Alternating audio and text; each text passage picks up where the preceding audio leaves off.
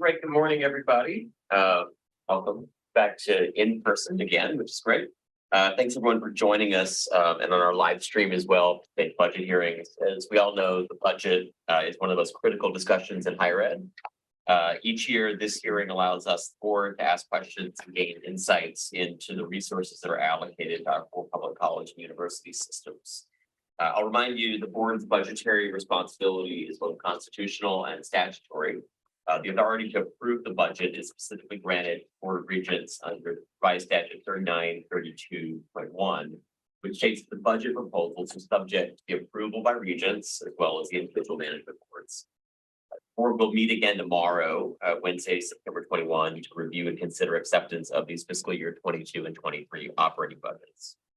At that time, Regents staff is going to present statewide summary information for the board's consideration. This month's actions complete the final step in the fiscal year 22-23 budget cycle. And then in October, next month, staff will update and prepare a preliminary full formula funding request for fiscal year 22 and 23. As chair of the Finance Committee, I'll preside over today's hearings. We'll begin with the budget hearings, presentations from Deborah Vivian, Chief Economist, the Legislative Fiscal Office, and Commissioner of Administration Jay Darden, followed by an overview of the Board of Regents budget. Then we'll have presentations from LumCon and from LOSFA, and then each of our systems that would present their respective budgets. And once we've had the budgets presented by the systems, we'll have the opportunity to ask questions in each presentation. So I want to thank Commissioner Darden and Vivian for joining us, and the floor is yours. I have nothing in front of me, so I'm unfortunately not as prepared as everyone else. And I'll defer to Debbie to give me the economic overview, and then I'll make a couple of comments. Sure. Thanks for having me here, Debbie Vivian, Legislative Fiscal Office. I don't really know where to start, so I figured I would start in September of last year, where you last heard about this, when we were coming into a period of increasing inflation. The economy was starting to open up from COVID. We didn't really know where it was going to go, whether it's going to close down again. We had a revenue forecast that was a declining revenue forecast. Some of the reasons for that, we had the oil prices were high. We had the supply chain disruptions, federal stimulus. We had storm recovery here in the state, and we had the Fed telling us that the inflation that we were looking at was transitory. So everybody was expecting this impact to kind of slow down. Inflation, as you know, to the state fisc is a plus because you pay taxes based on nominal things. So nobody really knew where it was going there in September. We were kind of in flux, right? We still had a tight labor market because of the shutdowns with COVID, wages were up. So we move into January, we have an REC, right? In January, that, like I said, that base forecast was kind of low.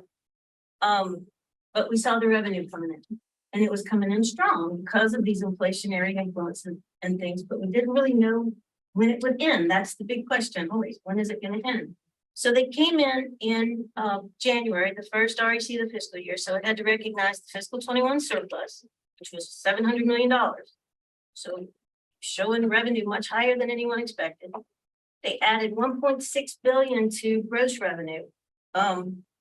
And they in fiscal 22, which was the current year at the time, 850 million to net state general fund direct. And then in the fiscal 23 forecast, they added another billion. So it was kind of a shift up for everything, right? In net revenue, and in state general fund direct, they added 771 million. So overall, the idea was kind of like fiscal 22 was the peak, and then gross revenue was coming down in 23. So even though state general fund was going up, what was happening was in that 22, in that big number that they were adopting, you had a lot of stat deads that were coming out of it, statutory dedications, and that would be the HSDRS debt, the levy debt for the levy around New Orleans. We had to pay the federal government back. So 400 million of that increase was put into the levy debt, 50 million into the now waiver because of statutory requirement, and the revenue stabilization fund, which is anything over 600 million for corporate income and franchise, was swept into the revenue stabilization fund. So that was another 150 of it. So you had a situation where you're going into fiscal 23, even though your gross revenue is going down, your state general fund was going up because you didn't have those kinds of statutory dedications in 23. So you have more to spend in 23, even though your gross revenue was going down. So the peak was in 22. That was kind of the idea at that point. This forecast also incorporated all of the 2021 session action, and that would be the tax reform that that has since passed the constitutional amendment. And the history stat, like we talked about, the 0.45 sales tax expiration in 26 into the long-term forecast, the vehicle sales tax dedication starting in 24 and 25 and forward. And then, like I said, the revenue stabilization fund. So this is with everything that we knew at the time incorporated. We're still adding almost $1 billion to net revenue. So then we move into March and inflation is still climbing. The Fed's sort of starting to say, maybe it's not as transitory as we thought. We have a kind of a 25 basis point increase in the interest rate. And let's, they're trying to kind of fine tune it, even though there are grumblings that maybe we're behind it. Maybe we should have acted sooner, but regardless, that's where we are. Congress is still spending. They're passing spending bills, which is something that kind of it offsets what you're trying to do with increasing interest rates. If you're putting more spending into the economy, that's also heating the economy. So you have kind of a conflicting situation with the fiscal and the monetary policy. And we have the Russian-Ukraine invasion, which further disrupts the supply chain, which further disrupts the oil market, makes the prices go up and makes everything kind of less certain. So we move into May, and we have another REC to incorporate what we know at that point. So we know that we went up in January. Coming into May, we still have inflation that's very high. And like I said, the Fed is starting to put the word out there that we're going to have to become aggressive about inflation, but they haven't yet raised the rate, but they're signaling that they will. But we come in May and we raised the forecast for the current year, which was fiscal 22, by another 538 million gross revenue and 350 million in state general fund. We still have those same dedications coming out. So that's after consideration of the $400 million levy debt and what's now almost 300 million in the revenue stabilization fund. So we've swept a bunch of that growth off into these funds. And revenue stabilization fund, if you don't know, it's kind of a secondary rainy day fund, sort of. You can access it with a 2/3 vote, but it has to reach a balance of like, I think it's 5 billion, it's something billion before that money again flows to the general fund. So it's kind of scooping off any of the corporate income and franchise above 600, which is our volatile category. So it's saying if that goes really high, the corporate income and franchise, we know it can fall fast, particularly what we saw after Katrina. It's very volatile, and there are just different ways that they can, I don't want to say manipulate that number, but maneuver that number based on their, ability to adjust their taxes. And that revenue stabilization fund kind of takes that out of the picture and says, well, you're only going to be volatile up to 600 million. And that's kicking in here because corporate income and franchise are part of what's making this revenue go up.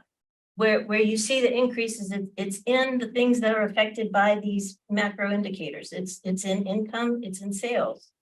For reasons like I just explained, that because you're taxed on these nominal wages that we all know are high, even though we're also seeing high inflation, which means that on a real basis, maybe they aren't increasing as much. There's not as much buying power out there as maybe is indicated, but you're paying taxes on the nominal.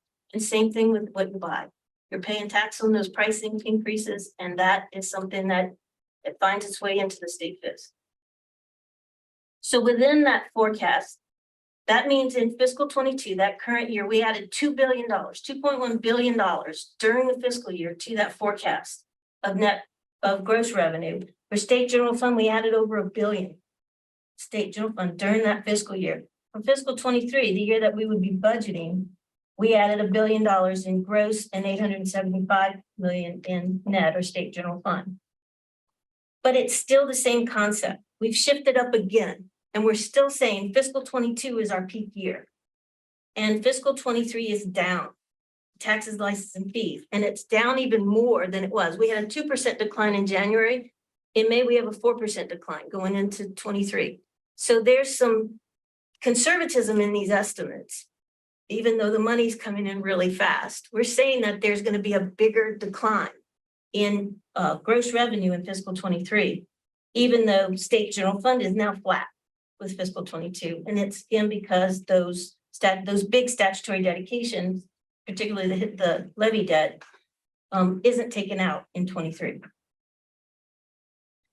And just underline that forecast and the macroeconomic assumptions is that the actions of the Fed make us fall into this soft landing where it contracts the economy enough to kind of slow inflation down to its regular 2.5%.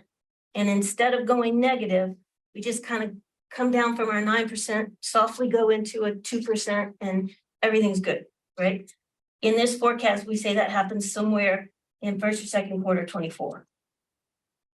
We don't have a recession forecast. I mean, I'm sure everyone's heard the chatter that are we in a recession? Are we not in a recession? It's hard to tell. That's a look back concept. But for the purposes of our forecast and the implications of those macro indicators, we did not let the economy go into a recession.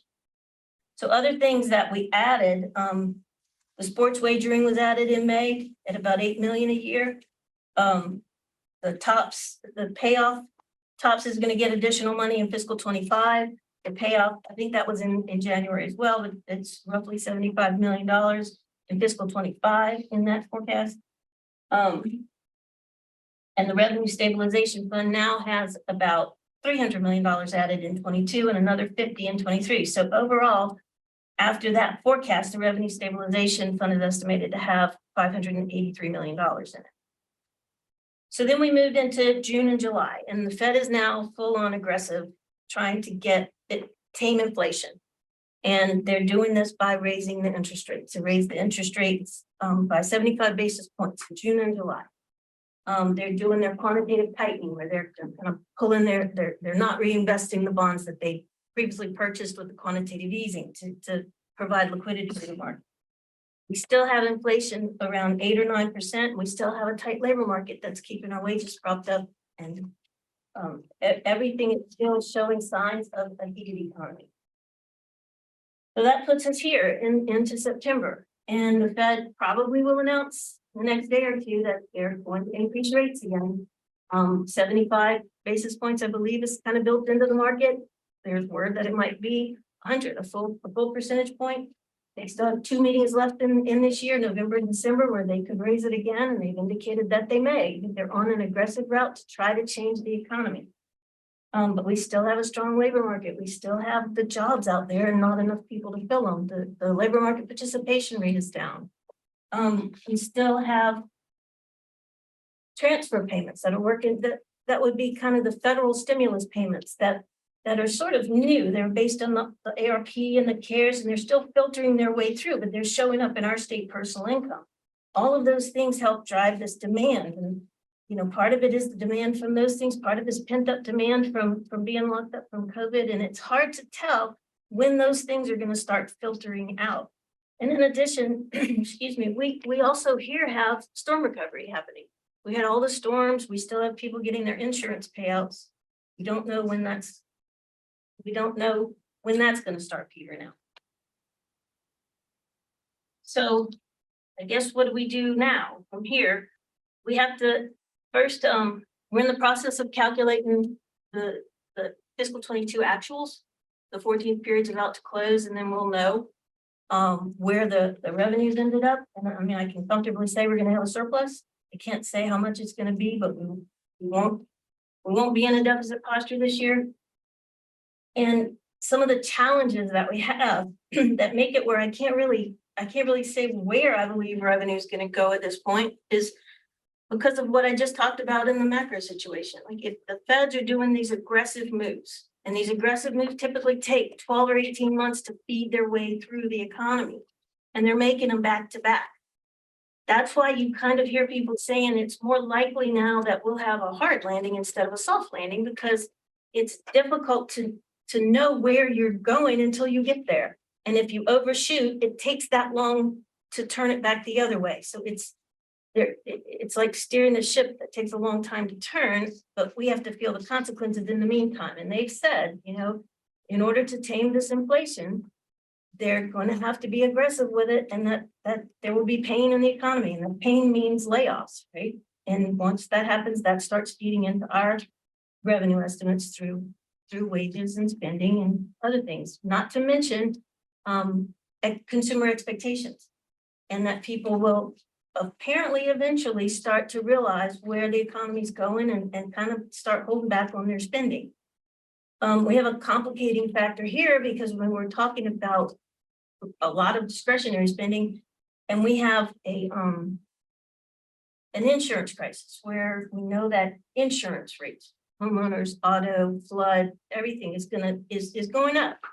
And that eats into discretionary spending. So how that has to filter in, all of these things have to be kind of weighed against each other. Right now, we don't see the indicators that you'd like to see that the economy is responding to these actions of the Fed. We see a little bit of corporate investment declining in response to the rates and anticipation of the higher rates, but we don't really see the layoffs or the labor market decline that you would expect. Not that you want, but that you would expect from these kinds of actions or these anticipations. You also don't see the consumer demand pulling back to something that we saw pre-COVID. There are still underlying factors that are keeping it propped up. And part of it is what I talked about before, is fiscal policy, that there's still money out there for people to spend outside of wages, outside of the things that we normally see at this point in an overheated economy. There are also other things that are shifting, and that would be related to this tax reform that we did. The tax reform is underway right now. It's tax year 23. So we will know when people file their forms in the spring how we did on the estimates. And the estimates, as everybody knows, is supposed to be revenue neutral, and there's no indication that it's not.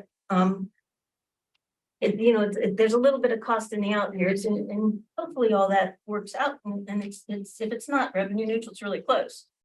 But it has triggers in there as well. And these triggers, if revenue is high, just in a simplified sense, if revenue is high, these triggers are going to lower that income tax rate for personal income and for corporate franchise. There's no other action needed. So what I've just explained to you is a situation where revenue is high, and we don't know when it's going to turn around. These triggers first take effect with tax year 25, but they're measured in April of 24. So if it's the case that we don't see the turn that we're expecting, or that the Fed's aggressive action doesn't bring things down, it's possible that we're going to have to deal with these triggers. And the trigger language is if revenue is much higher than the base that it's compared to, these reductions in rates can be pretty substantial. Again, we're moving into now, I guess, session expectations. It's a fiscal session. There are a lot of legislators that this is their last session. And there's talk of simplifying the tax code. And that can mean anything from rearranging the statutes to make them easier to read to doing away with income tax. And so we're going to be, we'll be, I'm sure, looking at all of these things between now and next June. And I don't know where that will end up. But those are all things that make it difficult to say where I believe revenue is going at this point. For the 8G money, there's a constitutional amendment that will allow Treasury to invest up to 60% in equities, which, right now may not be a difference, but knowing that the 8G money is mostly investment income, in the future, this could be something that helps that go up. We've got LIGA credits to consider.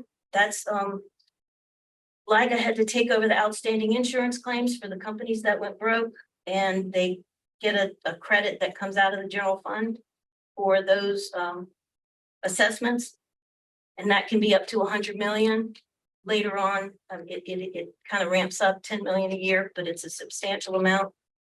And then we have the HISTers, the levy debt third payment that potentially due, and if it's due, that's like 350 million by December of 23. So if I'm asked, where do you think revenue is going? I can look at where we are right now in the REC.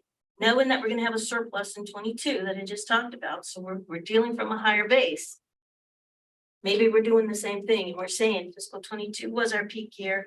We're early into 23 at this point, and now we're falling even further if we stay where we are. Maybe that's a safe place to be, but I won't know any of this. There will be a lot more information when the REC meets to actually adopt a number that will budget 24 on. And who will that be? I'm sorry, Who will that be? they don't have it scheduled yet. It's sometime before the executive budget comes out, and they get together and decide when that date is. So likely this year? End of Could the year. be, it was January last year, but it's normally December, January. Well, that's all I have. Thank you to everything. Could you repeat that?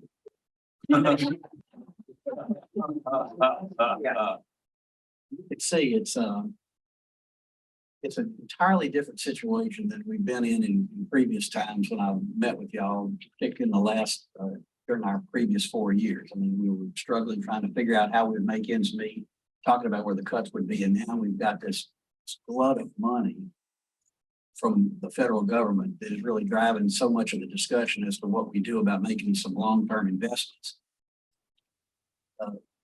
Couple of comments on just some of the things Debbie talked about. The interest debt is real. We still have a potential $300 million plus obligation to the feds to pay for that storm damage portion that the state's responsible for.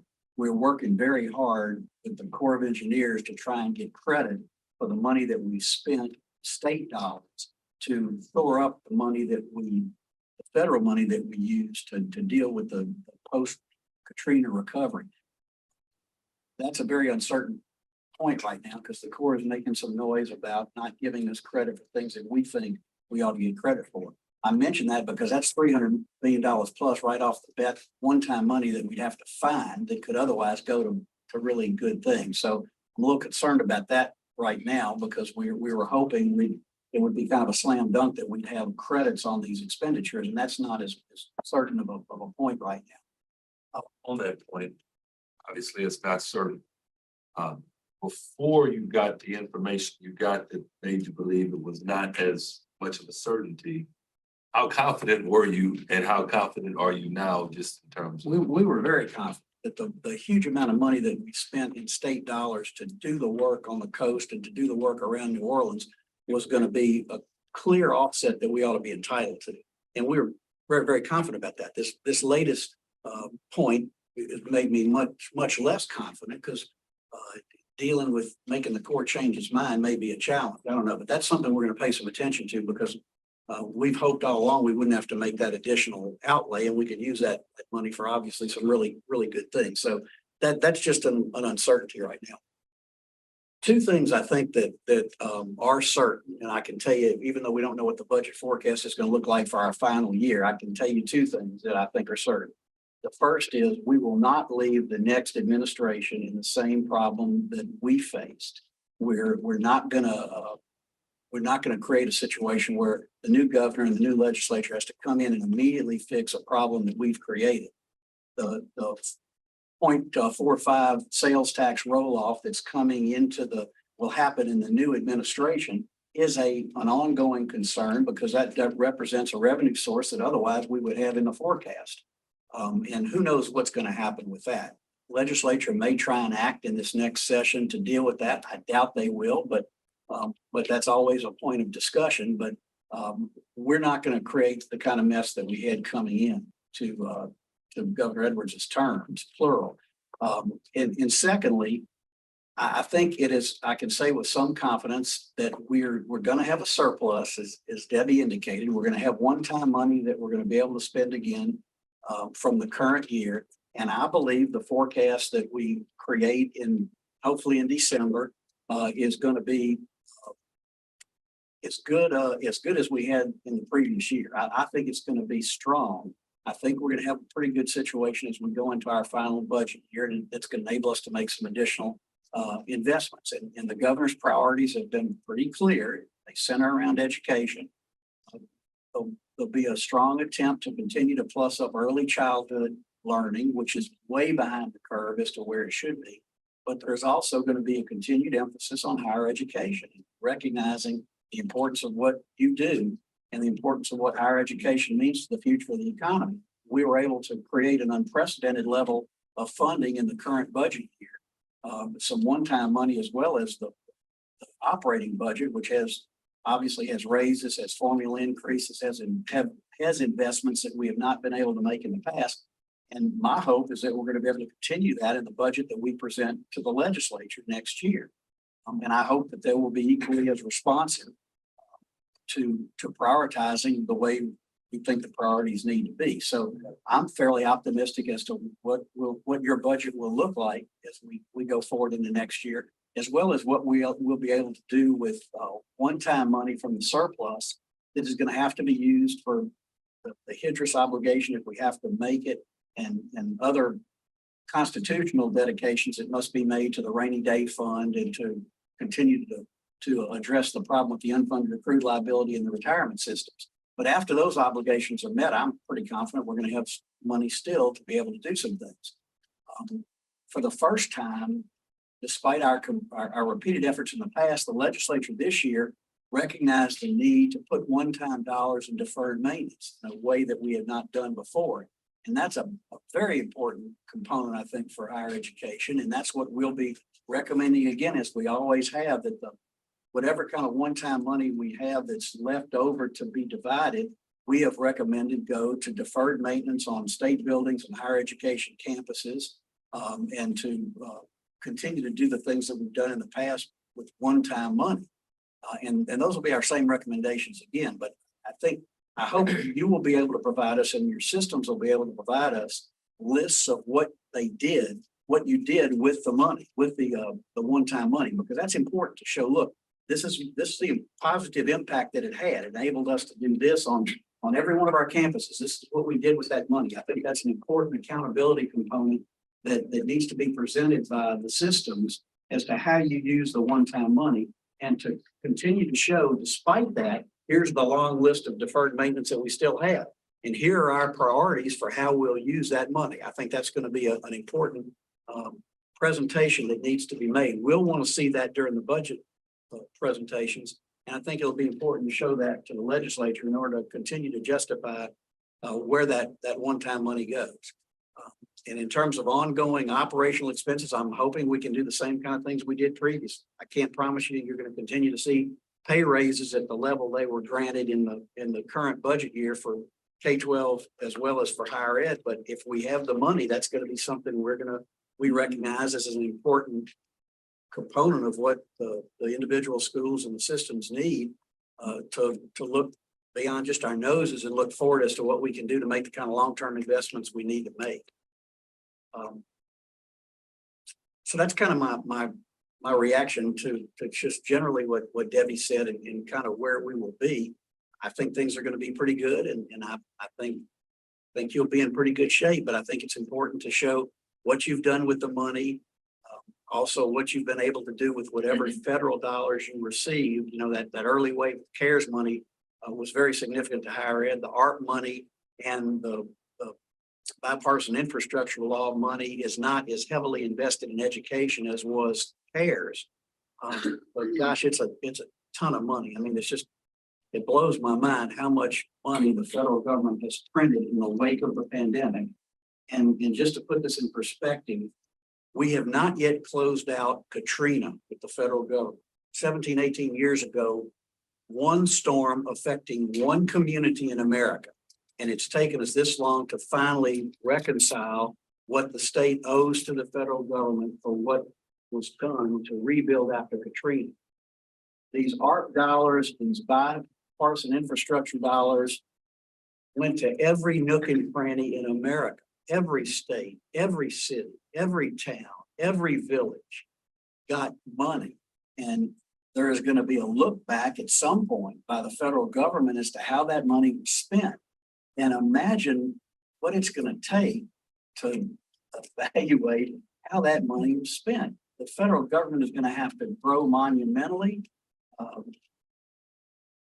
And it's just that's a big concern to me, just worried about the future. You know, if there's going to, these funds were paid to the states, paid to the communities. It's not on a reimbursement basis like most federal dollars are. It was, here's the money, it's going in your bank account, Mr. State, and we're telling you how you have to spend it, but go forth and spend.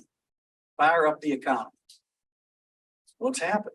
But you hope, and I certainly believe that most of that money has been well spent and appropriately spent, but history is any teacher. We know that there's been some abuses, and the day of reckoning will come, but it'll be our great grandchildren and beyond that will probably reach that point in time. And that's just a concern about government in general and federal government spending in general that I make. It has been very beneficial to us and will continue to be beneficial to us over the course of the next several years, but sooner or later we're going to have to deal with it. But again, for the short term, I would just say, I think we're going to be in pretty good shape. And I hope the budget will reflect the kind of priorities that the governor's advocated in the past. I think it will. Y'all have to be very vigilant in your efforts to convince the legislature what's important. One other thing I forgot to mention that Debbie touched on. I mean, it's an election year, and you've got term limited people who are not running for re-election, but maybe running for other offices. You've got a gubernatorial campaign with presumably statewide elected officials running against each other. You've got legislators in the House running for the Senate. You've got legislators in the Senate running for the House. And you're going to have a lot of posturing, obviously, going on. We certainly do not believe that the legislature ought to take any dramatic steps relative to tax reform. We did a great job finally of some tax restructuring with what has been put in place that Debbie mentioned is going to finally be realized over the course of the next 2 years. I don't think you're going to see a lot of action coming out of the legislature to, quote, reform taxes. The big discussion will, as it has always done since I've ever been around here, is going to say, well, why don't we get rid of the income tax and be like Texas and be like Florida? Well, the question is, okay, get rid of the income tax, but where are you going to replace that huge amount of revenue that gins the state budget? You're going to, sure, you blow a major hole in the budget because you think things are okay right now, but look down the road and see what happened after Stelly was repealed and think about that. And I think the legislative leadership recognizes that, and I don't think they'll fall into that trap, but there's certainly going to be some political posturing during the session about how we need to do that. And I would just caution people to ask the right questions and to make certain we're responsible on how we address those kind of issues. Because we don't have property tax to speak of in Louisiana. We don't have it certainly in state government, and that's how those states that are not relying upon income tax fund their government. So nobody wants to talk about the homestead exemption. Everybody likes to talk about repealing income tax, but those two really go hand in hand. If you're going to have that conversation and be serious about it, you're going to have that discussion. So I just make those comments because they're going to be out there and those discussions are going to take place. It is a fiscal session, so everybody feels obligated to file fiscal bills and to address those issues. But there'll be other topics with the 5 bills that each legislator can file. So there'll be lots of controversy in an election year. But at the end of the day, in an election year, I don't think you're going to see a whole lot of controversial things become law. People have got their eye on the election, and that's what's going to drive ultimately decisions. So I'll be glad to try and answer questions or have any. Any questions from this board? Question, Jay. It's just a theoretical, hypothetical question. We've all received budget information for system for the state, operations for today. And it just strikes me that it's declining enrollment, higher deferred maintenance, not enough salary increases. At what point is what, to your very sane words today, both of you, step in and advise and guide and provide counsel regarding a situation that just seems to be perpetuating itself no matter how much money we can allocate to the various problems? And maybe that's not a question that's only within your purview, but certainly you have. Okay.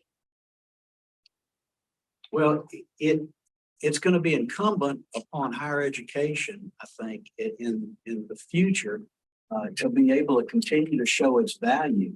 And the need for the type of degrees that people are pursuing. At the 2-year level, or at the LTCTS level, I think there's going to have to be a showing in an ability to prove that the degrees that are being granted are translating into real jobs for people. And that's something I know that I would encourage you to try and sharpen the pencil a little bit to be able to tell us and tell future leaders, these are the results we're seeing. Because the degrees that are granted or the certifications that are granted need to translate into real jobs and real immediate jobs for those who are not going to advance from 2-year degrees to 4-year institutions. And then for the 4-year institutions to continue to be successful, I think you're going to have to be able to justify the product that you're putting out and that the students who are graduating are able to get jobs. Now, I didn't talk a lot about jobs, and this is another thing that's I don't understand, and I don't know that any economist can fully understand. How in the world does Louisiana have its lowest unemployment ever, consistently now for a couple of months, and there are help wanted signs everywhere, and nobody can keep enough people employed? And I don't get it. I mean, I can't figure out how we have this low unemployment, but everybody's looking for work. And I'm deviating from your question, I know, but it is a product of the pandemic and the pandemic's effect on ever-changing life in the world, because we are now seeing state employees who are demanding to work from home. And we're saying, at least I'm saying in my shop, no, you're not, we have some people working from home. We're saying, no, you got to come to work. And there are people who are picking and choosing jobs based on the ability to be able to work from home. And so you have a kind of a reversal of who's driving the train with employer versus employee nowadays in the post-pandemic world. I think that's going to continue. It's going to be interesting to see how that continues for 4-year graduates with degrees who are coming out looking for initial jobs, and in the past haven't had much leverage with negotiating with an employer for a first job, who now are kind of picking and choosing as to what they do and where they go and what they want to do. I just think that's a societal issue. But anyway, kind of back to your point, I think accountability is going to be ever important in the world of higher education. The balance of declining enrollment and major governmental investment in higher ed is a problem. It could be on the horizon as enrollment declines and policymakers start saying, why am I putting all this money into these institutions when less people are going? I don't know if that's going to continue, and I'm not sure how real that trend is across the board in Louisiana relative to the rest of America. But the pandemic has changed everything, I think, in the way you're going to have to look at things. And by the way, isn't it obviously going to have an impact on capital outlay spending?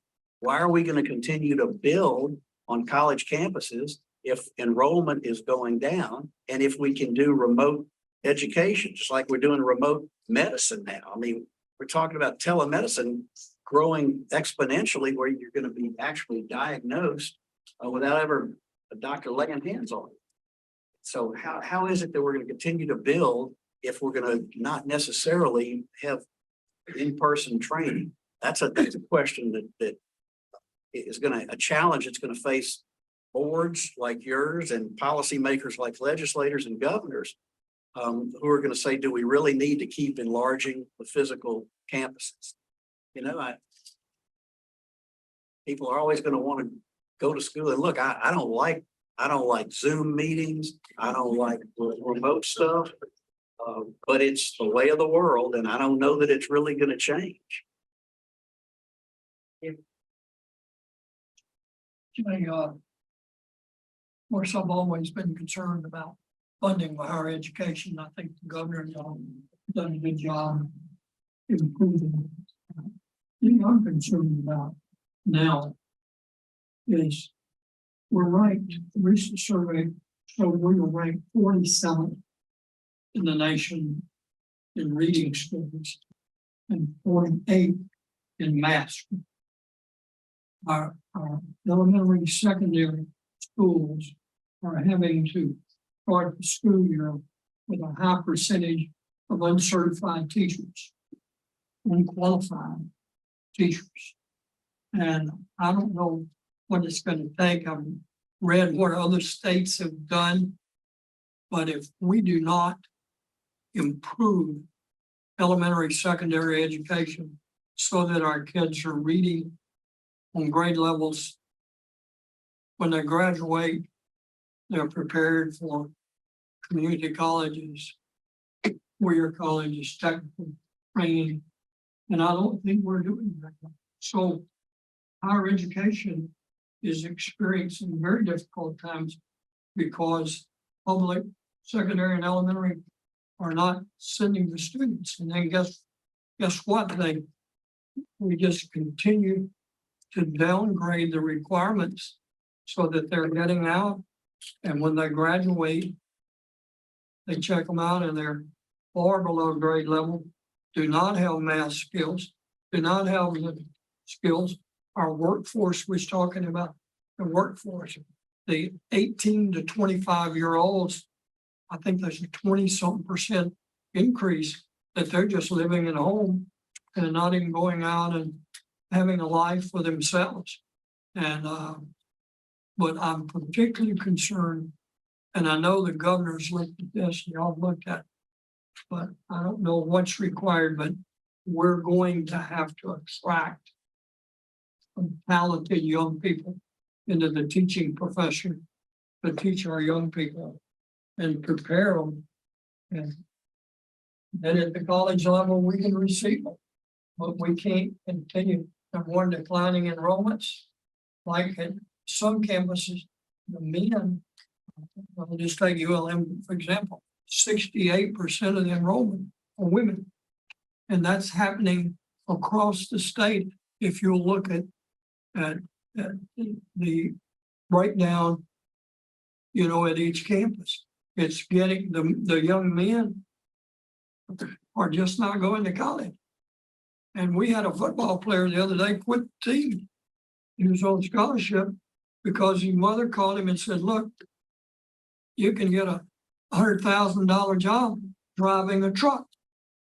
So why should he stay in college and graduate and get a $35,000 job? He could leave and get $100,000. So anyway, our men are going down, our enrollment scores are going down. So I urge, and I haven't talked to the governor lately, but one of the things I'm going to speak with him about it. Let's do everything we can to improve education, starting with preschool. Well, I appreciate that rosy outlook that you've painted. You know, and you didn't have to stop at just the two things you cited on being 48th and 47th and whatever. There's still a long list of those at almost every level, and it is very frustrating. And as we all know, we're playing catch up for a lot of years of neglect, and that doesn't excuse the fact that we've got to be much more aggressive and do the kind of things you're talking about. I don't remember the number exactly, but just to take one further step down the tunnel, I heard at the game this week that of the entering freshmen, somebody from LSU today, the entering freshmen in LSU, it was either 14 by number or only 14% were enrolling in education. Just further to complicate what you're talking about the dearth of teachers.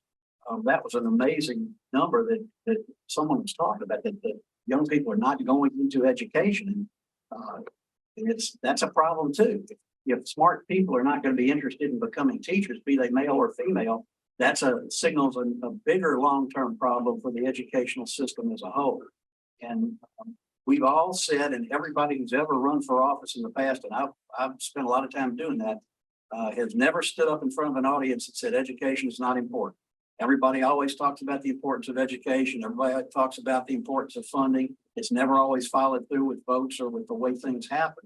But we're at a point in time now where we've now made some significant investments in early childhood and trying to shore up K-12, starting with repetitive pay raises for teachers and making the kind of investments in higher ed that we've all talked about making for years. So we're on a proper trajectory from a financial standpoint in the way in which this legislature and this governor has moved the state. The question is, are we going to continue doing it as we go forward, as this administration leaves and legislature changes and the legislature is absolutely going to become more conservative. Hopefully that doesn't mean lesser of a commitment to education. And that's what the electorate has to make sure they do, is elect people who are maybe conservative and may want to be responsible with funding, but also recognize what the priorities of the state are. Commissioner Darden, Vivian, thank you very much for sharing the insights, the pluses and the minuses both. We're very grateful for your time, and we agree, in person over Zoom here any day. Yeah. Thank y'all for what you're Thank you. doing and look forward to working with you as we prepare the budget into our final year. Thank you very much. Right, moving right along and trying to stay on time. We have our very own Deputy Commissioner for Finance Administration, Matthew Labriere, and Associate Commissioner for Finance Administration, Elizabeth Bentley Smith, to present on Board of Regents matters.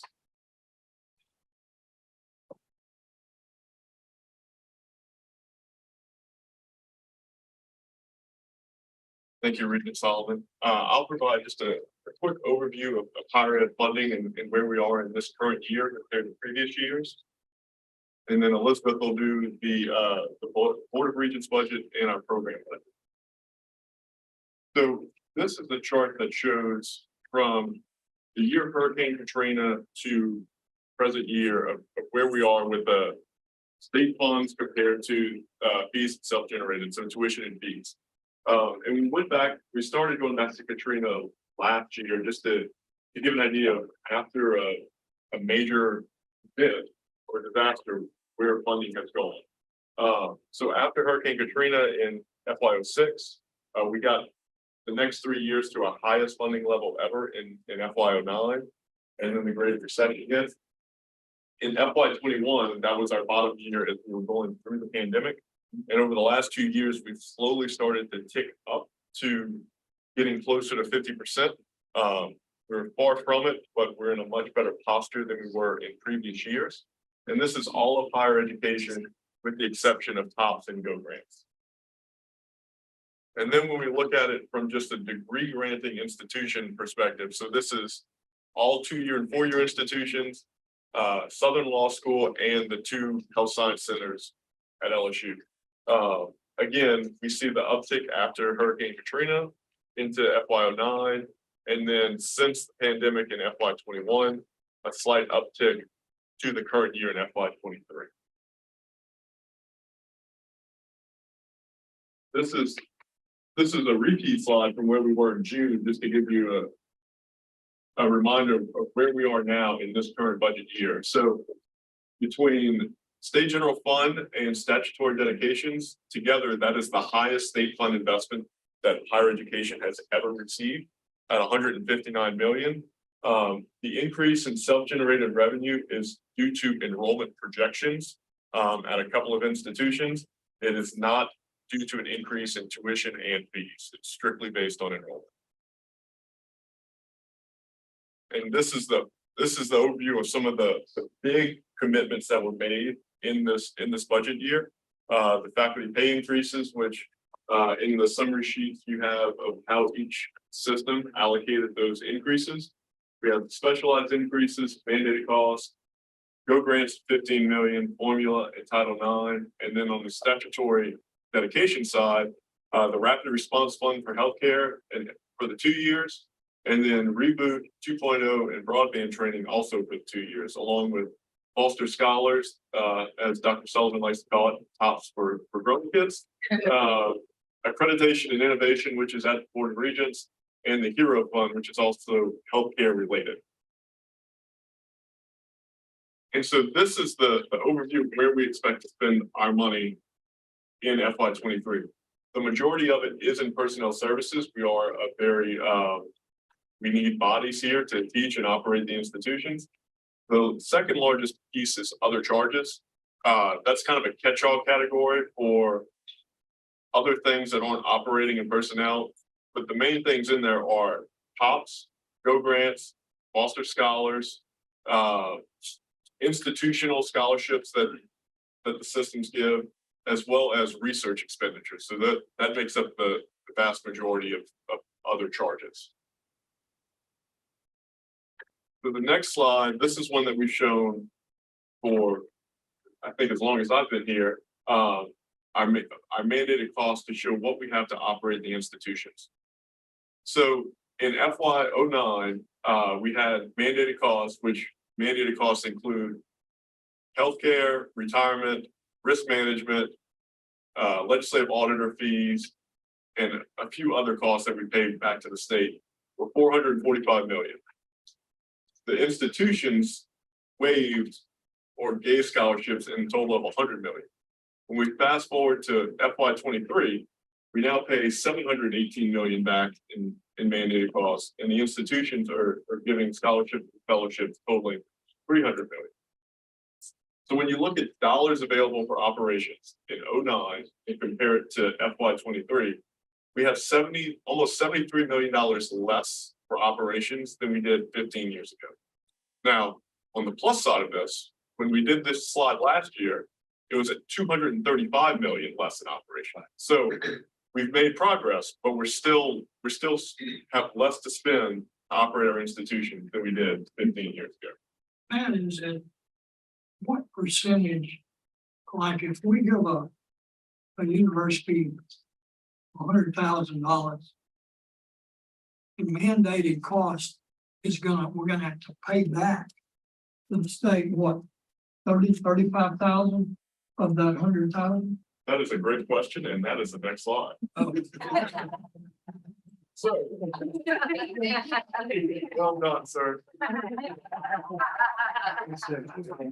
66 cents of every dollar we receive in state funding goes back for mandated costs. Now, last year that was 75 cents, so we've gone down. But we received just under 1.1 billion in state support for our institution, not including TOPS. And with 718 million in mandated costs, we have $363 million remaining for state support for operating institutions. Now, last year that was 230 million. Again, we're getting money. The investments that the legislature and the governor have made are showing, but that's still a large number that goes back. I think the mandated costs do not go down necessarily, the state support went up, right? Correct. Therefore, the percentage. Yeah, we've had some small decreases in retirement as we get closer to paying off the initial unfunded accrued liability.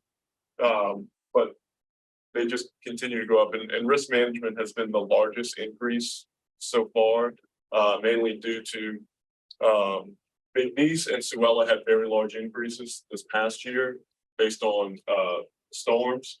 And so we expect that for UNO, Southeastern, and Nichols coming next fiscal year to have large risk management increases if it follows the same trend. And so that does it for my portion as an overview. Elizabeth will move into the Board of Regents budget overview and the program. I will try to be quick to bring us back onto schedule.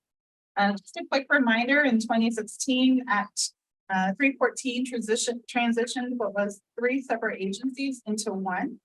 And now those agencies are individual programs, which are the Board of Regents, LASPA, and LUMCON, all within the purview of Board of Regents agents. For fiscal year 23, the Board of Regents agency was appropriated an increase of a little over $40 million, much of which was in statutory dedications.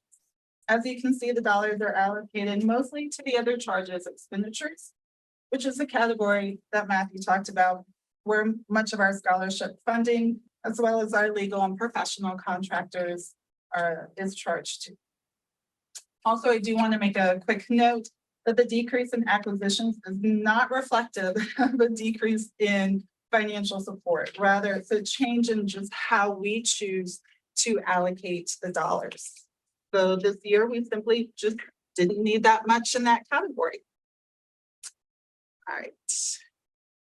This year, LASPA received an unprecedented increase for GO grants of about $15 million, raising its total to $55 million.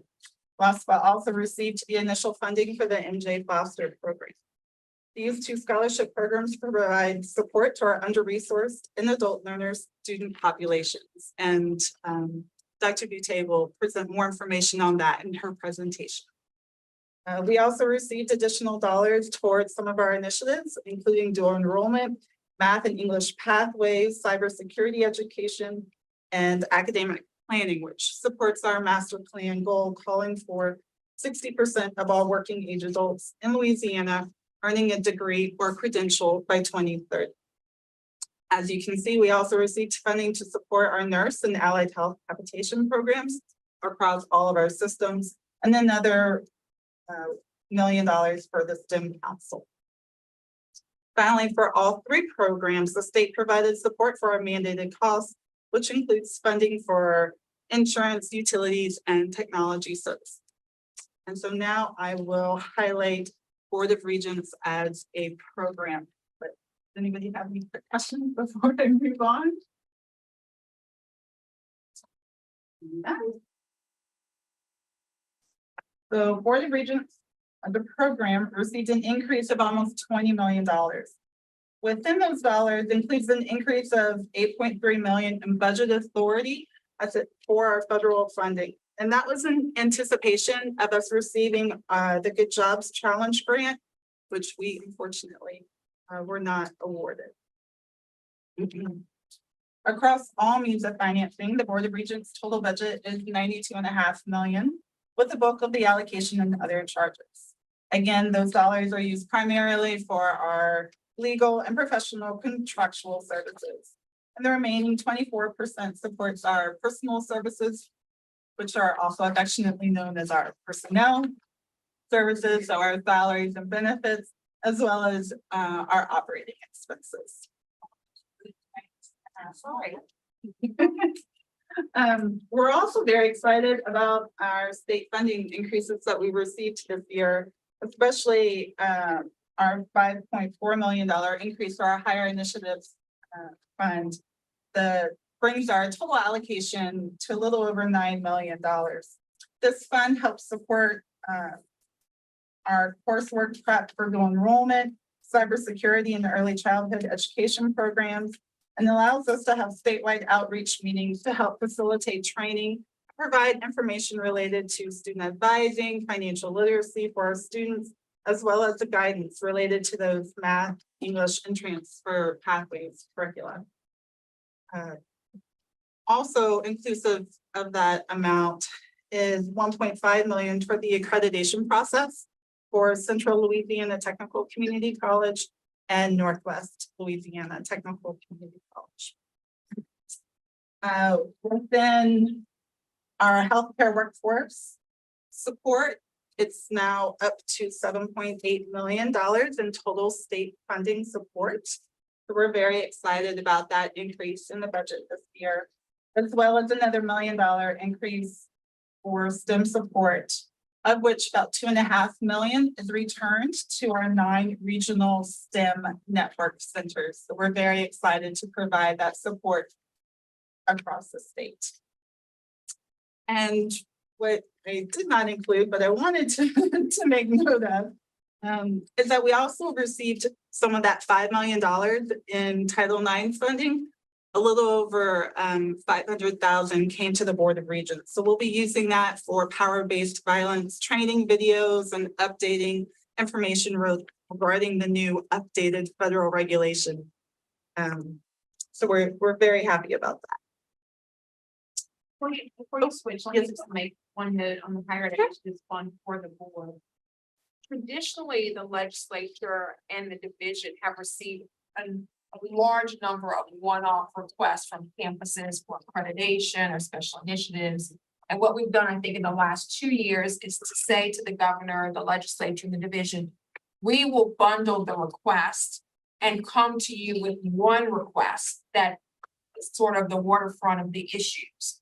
And that is how the Higher Ed Initiative Fund was created 2 years ago and now continue. So we think it's a smarter way for us to say, as a higher ed community, these are our needs, instead of having to wrangle with the legislature and individual campuses on one-off requests one by one. So that's been an important piece for us. Commissioner, does the legislature have to approve, let's say, accreditation situation on campus? Does it, and you have these requests in one package? Does it go to the legislature for their approval, or can the commissioner's office staff allocate money for accreditation issues? So the accreditation request is for new accreditation for institutions that are seeking SAC COC accreditation, not continuing accreditation. But we do, Regent McDonald, go to the legislature and say, we need this much money to do the following things. And then the legislature allocates a bundled amount for us, and then we use it for dual enrollment or cyber or accreditation, et cetera. So we don't have to go back item by item, but we do present to them a total. But does it, what I guess I'm asking you, let's say an engineering program or a health science program is up for accreditation. Is that included in this No, money sir. that you have? No, sir, it's just for higher ed institutions who are seeking accreditation. That not They have individual, not been, exactly, not individual programs. that's correct. That's correct. That's sort of got my interest up. Sorry. Yes, the Board of Regents has traditionally, when campuses have transitioned from one accreditor to the other, the state has provided financial support. And so when we saw one-time money come available, we went back to say, we do have 2 more campuses that need to transition to SACs. Will you provide some seed money to help them do that? So it's new campus accreditation, not individual program accreditation.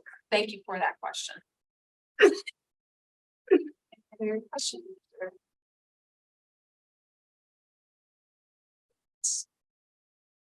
So I also wanted to highlight 2 programs that the Board of Regents hosts.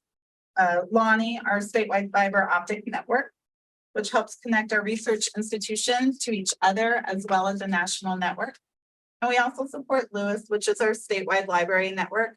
It's a consortium that provides e-textbooks and online resources for our students. So it helps keep their costs down. And so we're very proud of both of these programs that we house. And that is the end. We've had to transition in our schedule. Unfortunately, Dr. Roberts, who's our interim executive director from LumCon, was in a car accident on his way here. So our dear Harold Butte went to go pick him up because his car is not drivable. And LASPA has kindly stepped up to give him a moment to breathe.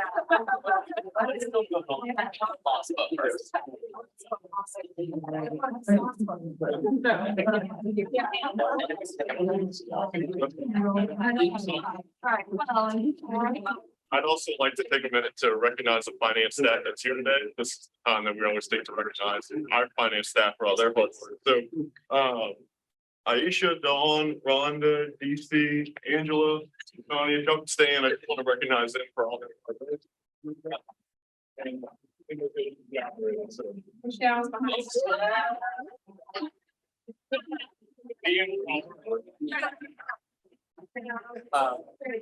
I would suggest we push through to law. Take a quick break between loss and LumCon, if that's okay. Cool. Try to make up a little time, perhaps Dr. Butte can have the ability. I need some water.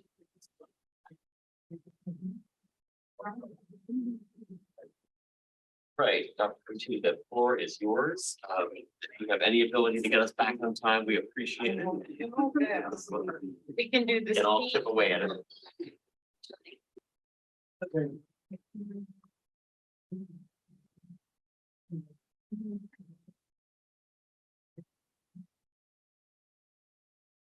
So today you ask us about, we'll go over our budget and the ratio of operating dollars to our personnel cost and program cost. We will give you updates on MJ Foster and Go Teach. We will give you updates on TOPS, and then we'll give you updates on the future of Gear Up and our outreach post Gear Up. So of course, you know that, as Elizabeth said, LOSPA is a program of the Board of Regents. The takeaways from our overall appropriations. You'll notice the biggest takeaway is where our dollars go. Notice that the majority of LOSPA's dollars go to program awards, that 89.2%. What that means is those are dollars in and those are dollars out. Those go to students. Those do not go to personnel to operate the programs to get the money to students. That's program awards. When you look at our program operations on the far right, you see that we do an excellent job of keeping our administrative costs low at 2.1%. So again, two things in the middle are the major changes for the upcoming budget year, not this current one, but upcoming. The end of the FEL program. For those of you who've been with Regents for a while, you know that we have been telling you for the past 5 years, this is coming to an end. This program has been discontinued, so you're basically working yourself out of a job. We will be transitioning, we expect to transition out of the Federal Family Education Loan Program, what remains by December of this year. So that 33.7 million will not be available. That's not a gasp as in, oh my goodness, LOSPA's losing that. The fine print, it's what taketh away, right? That's a federal fund, which is property of the U.S. Department of Education. That was used to pay claims and service the loans. If you're not in that business anymore, you're not paying claims or servicing loans. The Gear Up program is an actual hit to our budget. This is the 7th year. This is also something we've shown you each year. It's the 7th year of a 7-year grant. So that program will be going away. There will not be funding for it in this upcoming year. And we will talk more about the plans post Gear Up in later slides. The takeaways from the major changes, you'll notice where is the increase to who LOSPA is and what LOSPA is asked to do. Biggest takeaways, 175% in an increase in the amount of programs that we have administered. You can just do a quick stare and look at what we were before to what we are now. The personnel increase, though, notice that. Operations have increased by 21%. Your budget has increased by 80%, but that's mainly because you have an increase in program awards. But the personnel to operate those programs has only gone up, from 21% to 23.7%. So when you look at the bigger story for LOSPA, 500% increase in the audiences we are asked to provide outreach services to. So that's not hard math. If you have a 500% increase in who you're serving, and you've only got basically a 2.7% increase in the personnel that's doing that work, right? Then you have to make some decisions about where's the bang for your buck and how you spend your money on outreach. We'll see that reflected in the plans. You ask about the GO grant, the 15 million and how those funds have been allocated. So here we're showing you that the allocations are based on historical spending. Each school received a 37% increase in its fiscal year 2022-23 allocation. So that's how it breaks down. You also ask us about what we could tell you about what the increase meant to schools. When you look at an overall summary, you can see that the increase resulted in more students getting the award and more students getting more money. But campuses have the authority, based upon Board of Regents policies, to say, well, for example, look at the LICU decision. 1,225 students awarded in 2021. And then 1,695 students awarded with the increased funding. But look at the average award. So they chose to decrease their award amount and give more students dollars. Some campuses were able to increase the students awarded and increase dollars, but those are smaller increases.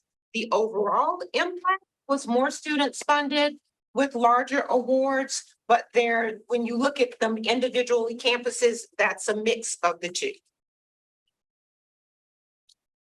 Getting to what is the average award? You can see now that these are the students that are served, the dollars that went out to make up last year's appropriation at the 40.4. That's when we got the 11 million increase.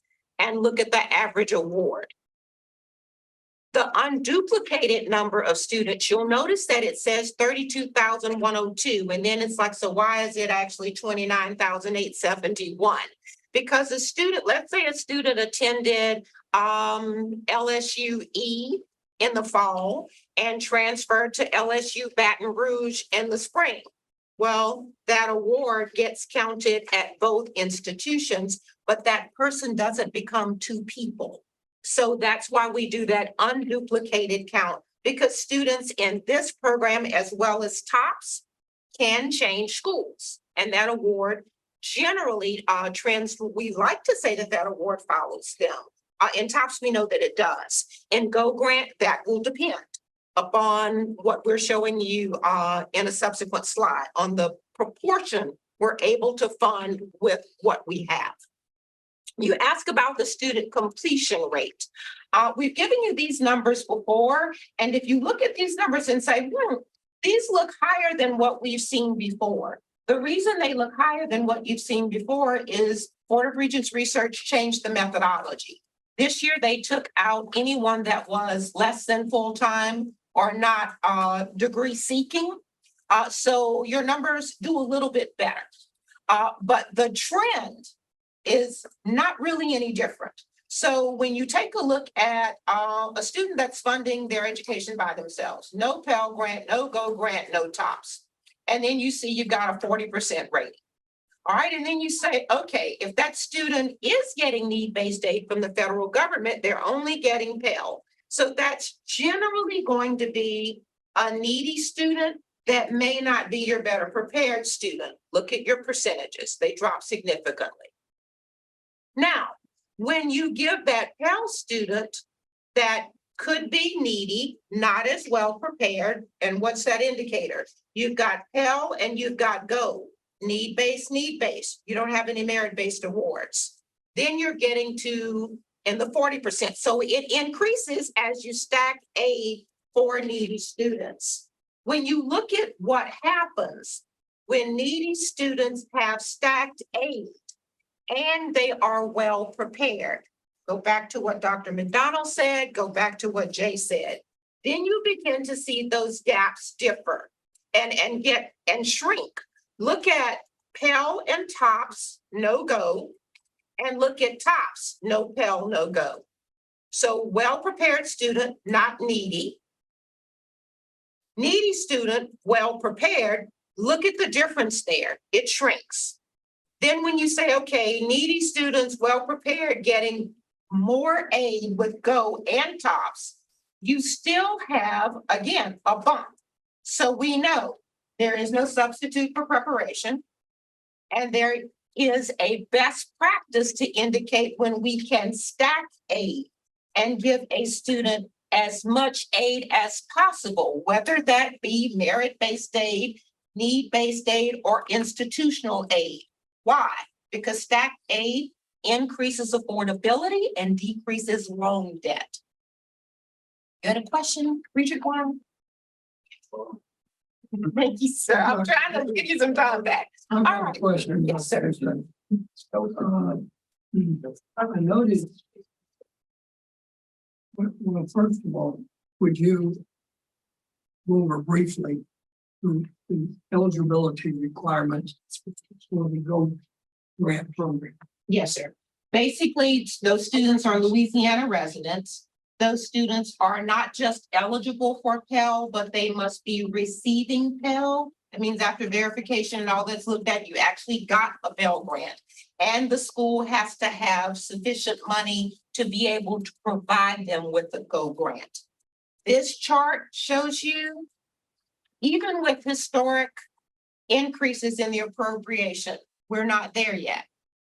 So it shows you the relativity of the amount of money we have. Now, again, what you're looking at now, when you see here, we did a very recent, like, kind of cool, warm off the press, not hot, but warm, right? September 2022 survey of schools. If schools did not respond, we had no choice but to use their prior year dollars, right? To give you an idea of how many students were eligible for a Go Grant and what schools are seeing, 61,481. How many students were they able to award a Go Grant to? 32,102.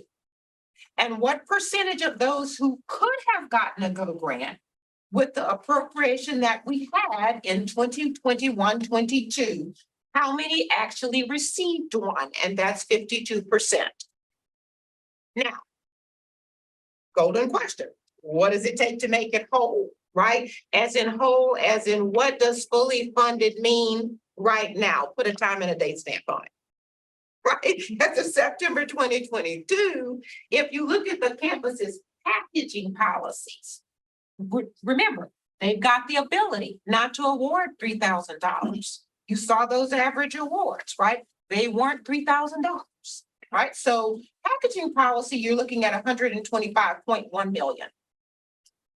Okay, well, we want to go for the full Monty. We want to say, I want to give everybody that's eligible $3,000.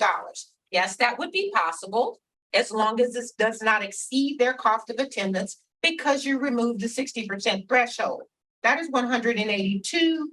Basically, in an accounting speak, in Brett's world, that's 183 million, because he's going to round that up. So that is what it would take. Are there any academic requirements to get a Go Grant? No, sir. No academic No, sir. requirement. And what I noticed, the TOPS is static. The requirements for TOPS are just average national ACT score, 2.5 and quarter. And that's static and not growing. But our programs that require do not require any academic requirements, they're growing. We could pour more money. So what we're doing, I think, as I see it, we have a vast federal program that helps students in Pell Grant, supplementary grants, loans, work study on campus, etc. And now in the state of Louisiana, we're getting to pour money into the financial need sector of students. And that's fine. The problem is I want to see encouragement for those to raise their academic standards and fit into the TOPS program and not into the Go Grant or other programs. We came up with a foster program, which I support. Governor Foster was a good friend. I think that's great. And I think we need some help in the technical school area, getting students in there and get them their training and education, put them out into the workforce. But as I see it, I wonder as I mentioned to the commissioner, our elementary, particularly our secondary schools, they're not preparing those students so they can make these higher grades and higher ACT scores so they can qualify. And I think we need to, and I didn't say it to the commissioner while he was at the table, we've got to pay teachers whatever it requires to get qualified teachers to help bring these students up academically so they can be in the academically talented program, not the financial need. We have so much financial need in this state, so many families and do not have the money to go to college or go to technical school, and we need help. But I'm concerned that we're helping a lot of kids that are not academically prepared to do what they want, trying to do. Which is a broader issue, certainly for higher education. And what I really, it's State would have it going right after the commissioner with one between what the commissioner and what Regent McDonald said to you is the cause. What you're seeing here is the effect. That they've given you the reasons why these things are happening. And we'll show you with the research that these are the effects of this. WASPA's mission is to try to get students to understand what they have to do to get as much aid as possible. We'd like to see them dip into all pots that are free money. Limiting the pot of money called loans. We don't want to see them do private loans. That is not a wise move. But we want them to mitigate loan debt by being academically prepared to succeed, by connecting them to the supports that have to be there. I can't make a connection to something that doesn't exist on a higher ed campus. And by saying you are well prepared. It's the merit-based system in higher ed. You're going to get merit-based aid. You more than likely are going to get institutional aid. And if you're well prepared and needy, then you should get need-based aid. It is a myth that getting the Pell Grant covers students' expenses. As a rule of thumb, the Pell Grant covers approximately 30% of a student's total cost of attendance. That's a very long way to go to cover for a needy student, which means, are you really going to want to fill that other gap with loans? You don't. And your loan limits are not going to let you unless you start to take out additional loans. Again, those causes the effect, the huge bubble in loan debt that we have in the country. So your comments are spot on. You ask us to update you on the MJ Foster program. So here you see, these are, I would say this is hot off the press because this is data as of yesterday of our latest payment receipts.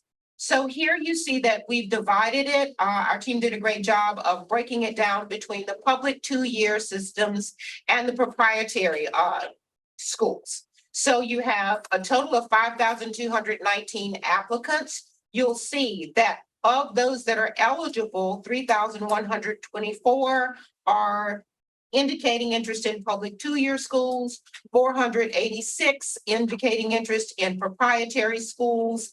When we say funded, that means the Board of Regents, as we talked about before, set aside the $3,500 reserve for public 2 years, the $6,400 reserve for proprietary schools, which gives you your funded numbers, those students who are eligible, but we don't have the money to say we're making you a promise on this, are waitlisted.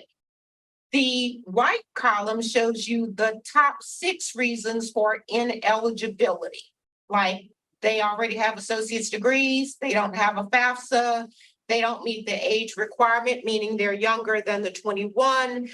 They exceed the poverty level requirements because MJ Foster does have a need component, or we have not received their FAFSA or they haven't completed it.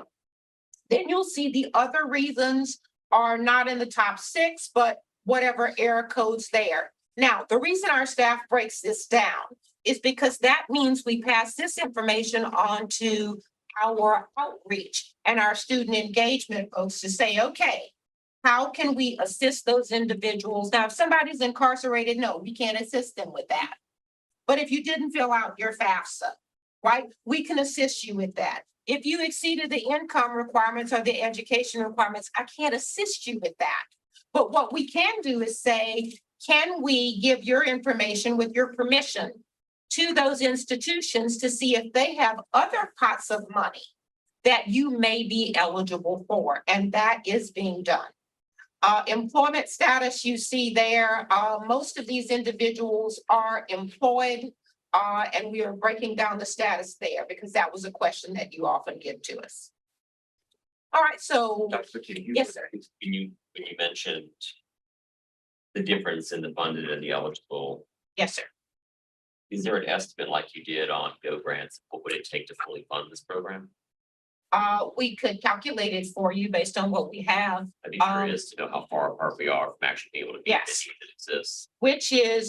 which would be still a guesstimate. Right. Because if you're reserving 3,500, you can do that estimate. We already did that estimate on if you're reserving 64, right? Then this is how much you need.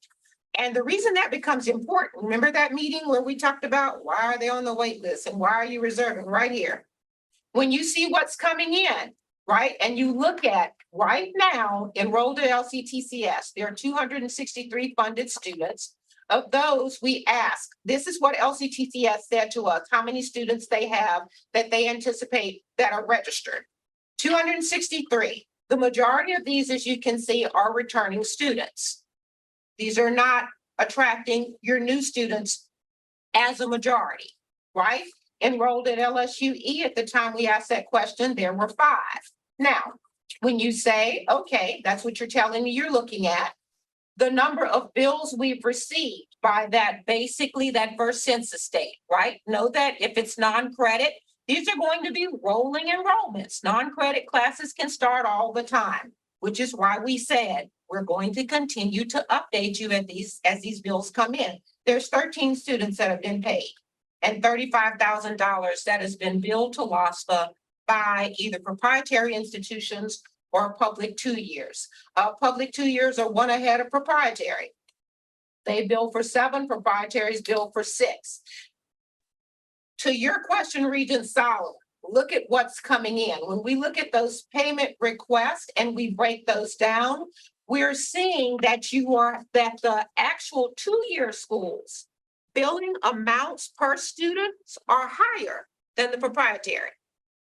So this is the data that's going to need to be used to give the legislature an actual full funding. You know, that term was battered around last year and we kept shaking our head in the background going, if you're looking at me, I'm shaking my head. No, you can't say it's fully funded if you've never had billings yet, because you don't know what it takes.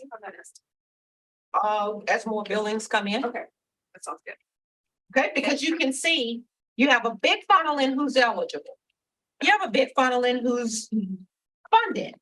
But right now we've got what, 13 students. And they're able to use their money for a year or 2 years? They've use their money for 3 years. For 3 years. But they can bill more than their 1-year limit That's right. in the first semester, and many of them have already. They can bill more than their, Yes, their $3,200 limit per year. If it is a high cost program, they can actually bill that in the first semester. They can eat that money up in semester 1 and 2. oh, I see. And what we're seeing coming in is that they are doing that. What do they do after that? They don't have any money with this program because they've reached their limit. How do they complete? Well, if you have let's take truck driving, Yep. right? If you have the CDL, that's a high cost program. What we're being told is that's more than likely going to come in over the $3,200 yearly limit. And we're going to pay that because the law allows us to do that. So then you should have completed that program. Program shorter duration. Yeah, shorter duration in time, right? So after you've completed an associate's, you're not eligible for MJ Foster anymore. But if you can bundle these dollars to complete multiple short-term programs until you reach your funding limit, which is the 6,400 over a 3-year period of time. I know we scratch our heads. Is the number of students paid so far, the 13, what you would have expected at this point in time? No, not as much Why? fussing as we got about, please open up the wait list. No, we would have expected to have more bills. And are students aware of what you're saying in terms of what's available to them, their ability to bundle? All of the students that were eligible and funded received communications directly from LASFA saying this is what you're eligible for. This is when you have to enroll. They do have until January 30th of 2023 to enroll before we say, we don't see you. You come off the wait list, off the list, and we move everybody up. Then we sent out additional communications to say, okay, LCTCS was the one system out of the 3 that are eligible that said, we would like you to send out communications to connect students to us to say, if you're on that ineligible list or even waitlisted, we might have other funding. So we've done that. We're still waiting on responses from the other 2 systems to say, if you want us to connect you, we will. The commissioner had a very good suggestion, which was change the intake application process. And at intake, ask students, do you want to be connected Which systems do you want to be connected to for them to reach out to you? And that is our programming team did a yeoman's job. That is already in effect. Our first student engagement, MJ Foster group, was this past week. Very different from our undergraduate groups, where they're more about the posse philosophy, a group of students going the same way you're going, motivation. These adult students had questions. They told me this at the school. So what do you say? Am I actually getting accurate information? We found they wanted more fact check, cross check. They appeared on campus, on Zoom, right, with their kids. And when the hour was up, gotta go take care of my family. Talk soon.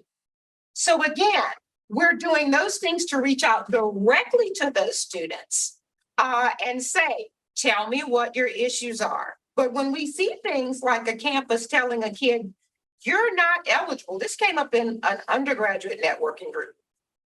They told me I wasn't eligible. I went from the wait list to being eligible funded. I went to the school. They said, you're not eligible because you did not receive a Pell Grant. Whoa, excuse me? See, that's not factually accurate. So what do we do with that? When you hear that feedback, it's like, huh, okay. So you're turning students away that are eligible. So my charge to my team is like, when you hear that from a student, you take that seriously and you reach out to institutions and say, Houston, it looks like we got a little bit of a misconception here. Let's talk this through. But I'm sorry, is it fair to say though that we really won't understand until it's been 3 or 4 years? Like we really won't have a good idea of where we are until we get on the other side. Until you complete this year's billings, right? Because you're going to see several things to your point. You're going to see of those students that registered, right? And because you said it's a first come, first serve, right? So I jump in line. So do I go from jumping in line to actually showing up in your seat? Because a lot of things could have happened. I could have jumped in line and instead of showing up in your seat, again, remember I told you, Commissioner Darden and Regent McDonald hit the nail on the head. If I got a better job, right, then I'm not taking on loan debt to get a $15 an hour job. No, I'm not. Not if I got a 17, 18, 19, 20, 21. My favorite new one, Shauna shared it with me, Capital City Produce, packing the truck at night, right, for $21 an hour. So yeah, you're competing with that. When a student says, I could be doing that, or I could be doing in school, right? Or can I do both? This young lady that we're aware of is doing both.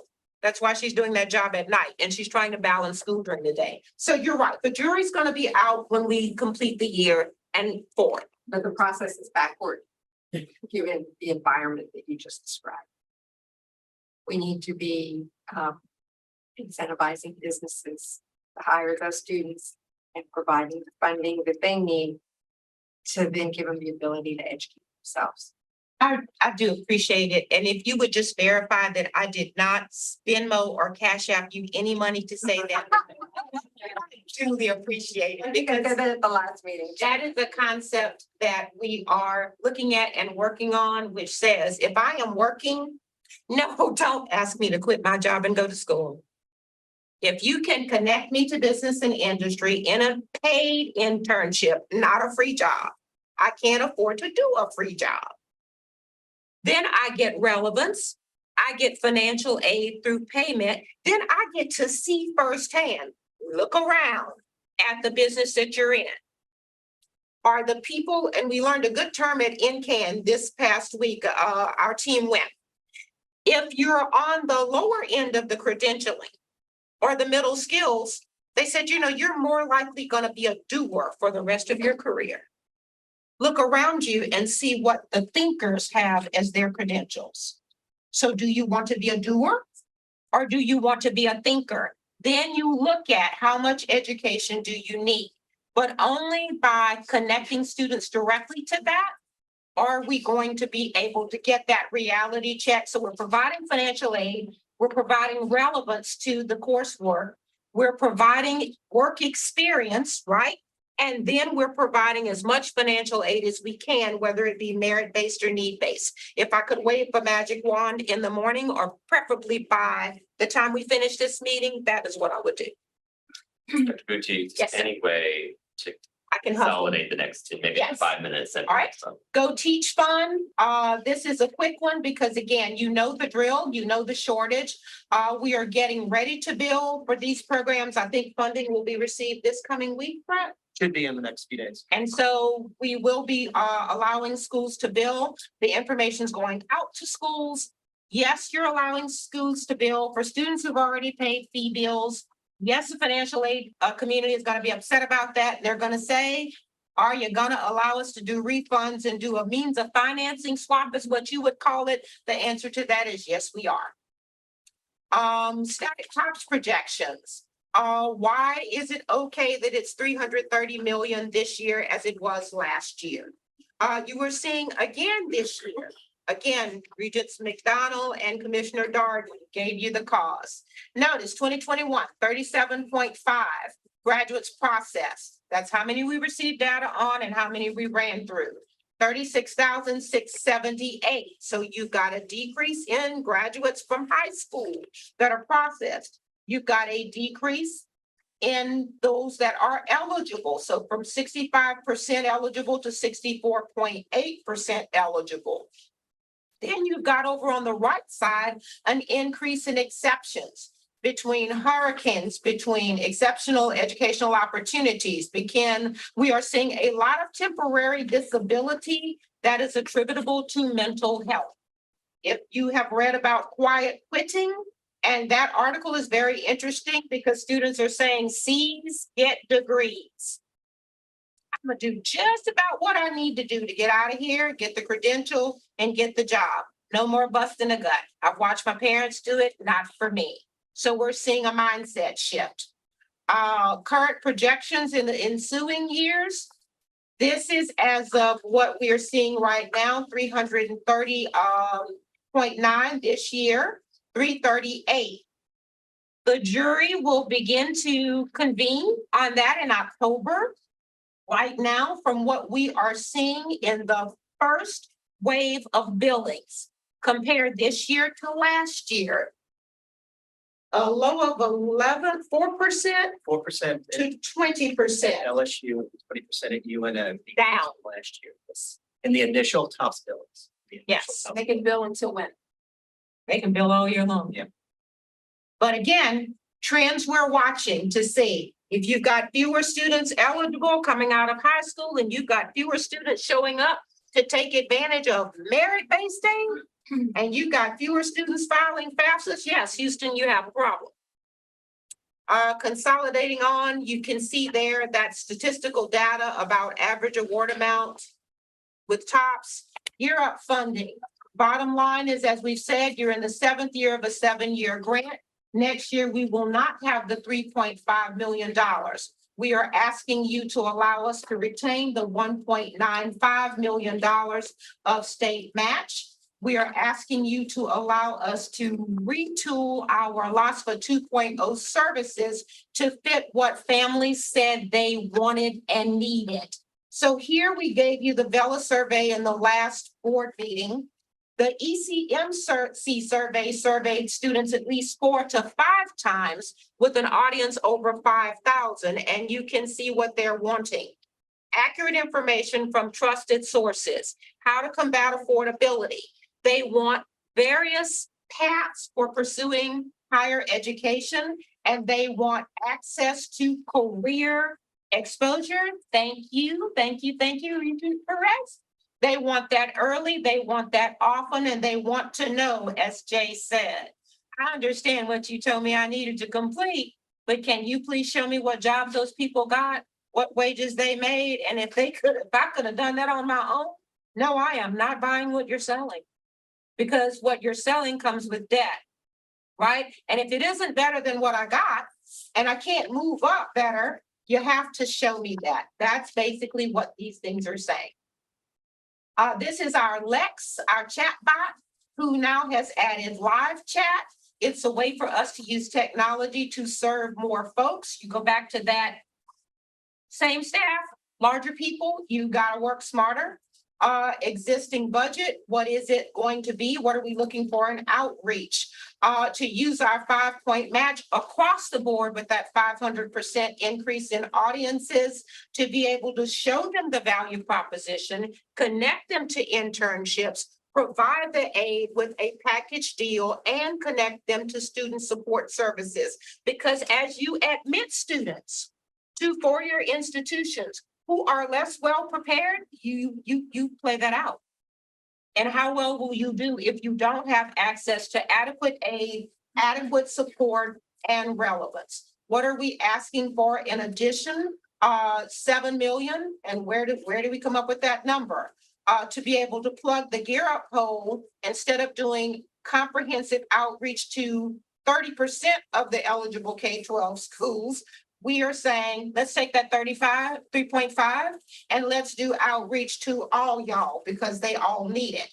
Comprehensive outreach with another 3.5 to the other audiences, the non-traditional adults, and all of those audiences in between that need specialized services.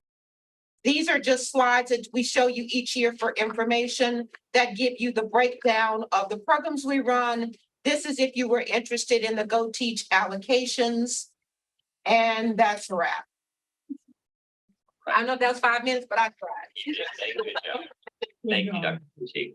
Really appreciate it. If you want to take 2 or 3 minutes just to stretch, and then we'll allow us to roll right from LumCon into LCCS. Come back in just 3 or so minutes. Dr. Roberts, sorry for your journey here. I'm glad you made it here. I'm glad you're in. No problem at all. Well, thanks for joining us and thanks for making the trip, especially with what you had to deal with today.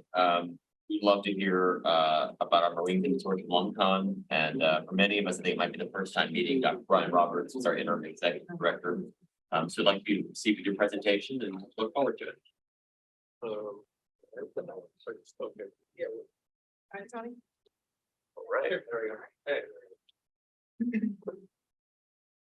Well, thank you very much.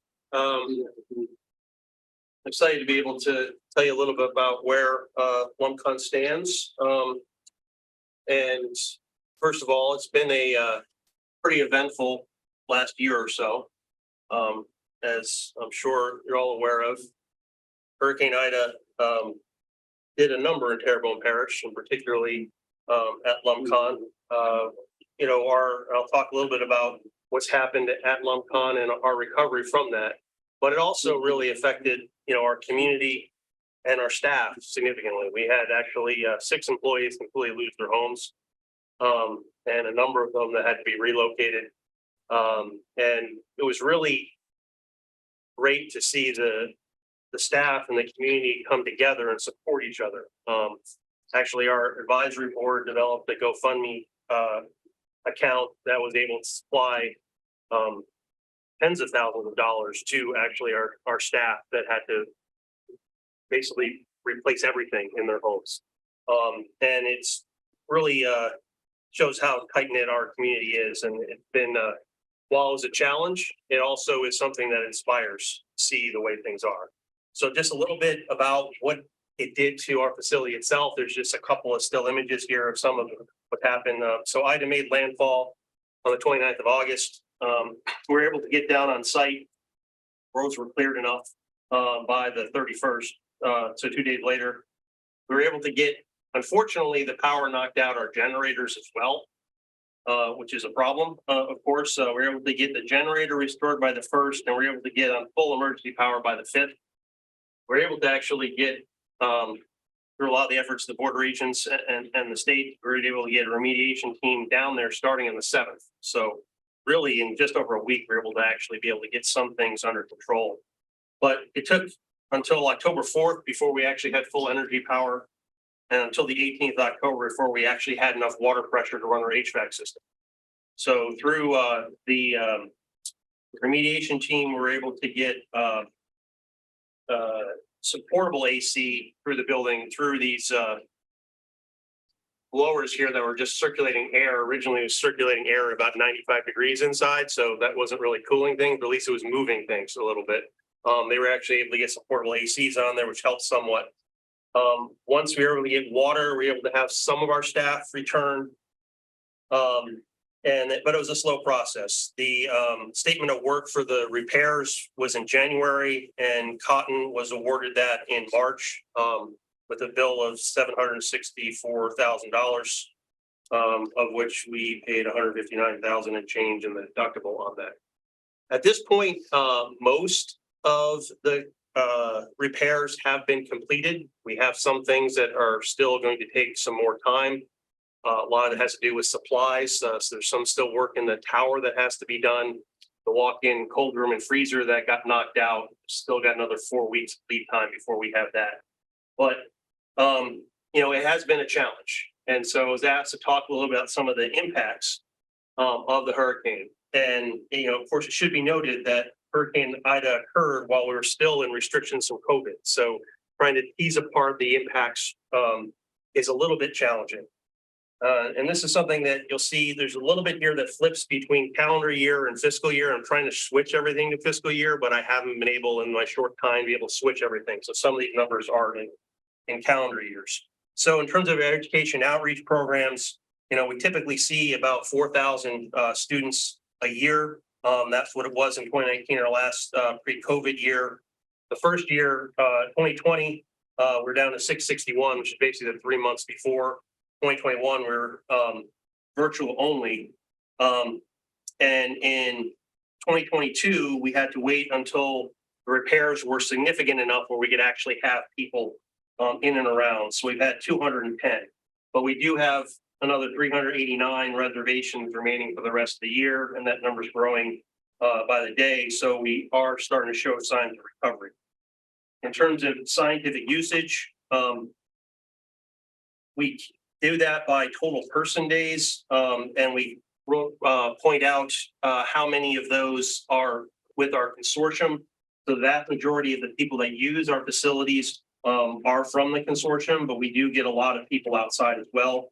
Obviously, the pandemic showed those numbers down.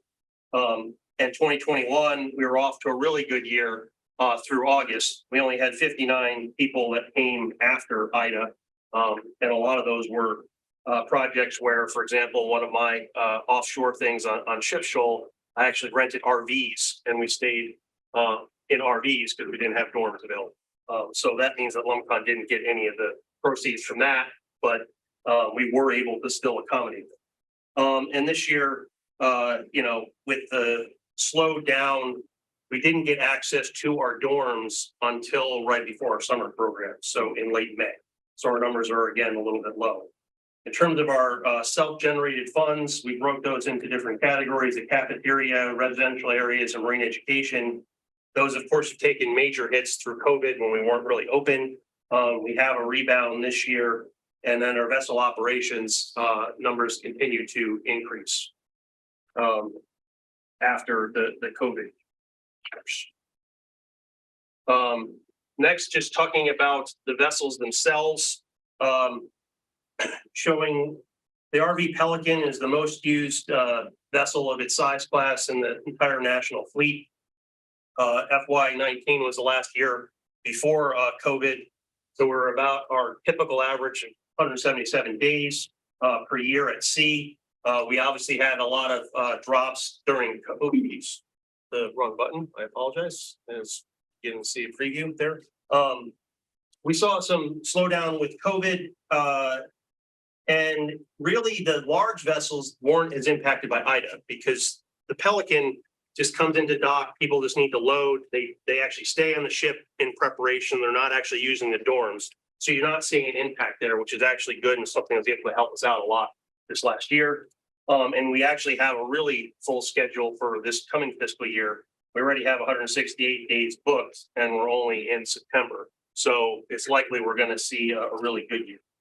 The RV Acadiana is our 58-foot research vessel that's used by education and research programs. Has obviously taken a hit the last couple of years in terms of education and research days. And a lot of it is because the Acadiana is smaller. A lot of things are day trips that people go out and they need the dorms.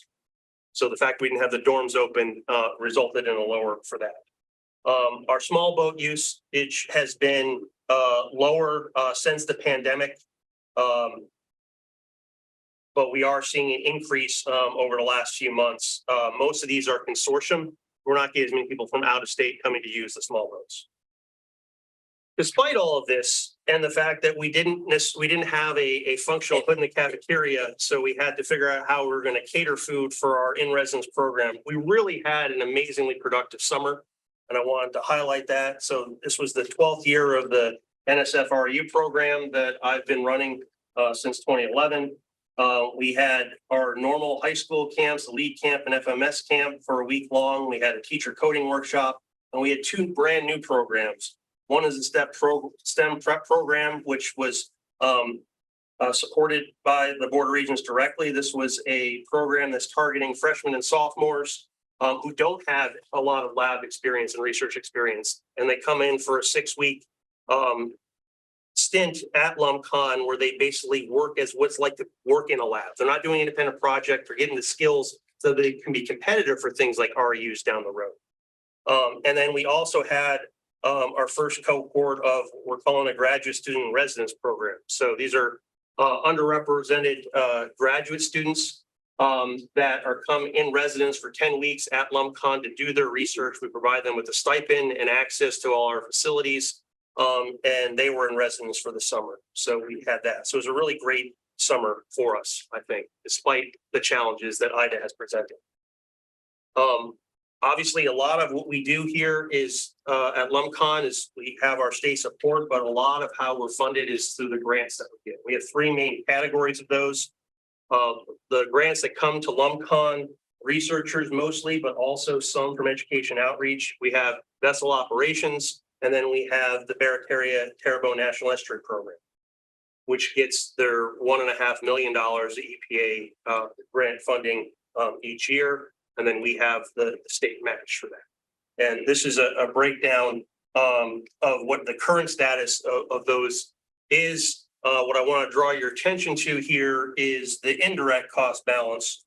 Those are the funds that we actually can use for making up operations and funding things outside of directly supported on a specific project that a grant is associated with.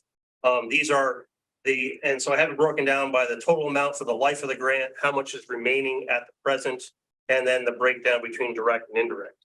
I do want to point out that 2022 has been a really successful year. We have 7 faculty in residence right now. We have our 8th one that is joining us in January as our first faculty member that's going to be at the Homa Maritime campus, and I'll talk about that in a moment. But we've those 7 people have already gotten 12 grants, 6 of them from National Science Foundation, totaling $5.5 million, with LumCon directly receiving almost $3 million of it. Another thing to point out is that in the infrastructure funding that just went through Congress, the National Estuary Program is getting BitNet as one of a participant in that gets $900,000 a year for the next 5 years. That doesn't require any sort of match. So that's an expansion of programs allowed to do things at a much larger scale, and that's really beneficial. Just to talk about where we are in terms of what it is we need to continue to operate. We currently have, there's $3 million allotted in deferred maintenance for LumCon. That includes the essential roof replacement, which is about 2/3 of that. These are the items that we have currently listed as our highest priority projects. For the remaining about $1 million, which obviously far exceeds this amount. And so we're going through the process right now of trying to get the quotes and get this stuff in process, at least assess what we can get done with the available deferred maintenance. And then we obviously are thinking about the future in terms of what it is that we need beyond that. A couple of other quick updates that have a lot to do with the profile that LumCon in Louisiana has in the Gulf and in the country itself is the regional class research vessel, the Gilbert R. Mason, which is being built in Homa. The 3rd and final boat out of the shipyard is the one that's going to be operated by LumCon. and have the tech done by University of Southern Mississippi. These are some of the latest images on that. We have weekly calls in the progress. We had the keel laying of our boat 18 months ago, and at this point, we still mostly have a keel, a little bit more. But the other two boats that are further in front of us have a lot more built on them, and the builds for each successive boat speeds up. Right now, they're estimating late in 2024 is when that boat will come in. We have a significant amount of money that has been in capital outlay for the replacement of the RV Pelican. I mentioned it's the most highly used vessel in its size class in the national fleet. Pelican replacement, this is where we are in that process. The new boat is going to be about 9 feet longer, 8 feet wider, and have a really nice complement of instrumentation and lab space and deck space for research. I think it's going to make it even more heavily used than the current one. Where we are in that process is that the design, the $1 million for design, was awarded to JMS in mid-2021. And before the end of the month, the actual drawings are going to be complete. We've been going back and forth with the architects on pretty much a daily basis right now, and pretty much have a complete ship. There's just under 11 million in the FY23 capital outlay to begin the construction. The idea is that the bid is going to go out probably in the next month or so for that. And then there's up to 31 million in priority 5 to be expended in FY24 and 25. And the anticipated completion of the boat is in 2025. So that fully funds the 41 million or so you expect it should cost. Yes, we actually, in the state process, when we get our estimates are that this boat should probably cost in the lower 30s in terms of millions of dollars, based on what's being spec'd out. But they told us to put more in the request to make sure that it doesn't get slowed down. And since everything is generally seems to cost more right now. Oh, yeah, I'm gonna talk about that in a minute. No, yeah, but I think that they feel very confident that the architects with the design, also because, we're going through the build right now on the Gilbert R. Mason. So we're kind of seeing what the shipyard costs and the overruns that have taken place on that boat, that I think that the 41 million should be safe. So the Homa Maritime campus was one of the things that we're asked to talk about. And, we're really excited about this. This is on Dixon Road up in Homa. It's on the east side of Homa off of Grand Caillou. And at the moment, you can see whichever one of these screens I'm supposed to be looking at. The building over to the far right, and the third portion of that is the existing Fletcher building that's on the campus. The one that's in the middle on the top is Fletcher's planned second building, which in terms of those overruns, that's the one that I think was estimated to cost $7.5 to $8 million, and the bid just came in for construction at 10.5 to 11. And the one on the top on the left is our Blue Works building. And that is the one that I'll show you in a moment. That is scheduled to be completed in early 2023. It was originally supposed to be completed this month. But with Ida and then all the weather delays, rain doesn't grow well when you're trying to put things on the outside of buildings. So that is on that stage right now. We're estimating early in 2023 for the completion of that. This is one of the artist renderings of that. I'm going to show you some updates from when I was there last week in a moment. So that is there. And then we have a series of other things going on behind that. The actual project for behind the Blue Works facility was actually broken into multiple projects, even though it's in one initial request. The first priority is the boat slip and the bulkheading of the left third of the lot. And that is so that way there is a slip for the RCRVs. So that way, when those go out for sea trials, there is a slip available for those ships to utilize. That is currently about to go out for bid, and the expected completion is November of 2023 for that portion. The Marine Operations Center is going to provide us with a more secure location for a lot of the resources we need for operating these large ships. The marina in Cocodrie can't handle the RCRB. It's not deep enough for it. But also it gives us a safe harbor for all of our ships, since this is a good place to have all of our resources from there. Also as a way to consolidate all of the storage that we have to spend money on throughout Homa for all the things that we have for our facilities. Right now, they had to do a site surcharge because the ground was too wet. And I'll show you a picture in a moment of where that was. That just began. Once that compaction is complete, then they can start the construction on the building, and the current expected completion is March of 2024. And initially, we're supposed to bulkhead at least this middle section as well. And that's going to be necessary if you have a future when the Pelican is retired. The idea is that will move up to that campus, and it'll be an education and teaching vessel that can be used as part of what we're trying to build for that maritime campus. So if you have that, you have the Pelican replacement, you have the RCRV, and you have the Acadiana, they're not all going to fit in that 1/3 of bulkhead. So you really need to have more of that done.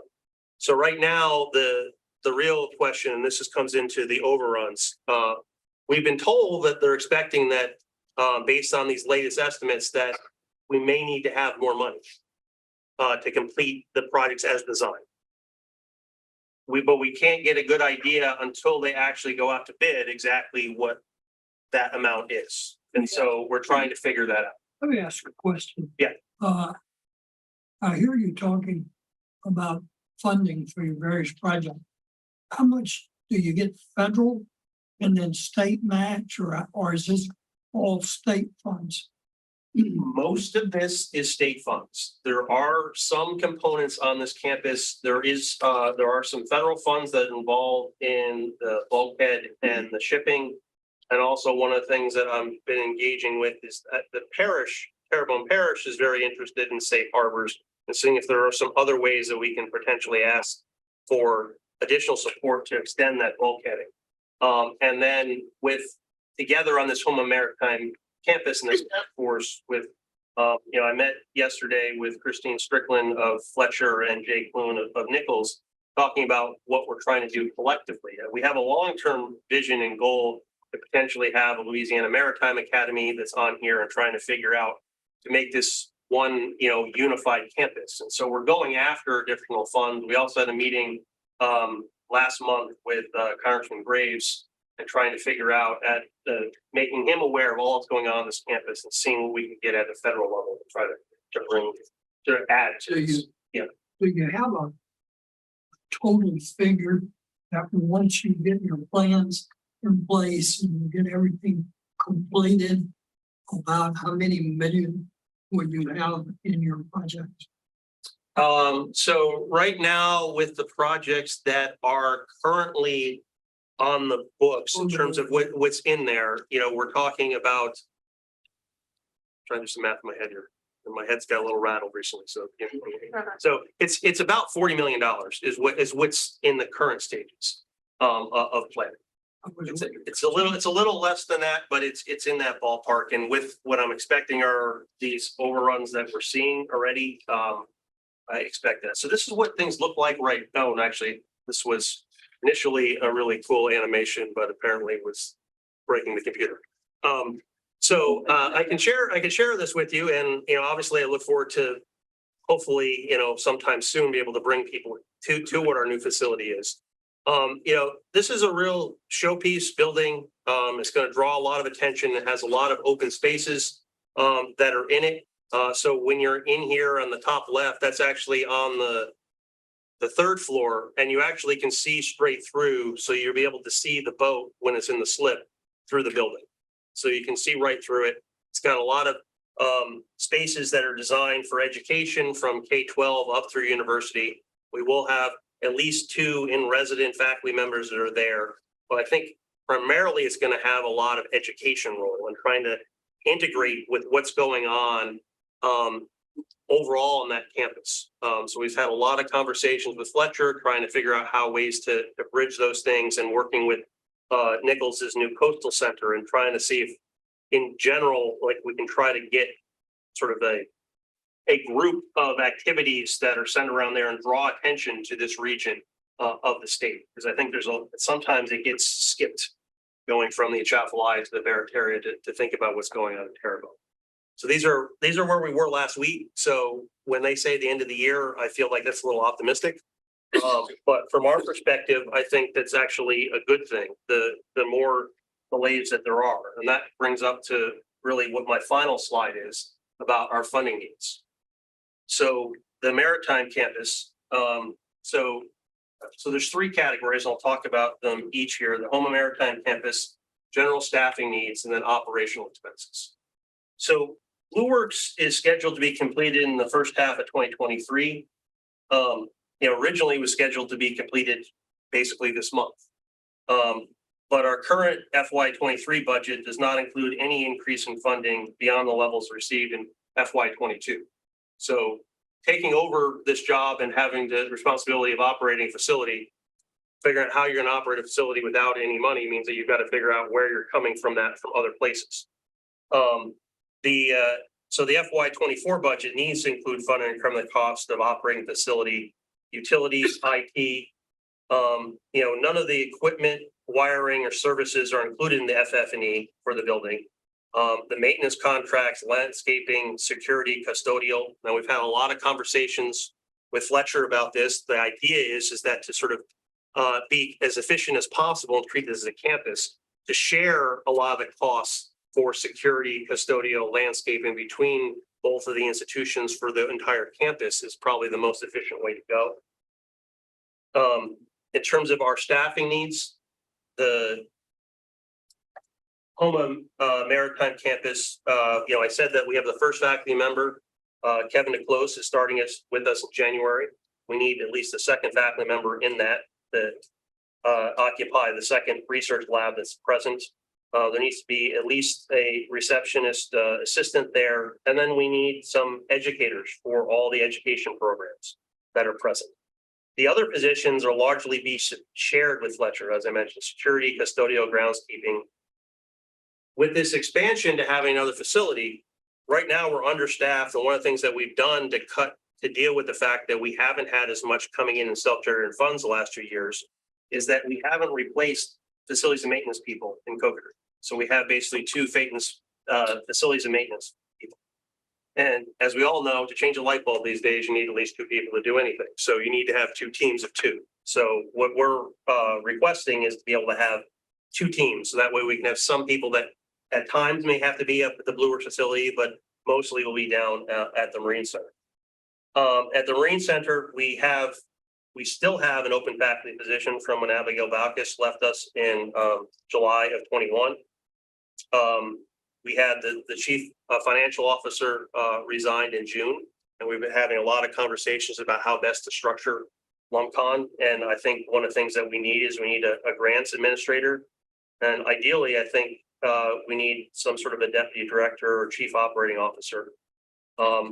One of the positions that we've been talking about for years, I think is a really good idea to try to promote the consortium and the integration of the different programs across the different institutions that are part of our consortium, is to have a consortium coordinator whose primary job it is to help facilitate that. So it's not always on the executive director, the associate director of science, which is out now me as well, because that was my former title, as well as the associate director of education, to do all of that, have somebody that can help in that capacity.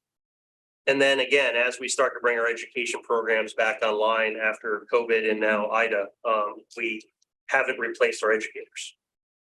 In terms of operating expenses, obviously the Home and Maritime Campus needs to be included in our FY24 budget. Utilities, maintenance, all the things associated with operating that facility. In terms of the Marine Center, our operating costs there, as everywhere else, have been increasing significantly over the last 2 years, and that's anticipated to increase as the building and equipment age. One thing that struck me, being the first year in charge of looking at these budgets, is how much our insurance bill went up last year. It went up 40%. And that's before you factor in the fact that we have to insure this brand new facility. So we need to make sure that is included in. And then, BitNep is a great asset and we have a really great working partnership. And I've been working a lot with Brad, the director of BitNep, since I've taken over and trying to figure out better ways to align our two agencies in cooperation. But one of the things that happens is that there's a state mandated match of the funding that they get from EPA. And that match went up from 700,000 in FY22 to 750,000 this year, and our budget was flat. And it's going to go up another 50 next year. So we need to make sure that is incorporated into what it is that we need moving forward. But overall, I think that we're in a good place. I mean, I think that we've had really productive last couple of months of trying to figure out, understand how to increase efficiencies into the way that we're structured, which I think is going to greatly help us. I think we've had a nice rebound from a couple of difficult years in terms of what's going on, in terms of the money we brought in from vessels. We're starting to see our education programs starting to be more self-sustaining. And we've had a really good year from our faculty in terms of a research grants perspective. So I think we're in a good spot. And with that, I'll take any questions. We've got time for just a couple of quick questions. You don't mind, one I asked to start is, I see the need, right, for additional operating and staffing to manage the Lewis campus, but is there an operating budget that's been sketched out that shows what the increase actually is? I see a number of points. Yeah, but we're working. I didn't want to put numbers in right now because I'm working with these two lovely people next to me and trying to come up with what those numbers are. Okay. But we have numbers that we've been, batting around, but I didn't want to put it in there before we've kind of finalized it. You'll see them shortly. And with the deferred maintenance items we talked about on the current campus Mhm. and anticipating the need, what do you anticipate the needs of the current campus will continue to be, and what's the useful life of the current campus once you have Blue Works up and running? How do we prioritize the deferred maintenance? That's a great question. Yeah. And it's I think it's a really important question. And it's there's a couple ways to look at it. The Blue Works and the Homa Maritime campus, I think, is a fantastic opportunity for expansion. But it's not designed to replace, what it is that's done. And I think the state needs to have a marine lab that's on the coast, and so trying to figure out if nothing is done, my estimate is that the lifetime of the facility that you can access it on a regular basis is less than 20 years. But there are some things that are not out of the realm of possibility that you could probably extend it further than that. But I think it's a conversation we have to start having and doing cost benefit analyses on where is the tipping point, in terms of how much you invest. I think there are some of the things that we're talking about are ones that I think can greatly prolong how long we can stay in Coventry and be part of that community that we've established for such a long time. And thinking outside the box, you asked about federal funds and other things. So, I mean, some of the things that we're thinking about at the Maritime campus is that when we designed the Blue Works facility, one of the things we did is that it's prepped to be able to accommodate solar.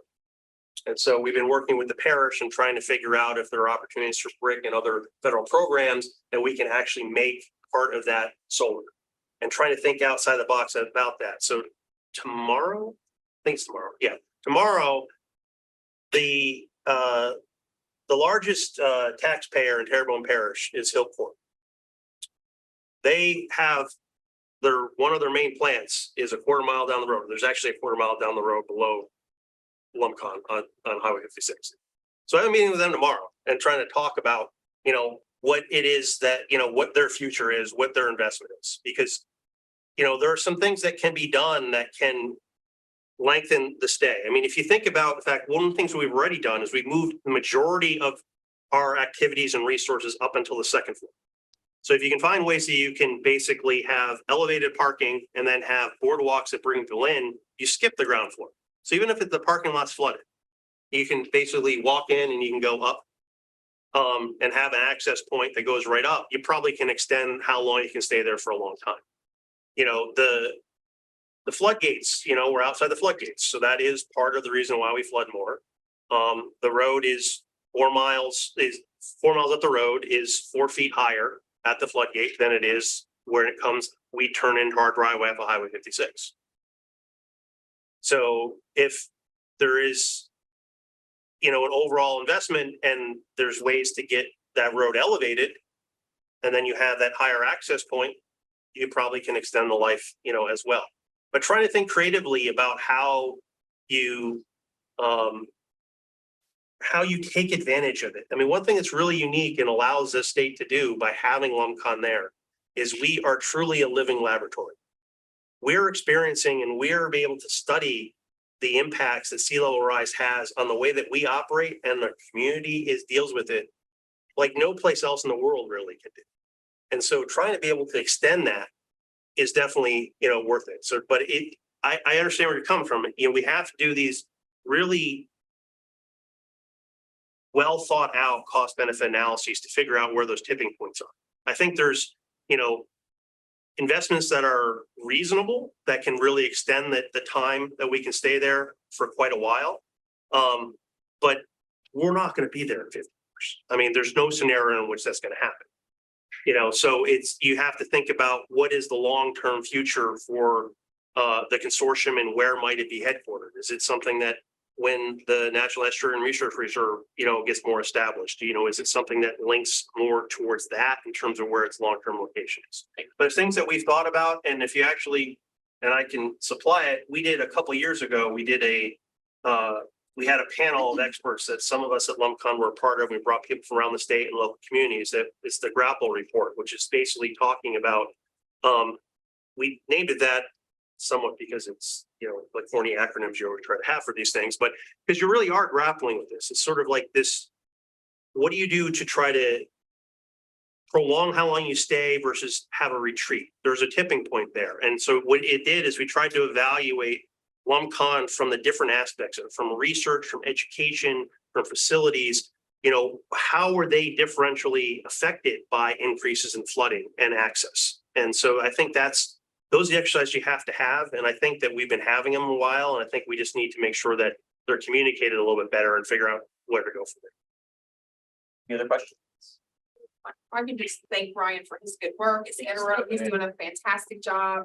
We owe the Board of Regents a comprehensive plan on how we will restructure and support LUMCON moving forward. So know that that is in the queue for a robust conversation. But Brian is doing an excellent job, and he truly loves LUMCON. You can tell. Yeah. Thank you. Thank you, Brian. All right, Dr. Sullivan, I'm sorry we're running behind, but let's move right into the LCTCS system. And welcome Dr. Sullivan, Dr. Monty Sullivan, System President. Good morning. Great to, as always, to be with this group. Be with leadership and the brain trust of higher education. This is a date that I always circle on my calendar every year because it's the one that I feel like it's important that we have a chance to sit and talk about not so much where we've been, but where we want to go. That's really what budgeting is. It's about priorities. It's about establishing what those priorities are and what we intend to fund. So today, I want to walk you through just a very brief snapshot of where we've been over the last couple of years, but spend most of our time talking about where we're headed. Before I begin, I want to do something that I fail to do nearly every time in these budget hearings, and that is to thank Joe Marine and Joel Watkins, two folks that I get an opportunity to work with every day that have taught me more about state government and about budgeting and about the challenges that we face in higher education than any group that I work with. Also want to say thanks to Matt and to Elizabeth for great work here at the Board of Regents, and to our commissioner, to my commissioner. Thank you very much. Appreciate it. Folks, I'll start with just a look back. Compare 2019 to the current fall 2022. And you think about it in terms of what we were accomplishing pre-COVID and what we are accomplishing now. What I am most excited about is to be able to sit here today and say to you that in the midst of COVID, our Colleges lost over 20% of their enrollment. We had colleges that were down 32, 34%. I want you to think about your own business, whatever that business may be. If you're down 32% in revenue, we got a problem. What changed for us is two things. Number one, the federal government decided we're going to do some things to try to help offset that impact. Had it not been for that, you would have lost institutions. Louisiana would have lost institutions. Let's not color it as something positive, because it has not been positive. It has been hell. Let's be real. When you're down 30+ percentage points, walk into a room and have a conversation with faculty about what it is that they're supposed to do. Let's not rose colored. This has been tough, but it's been more difficult for our students than it has for us. Our students are the ones that have struggled. Our students are the ones that have had to deal with loss of job. Our students are the ones who have had to deal with they can't afford daycare any longer. Our students are the ones who are having to deal with transportation challenges. Our students are the ones who are having to deal with this. When we sit at this blasted table every single year and talk about budgets, I get sick and tired of hearing about colleges. I don't care about colleges nor universities. I care about whether we educate the people of the state. That may be hard for some people to hear.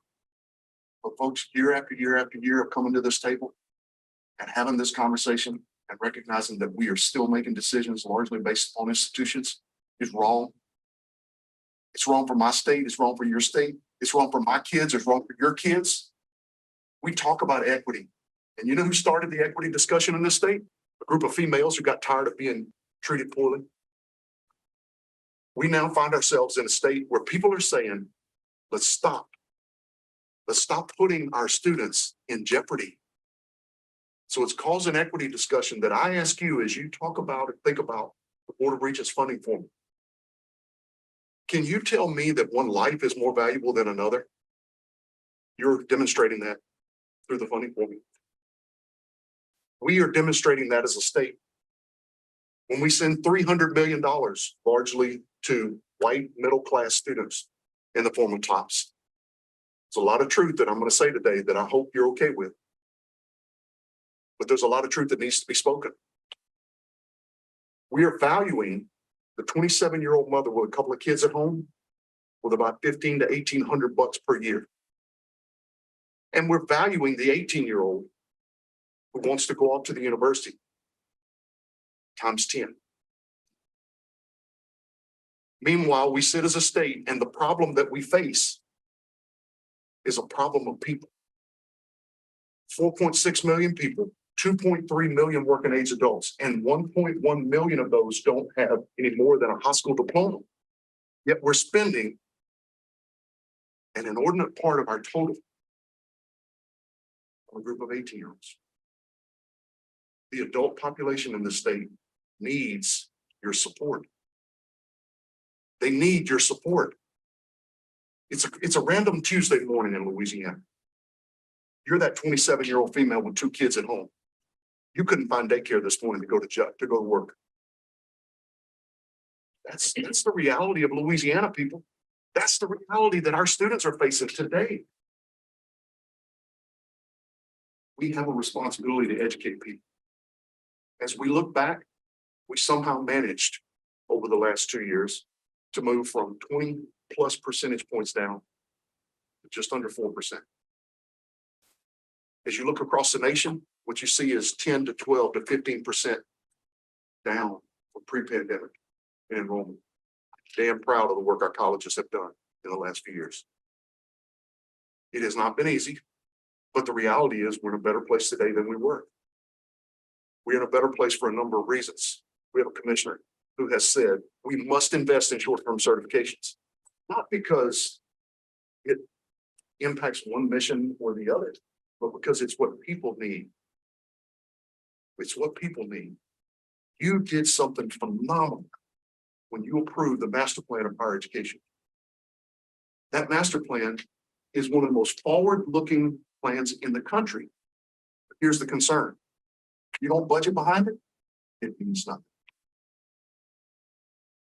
I love the idea that we talk about credentials. I love the idea that we talk about adults. But here's the reality.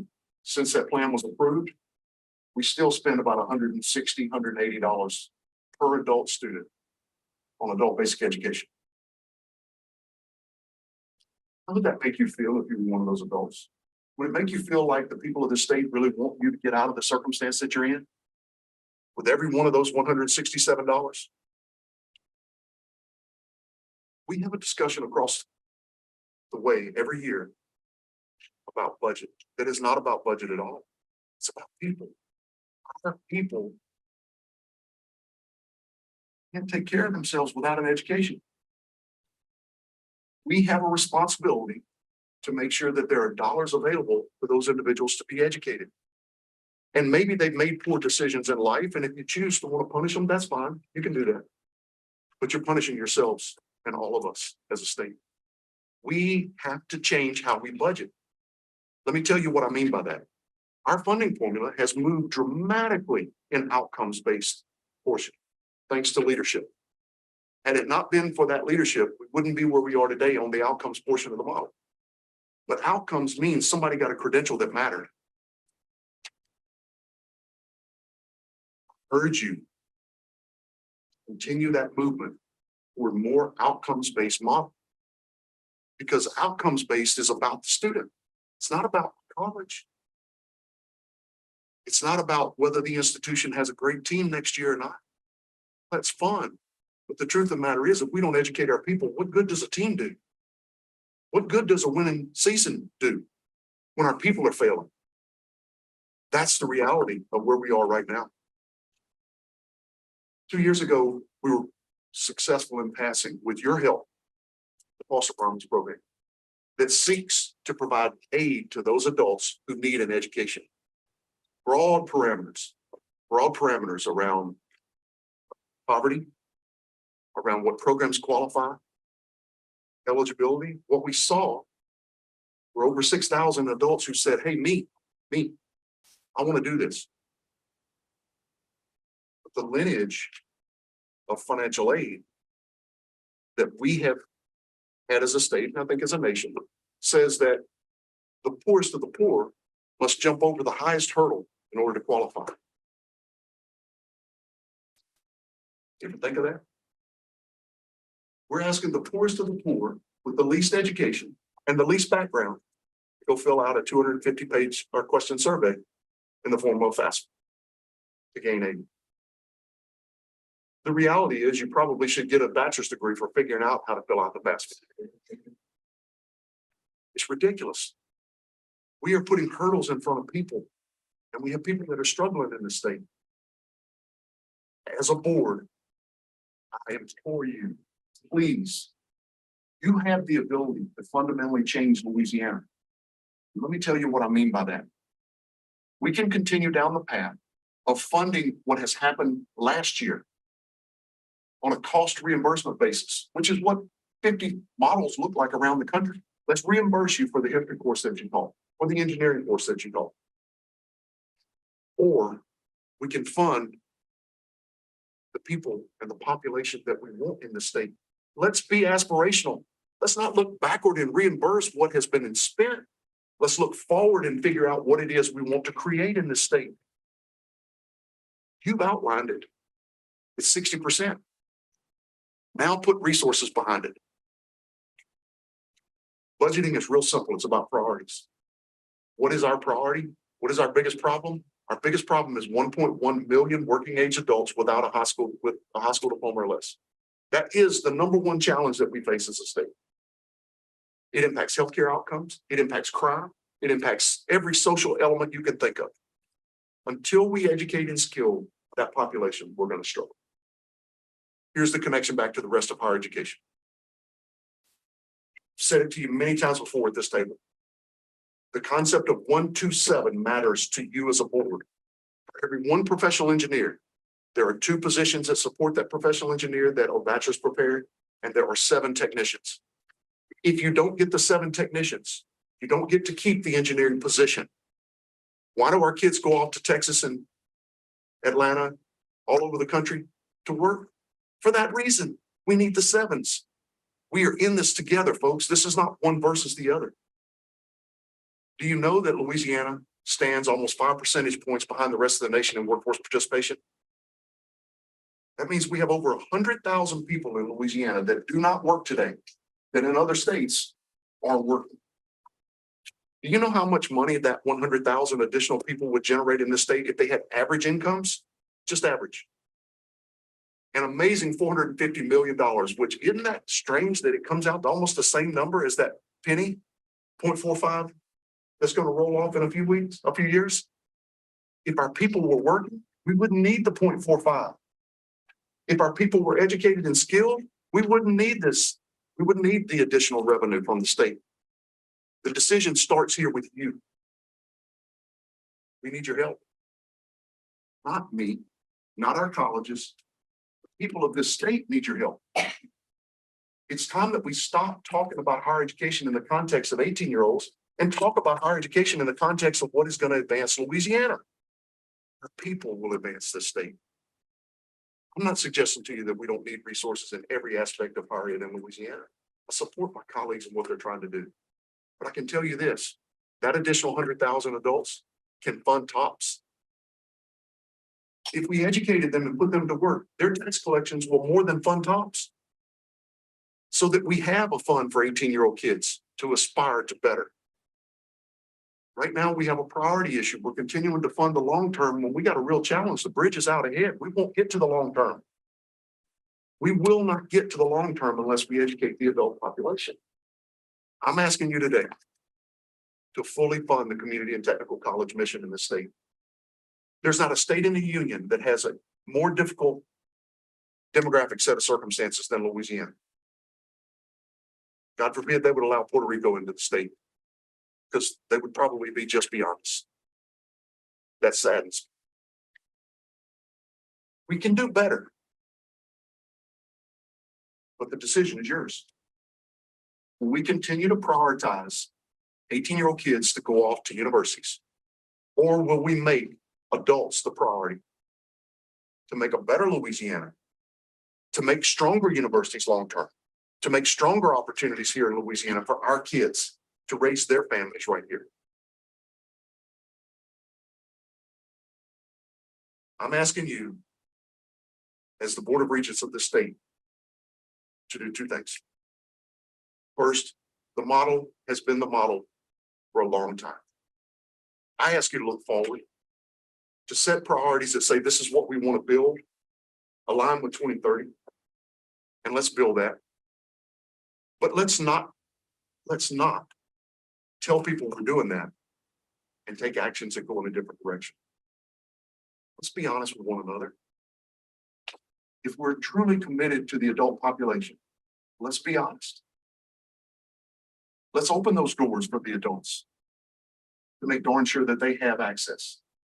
Point number two, community and technical colleges in the state are funded with two sources of funds, different than most of the rest of the country. We are funded with state general fund support and tuition. In states where community and technical colleges are funded with state funds and tuition, there is a big hole in the mission. It's called workforce non-credit. For 22, almost 23 years now, our community and technical colleges have tried to take everything that we do in the academic space and push it into a funding formula that still works with anthropology at other institutions, still works with engineering at other institutions, it still works with all the other content. Over time, the non-credit side of our mission has become the focal point for adults for one simple reason. You get in and you get out quickly. Because adults in the circumstance that they're in right now, they need a pathway out quickly. And it's not a one-shot deal. It's multiple. It's iterative across time, working with employers to make sure that those individuals not only get the first certification, but they get the job and continue their education with a commitment from the employer. We will continue to educate. I'm asking this board to establish a non-credit funding formula specifically for the two-year college mission. What does that look like? It looks like production in the state of Louisiana of credentials at a rate that is significantly higher than our current funding formula on the academic side. There are 15,000 individuals annually who complete credentials in Workforce 9 credit that we don't even submit data to you for. This year, for the first time, because of the leadership of your commissioner, we will be submitting that data in October to show you the impact of Workforce 9 credit. When you scan the other 50 states and you see the states where 9 credit works and it drives people from unemployment into employment, from dependence upon government to self-sustainability, that's the impact that we're looking for. That's the Louisiana that I think we can create with you. Urge you to think differently, to think bold. We don't have the resources to squander a penny. Let's make darn sure that every penny we're spending is aimed at that adult. I have purposefully not mentioned adult basic education to this point, because I had to say that for last. Adult basic education, 600,000 people in the state without a high school diploma.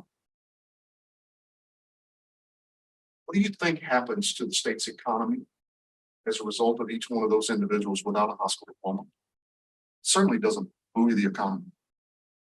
You heard earlier this morning from the Commissioner of Administration. Jay Darden is telling us that there very likely could be a surplus this time. As happy as that makes me, it concerns me. You want to know why? Because it causes us to sit back in our chair and go, another surplus. It'll all be fine. It'll all be fine until the federal money is gone. So what are we doing about that? We're spending every single day that we have right now, finding ways to take what we know we have to produce, which is more than what we produced in the past. We have to find a way to produce more respiratory therapists, more splicers, more people who are working in healthcare and IT and infrastructure projects all over the state. We have not seen a demand market as great as this one. We have a point in time opportunity. The question is whether we will have the courage to make hard decisions at this point in time. No, you do. I've seen that courage. I saw it when you approved the master plan. The question is now whether we'll put our resources behind that master plan. Louisiana, with one of the largest population of adults struggling with the challenges that you all know adults are struggling with. It's time that we place resources behind that group, give them an opportunity to contribute to the thing that we love the most, the state of Louisiana. We are what I refer to in the economic development space as a sticky state. You know what I mean by that? Our people love to be here. I love to be here. You love to be here. You decided to stay. We're sticky for a lot of cultural reasons. I want to be sticky for economic reasons too. I want to be sticky as a state because by God, we want to be here. Not just because mom and them live here, but because it's a great place to be. And the way we get there doesn't happen in any of those other buildings around the city. It happens right here on the 6th floor. Darn proud to work in higher education in the state and to do the things that I know people of the state need us to do. I urge you to be bold in this coming budget. Maybe there'll be additional resources from across the street. Maybe there won't. It's not about whether there's a new dollar. It's about how we spend the dollar we have. And it's about the priority that we send to kids. I want to end with a quick comment about how you drive down cost. In our business, cost can be levied at an individual student basis. Cost can be levied at a college basis, can be levied at a campus basis. We have reached a point where we are instead levying that cost at credit hour basis. Because a credit hour to deliver a lecture in history is very different than a credit hour in respiratory therapy. That respiratory therapy credit hour will cost us just under $500 a credit. At a time when the state of Louisiana, like everyone else in this world, is dealing with a pandemic. Guess what we need? More respiratory therapists. State of Louisiana did some things in this last session that I think are going to have an impact on that. $25 million new dollars toward trying to solve that challenge. Big, big issue. My point in that 25 million is a start, but it's a start to create a policy framework that creates a long-term structure for how we ensure that we never find ourselves in a place in the middle of a pandemic where we're down 6,000 nurses. How did we get here? You can never allow it to happen again. Structures that prevent those kinds of things from happening. That's what you have the ability to put in place. I urge you to think about those. I urge you also to think about rural Louisiana. We spend a lot of time talking about what goes on our campuses. But the truth of the matter is, Louisiana is not on our campuses. Louisiana is out in those communities. We've got to do some things for rural Louisiana. We cannot leave them behind. This governor, 6 years ago, said to me, sitting in his office, I understand these campuses have low enrollment, but not on my watch will you close them. Have you been to Manny? I know you have. Have you been to some of these small towns and seen that there's a church and maybe a convenience store and a campus? A campus. That's the source of hope in that community. If you're an adult struggling 10, 12, 14 years in, can you really think about going to school right now?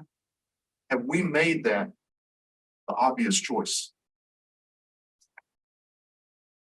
I ask for your help. We're glad to come forward to you with proposals that outline the details. But I can tell you this commissioner understands how this work should go down. She understands what is important about how we educate and skill our people. There is a really interesting documentary that I would offer up to each one of you. We are in interesting times politically, socially, in a whole range of different ways, economically, as a country, and I think as a state. If you have not taken just a moment, take a look at Netflix. Just commit 30, 40 minutes to a very short documentary that is a story of the relationship between Johnny Cash, a great American philosopher, so, and Richard Nixon. The name of the documentary is Tricky Dick and the Man in Black. I commend it to you for this reason. There's a song that Johnny Cash wrote at the end of that story. You'll understand the reason for it. That was called What is True. What is true? Ask you, when your decisions are rendered and your budgets are decided, does that speak truth? Does it speak truth for you? Or does it simply perpetuate what we have been?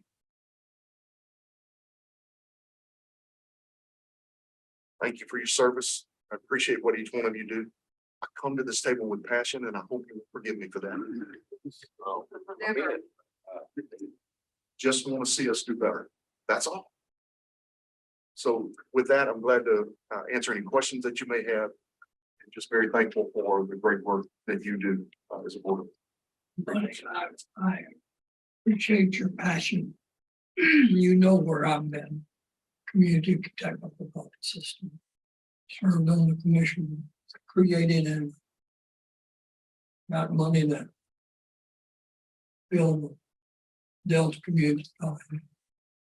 So I've been, question I have, having served on the board, is as we compare the budgets, I agree, you need the. Who do we take? So great That's question. the question. And from a former legislator, that's the question I would have expected. Keep going. We have got to have money, we get a pool of money and we have the formula. And I don't like the formula because students, the universities lose students, 300 students. A little over 300, you lose over $3 million in budget. Unfortunately, we all know those numbers. Yeah, but those costs of running these programs do not go down.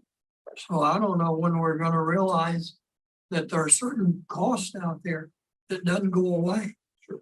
But I agree with you, being from a rural area, we have got to reach out some way. And we've got the foster program, we got Go Grants, we're beginning to do things that puts money into the hands of some students who can go there. But I agree with you and look at it, childcare, these families have got to have this before they can come and show up on campus, come to class. And I do know this, and I appreciate the system. And I hate to say this. Being higher ed someone is doggone some of the jobs that you're creating in 12 months. They go out and make twice as much as someone who has a 4-year degree. So there's a lot of support. There are a lot of reason that we ought to educate our population. Now, I say all that to say they've got to come to you academically prepared. They've got to come to 4-year academically prepared. So we've got to fix a broken elementary, secondary system in this state. So it will help you at the technical college level. Because if they can't read and write, when they get to you, they don't know math. Here's what I will tell you about the adult portion of that. Totally agree. We do need to do some things to improve on our performance in K-12. And I think if Superintendent Brumley were sitting at this table, he would agree with you. Thing that I would urge you to think about is this. We do not have the resources to see a population of 1.1 million people just simply live and be and exist over time, because we don't have the money to support that 1.1 million people. So when you ask the question that I refer to as the soup kitchen question, kitchen, right? You know what you do in the soup kitchen when there are more people that show up than you have food, right? You add water. Sometimes you add chicken stock if you got it. Let's stop being the darn soup kitchen. Thin in the soup every time. What I'm trying to suggest to you is give us an opportunity to put people into the economy, to put more people to work, generating more revenue. You guys know the math. You know how the return on investment works. More people working in Louisiana, more people paying taxes is good for Louisiana. There's not a person on the political spectrum who can disagree with that. Educate more people, put more people to work, more people contributing rather than taking from the state. We can make this a better place. I think we all agree, just to piggyback on Mr. Dow's comments. I guess the piece that I struggle with is this feels like we're pitting our colleges and universities into technical colleges. And so I just think we have to be thoughtful about how we all want to drive that go forward in a scenario where the rising tide raises all. And how. I would say that you saw some of that last session with historic higher education funding, but significant one-time investments in workforce. $25 million in healthcare, and $10 million from broadband, and $10 million for reboot. And so I would speak for Monty, I'll let him speak for himself. We are a both and state. People think about higher education as not community college, and we have to stop that stigma and say we are all higher education. But we have to have a both and approach so that we serve everyone and not have large group of people left out. Adult basic education went from K-12, Department of Ed, to LCTCS without resources to support it. And so I think Monty's passionate point is we can't ignore these individuals and expect us to have prosperity. So how do we balance and make sure that there is an opportunity for everyone and not sort of a bias around just traditional 18-year-olds? How do we say there's a place for all of our individuals to get more skills and training? Regent Sterling, you said it about as well as I think anybody could. You just said it very well. Anytime there's a resource strain and you have multiple missions that you're trying to fund, it puts you in a very difficult spot. I get that. What I'm trying to say to you is that it's not all of these institutions produce the same product, and not all of them have the same impact in the market. What I'm suggesting to you is that we are closer to the market. We have more ability to be able to influence by putting more people into the market that ultimately is going to improve Louisiana. 100,000 people by improving Improving the workforce participation rate, something we all ought to be doing anyway, just work. Improve it by 100,000 people and you put $450 million in the coffers of the state. Is that really that difficult? It aligns with your master plan. See, I'm not sure we get there without addressing the social determinants. And what I call the social determinants of life. You look at all of those other factors. There's a whole other lanes that have to be funded to get to those. That absolutely are outside of the purview of this. And so that's where, I would encourage you to go and speak on the floor of the legislature. We talk about funding our priorities that are bigger than just those separately. But by the way, on that point, you probably know this data.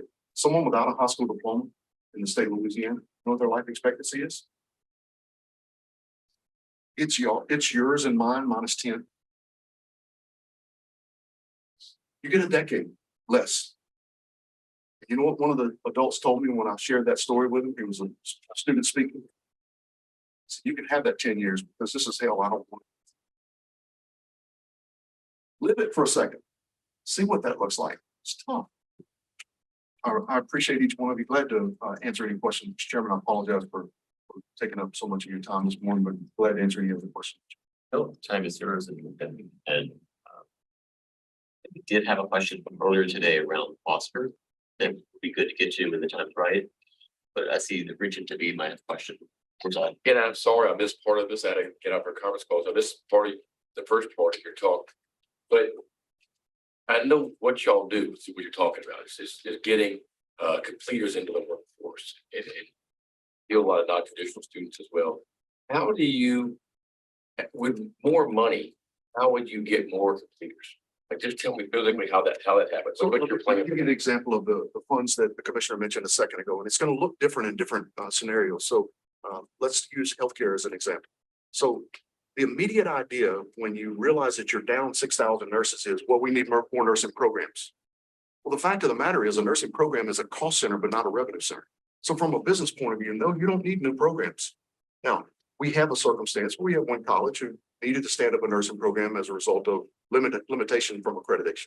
So we're moving down that field. But we're not going out and standing up 3 or 4 or 5 new nursing programs. What we're doing is taking the nursing programs we have and leveraging those on behalf of communities that don't have. River Parishes Community College, just down the road. Many of you probably pass by it all the time. It has no RN program. But yet across the interstate and one exit down is a hospital. Who do you think provides the nurses for that facility? All of higher education, right? We have a role to play there. What we were able to do is take the $25 million and break it out in a way where literally an institution is paid to produce a new registered nurse. What do you think a hospital would pay if we were to say, I can create one, tell me how much you'll pay me for it? The numbers they gave us were almost $21,000. Give me a new RN and I'll give you 21 grand. So that is a pure outcomes-based model. Want a new respiratory therapist? Want a new, whatever the next thing is. Let's pay people for that, because here's what happens. Under the previous model, if I were to say let's use an example that's actually happening right now. You know, the folks in Central Louisiana, Rapides Foundation has been a huge investor in healthcare all across the central part of the state. When they don't have a surge tech program, or they're looking for more RNs, or they're looking for respiratory therapists, they came to us and they said, can you deliver these programs to us? Fletcher Technical Community College in Houma is delivering a surge tech program to Central Louisiana. The cost to produce a credit hour in that in the respiratory program, which I'll talk about in a second, I mentioned to you almost $500 a credit hour. When you deliver that program combined between the two institutions, we're able to split that cost and drive that number down to just below $280 a credit hour. We just cut dramatically the cost of educating that student who ultimately is going to become a taxpayer. If you don't have that program in Alexandria, what are the chances that that person becomes a taxpayer? Not very high. We got to find a way to leverage the programs that we have to make sure that we're hitting the need that's out there. We don't lack jobs. That's what's amazing about this time. There are points in time in history in this country where you can look around and go, man, there's just no jobs available. We got jobs. Just don't have people to control. Second version of that funding formula might look like something like what we're doing with broadband right now, which is much more oriented toward the training itself rather than the longer term production of a graduate. The third version of that, and one that I am most excited about, and for those of you who are in the industry sector, I urge you to think about this. We are taking the associate degree program that is typically show up on the first day and take a placement test and take your math course in the first fall semester. No, that's broken. It doesn't fit. In fact, what it's telling is for students like me who barely made it through college algebra in my first quarter at Louisiana Tech, if I hadn't passed that course, I never would have gone back. Think about that. We're taking that associate degree, flipping it upside down, so that that student finishes a industry-based certification in the first term.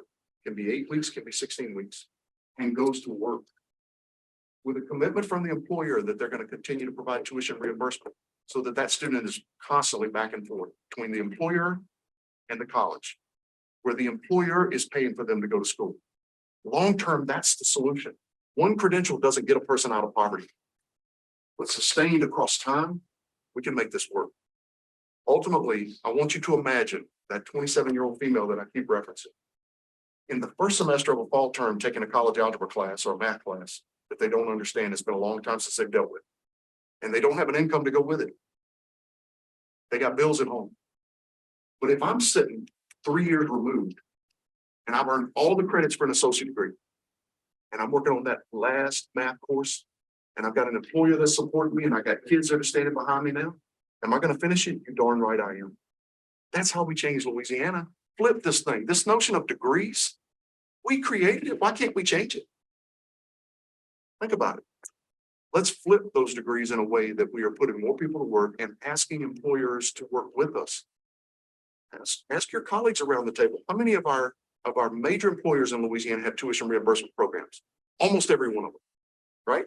I know you do. And they've increased the amount. That's right. So Gary was doing a program where they were hiring students at Delgado that's right. and then having them do the training. Right? So you've seen that flip model. Learn while you learn. Exactly. That's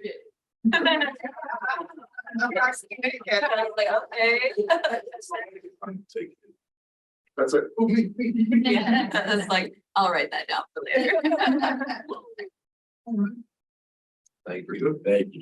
Thank you. So we have lunch outside in the cubicle to the left, and we're gonna eat here, and we're gonna regroup.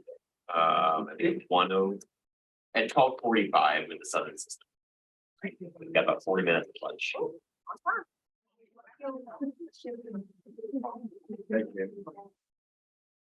Wait on one or two. Get back online. We're good with that. We're online. All right. It's a reminder that we are streaming.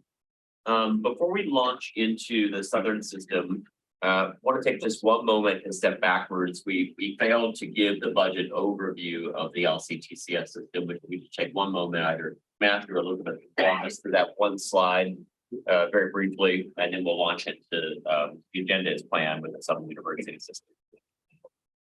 Matthew or Elizabeth? Say two, please. Oh, wait.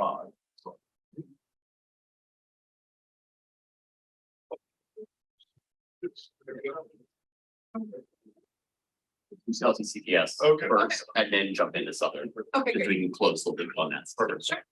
Thank you. Let's go back to 62. Oh, there you There you go.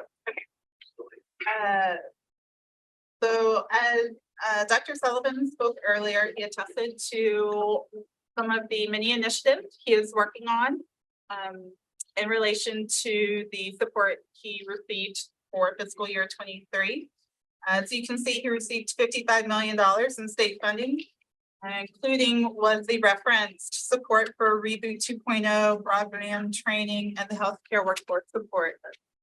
Those were the dollar figures that Commissioner Reed noted regarding the 25 and 10 and 10. Also, I did want to make note regarding the fees and self-generated decrease number. Again, there were two schools Bossier Parish and Delgado that requested a realignment of their fees and self-generated revenue to better align to their tuition and fees dollars due to the enrollment declines that Dr. Sullivan noted that are being implemented, that are occurring across the entirety of the system. That LCTCF. And Elizabeth will give us the overview of the Southern System budget, and then we'll give the floor to Dr. Dennis Shields.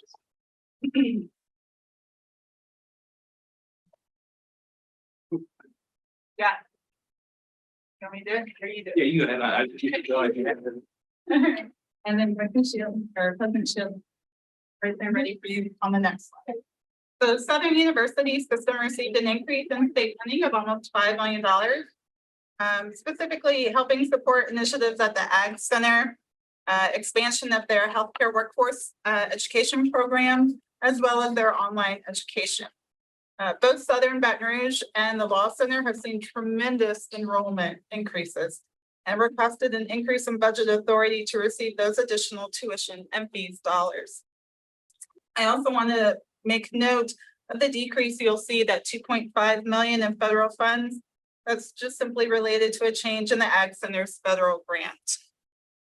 And then lastly, the decrease in operating services within their expenditure categories is again a reallocation of the budget based on the specific needs that Southern University's institutions have deemed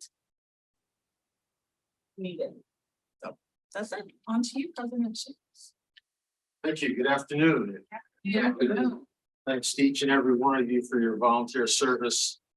It's heavy lift. I've watched a lot of governing boards, and I know that it's a passion for you to devote your time to this. I thought I'd start today, since this is sort of my first official visit here, other than some brief remarks off the cuff earlier. And we appreciated those. Well, the saying I was trying to spit out is, I'm seldom right, but I'm never in doubt. A little bit about me and what I'm up to. I come from pretty modest origins. I won't bore you with the whole story. Higher education made all the difference in my life, and the people I met before college, in college, that encouraged me to move forward, and the mentoring I got as I started my first professional role made me really appreciate what higher education can do to change people's lives.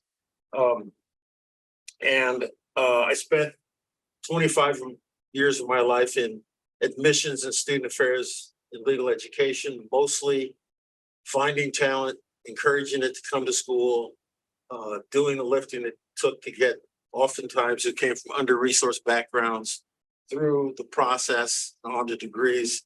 And one of the most heartening things that happens to me now is when I hear from somebody that I barely remember from 25 or 30 years ago, who says I made all the difference in their life. It's not necessarily true. In fact, I found there's an inverse relationship to the gratitude. Student that came in and you spent 10 minutes, figured out their issue and moved them forward. It's a life-changing moment for them. Students you spent 40 hours with, working through a whole bunch of things. You see them 10 years later, they say there's 3 more things you could have done for us. So briefly, I'll tell you, in December, when the search consultant reached out to me and tried to interest me in the position at Southern, I was actually plotting 18 months out to be retired. And a person that I had huge respect for had told the search consultant to reach out to me, former president of North Carolina Central. So that made me pause. Now, I'll tell you the first thing I did before I even talked to the search consultant. I went to the IPEDS data. And I looked at what was happening with student outcomes for Southern University.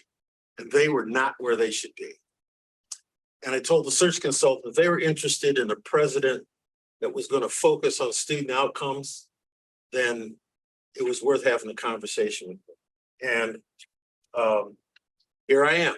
I know there's a lot more to overseeing a university than just that.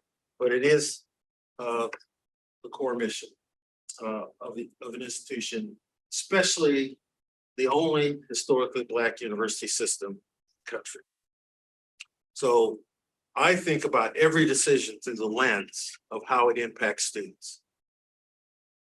And I was particularly moved by, I think, a document you guys are probably familiar with. It was put out by the Value Commission a year and a half or so ago, that talked about how investing in higher education would make a huge difference in this country, and investing in the students would make a huge difference. And I would just make the point of what struck me was that institutions like the great Southern University system, where 70% of the students who attend our institution are Pell eligible. And a simple way to describe that is they have no money. And we, and most of higher education, has figured out how to cover those students' tuition. But in the instance of public universities, covering their tuition usually means you're covering only half of what it costs for them to put their full attention into their education. And so what I would urge, I'm going to urge for more Go money, Go grant money, is that we really think about if we want these students to matriculate through. We don't want them to come out with huge debt. And while $20,000 or $25,000 worth of debt doesn't seem like much to someone like me, for these students and their families, it's a huge amount of money. In the alternative, they spend an inordinate amount of time working and earning to try to pay their way through school. And it ends up costing them more because they don't graduate as soon. Instead of graduating 4 years, they graduate 5 and 6 and 7 years. Ultimately, their higher education costs them more. Injecting more money, particularly for high need students, can make all the difference in the world. So that's my pitch. To let you know what my priorities during the first year at Southern, and I met with campus leaders as early as April, although I didn't start till July 1. I laid it out and I said I wanted plans from each and every one of them about how they were going to move the needle on their student outcomes. And I'm pleased to tell you all the campuses have moved that forward. The second priority is universities owe a duty to the communities where they're located to help those communities thrive. I describe that as being stewards of place. And so I urge them to have a plan and have both to do it and also to publicize it, because people need to know how our institutions contribute to the well-being of their community. Number 3, this is basically something I believe in, but was reinforced for me because I think I was announced as the selection to be president about noon, February 18th. And by 1 o'clock, I was already hearing from alumni of Southern University. Okay. And there's been a steady stream. And it struck me that we have stakeholders that are passionate about the success of Southern University, which is a great, great thing. But we need to communicate with them and engage them and bring them on board. So as we start talking about budget, I also like to tell you what my view is. I wouldn't be sitting here today if I didn't have a little initiative and unwillingness to let people say I can't get things done. I think institutions have to have the same idea. We have to do everything we can to control our own destiny. And that means revenue streams. For institutions like Southern, the largest contributor to our success is enrollment, our bottom line. And so, as I said at my convocation on campus this fall, if we increase enrollment by 1,000 students, that's at minimum $9 million. $9 million would make a lot of difference in the things that we could accomplish. And so every one of those students is valuable. So if you have 1,000 students start one fall, and the next fall is only 600 of them returning, that's damage to their lives. And if you don't have any other incentive for being concerned about that, it's damage to our bottom line. If we can improve that just by 20%, it changes the whole dynamic for us fiscally and what we're able to do. And we're going to focus on that. The other thing we're gonna do, with the help of our foundation, who's put together a great master plan, we're in the process of developing a capital campaign. I don't want to put a number on that, but with any luck, the target's gonna be over hundreds of millions of dollars. Right? So doing those kinds of things, they have control over our destiny is really important. Meanwhile, I'm gonna be here asking you for every nickel you can spare to send our way too. I think that's part of my responsibility. In summary, we're gonna be asking for operating funds in the next fiscal year of $31 million, and then you see that big number on deferred maintenance. There are all kinds of things that impact us, from leaky pipes that, we're losing water, to things like that. But those are the basic, the 50,000 foot level of what we'll be asking for. Let me go through a few things. There's good news, right? And one of the things about being associated with the university, if I were to sit here and try to tell you every good thing that's happening, we'd be here till 7 o'clock at least. But I do want to mention a couple of things for each of our campuses. The SUBR campus achieved Research 2 status. That's not an easy thing to do. I'm not sure that we ought to aspire to be a Research 1. That changes the dynamic, but we'll see how that goes. Our long-serving chancellor of the Southern University Law Center is being honored by the Thurgood Marshall College Fund as the Outstanding Educator of the Year. I'll be there a couple Saturdays from now for the gala where he's honored. The Ag Center, I'm particularly proud of in a lot of different ways. I'm a small town Iowa boy, so I know a little bit about agriculture. But most importantly, they took the lead in working with LSU and developing the A&M agenda, which I think is going to be a remarkable collaboration moving forward. At SUNO, I think the most remarkable thing, they now have Bachelor of Science in Nursing that they've begun offering this fall. And you can tell how attractive that is because Blue Cross Blue Shield has already made a gift of over $400,000 to support that program. At SUSLA, in keeping with this mission, they've added a range of new programs: cybersecurity, airframe tech, petroleum technology, power plant maintenance, engineering tech, which includes P-Tech and industrial engineering tech, which really speaks to workforce issues here in Wisconsin. Louisiana. Okay. Let me pause there. Any questions off the top of your head? Okay. So. Matt. If you want to leave time to ask questions, although it is always a dangerous thing to give a lawyer a captive audience. There's some things to note. The fiscal health of the system is, I think, fairly remarkable. I think over time it's struggled from time to time. Our composite financial index score is 4.0, 1.75 to be healthy. So across the board, we're in good shape. We still have $9.2 million in institutional funds from HERC to spend this year.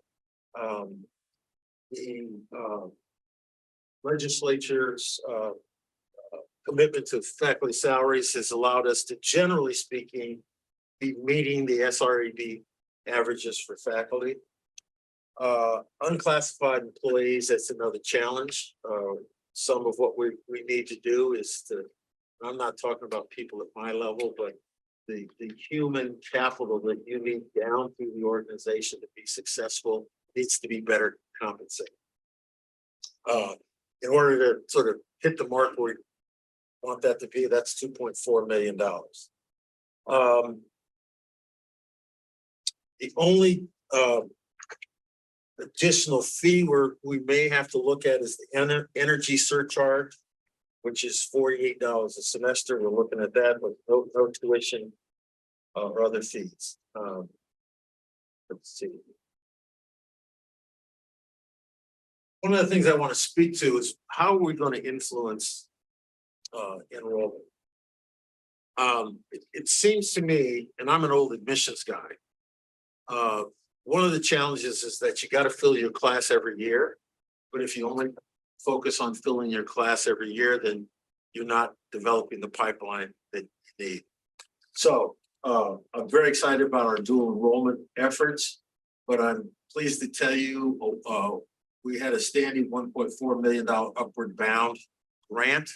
In the last few months, we've discovered that we're gonna get an additional grant of over $11 million, which is focused, exactly the group that need to be focused on middle school and early high school. I'm hoping that additional contact will develop the pipeline, and also expand the dual enrollment in some areas that we haven't had past. I think that grant will allow us to interact with 11 additional school districts. That's hundreds and hundreds of students. Let's see. Funding needs. So I ask you like we can create a long list. But let me tell you what my priorities will be is recruitment and retention activities, attracting students, and then supporting them through the process so they get to the degree. Hopefully improving our 4-year graduation rate in our overall. Second, I've already mentioned staff pay increases. And then I think, as you all know, deferred maintenance is a huge thing out there. So whatever more funding we can get for deferred maintenance. Capital priorities. My office sits right on the bluff overlooking the Mississippi River. I'm told that I might need a rowboat if we don't do something more there. We're pleased with the ravine project. That's coming along, that's committed, but that whole bank of the river is being eaten away, and we need attention given to that. Sussex has deferred maintenance that they need their water loop, which, I think Baton Rouge has the same issue. ADA compliant bathrooms, those sorts of things. There's just a long list of projects that need careful attention. Capital projects, have those here too. On the wish list. You've seen these things, but the bottom line is we're asking for in the coming year an ambitious almost $80 million. Well, realistically, that's necessarily going to happen, but I know that the state will have resources. I know the governor's committed to supporting us, so I'm anxious to see how much revenue, how much income we can get from those things. So there you have it. Quick and dirty. I'm anxious to answer your questions. So it's been a month. Been a month that you've been here. Has it been a month? Weeks. Okay. All right. Wow.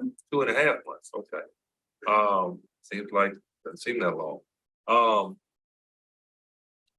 Obviously got a lot thrown at you at one time, but you knew that when you coming in. You've given us some of the is it so far what you expected you were going to deal with? What have there been a lot of surprises? So every day's an adventure. A lot of different things. There's a lot of opportunities. Let me give you sort of an example of something that's made a difference already. 2.5 weeks into the semester a year ago, we still had half our students that had to pay. Little tweak in how we do it. This year, over 90% of them pay. And that's just attention to detail. I'm certain that if we had, how should I say, a more effective onboarding process this summer, that it might yield us an additional 200 to 300 new students. That's just sitting down and sort of saying, okay, let's eliminate the silos. Let's collaborate with one another. Let's learn how Do something over here, how it affects things over here. Let's develop a plan for more on-campus housing, and we have 3 projects in the hamper that are from various different directions. When you look at our campus and you say, we're a campus about 7,000 students and we have 2,100 beds. You typically want at minimum about half the campus, half the students to live on campus. So that means 1,500 to 2,000 new beds that we need, because some of the beds need to be thrown out. So there's been surprises, but this is God's work, where you get in there, get after it. And what I would tell you is that there's so many people that want Southern to succeed. There's so many people on the campus that have contributed their lives and energy to it, that they're looking for leadership to help us build on the tradition of excellence there. And that's exciting. You know, sometimes you get some knots on your head as you try to get through that, but that's what life's about. You said you come to this from an admissions background, and I wonder if you could talk a little bit about student recruitment and the role of new programs and how that might yield for the student recruitment. Sometimes in fiscal austerity, you cut off your nose to spite your face. One of the things we need to do is we need more boots on the ground. We have an extraordinary network of alumni all across Louisiana. We need to add admissions counselors, go out, be a presence in the school district, connect up with alums, and develop that pipeline, right? The other thing, that we need to do is we shouldn't be reticent to attract really talented students. I heard one of our flagship programs would give them full tuition scholarships to top students a few years ago because they thought they couldn't afford them. That's crazy. Well, if you, for example, our engineering program, if you had 27 ACT, at one point that got you a full tuition scholarship up front. I see. Okay. Well, I told them that you find students like that, offer them full tuition, we'll figure out how to cover it one way or the other. And if you see the university with really talented people, that brings everybody else. We also, one of the challenges, we need to serve the people better. We need to answer phones, we need to respond to inquiries. So I'm looking through all of those processes to sort of figure out how we can operate more effectively, more efficiently. It may take more people in some instances. It may take being better use of technology. And I think there's still an overhang from the pandemic where everything was remote. So part of the cultural shift, you got used to go to the link and click on. Well, our population, there needs to be some tactile contact, right? You need to be out in front of them. We have hundreds and hundreds of graduates of Southern and teaching in school districts across the state. They should get something from us every year, pen it to put up on the wall behind them. So the students look at them, they say they're Southern. So those sorts of things, I think you can get too interested in the social media and all that kind of stuff, which as a baseline, you have to do those kinds of things because young people, they use that.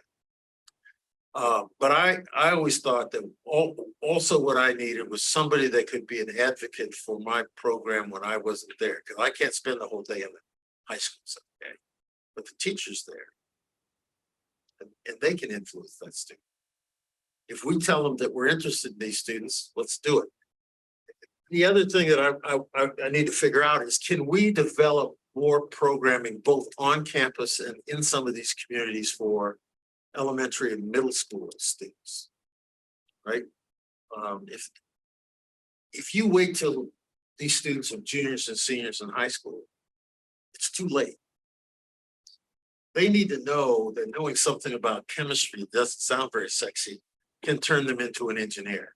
If they know that when they're 12, that changes the whole dynamic of how they approach their education.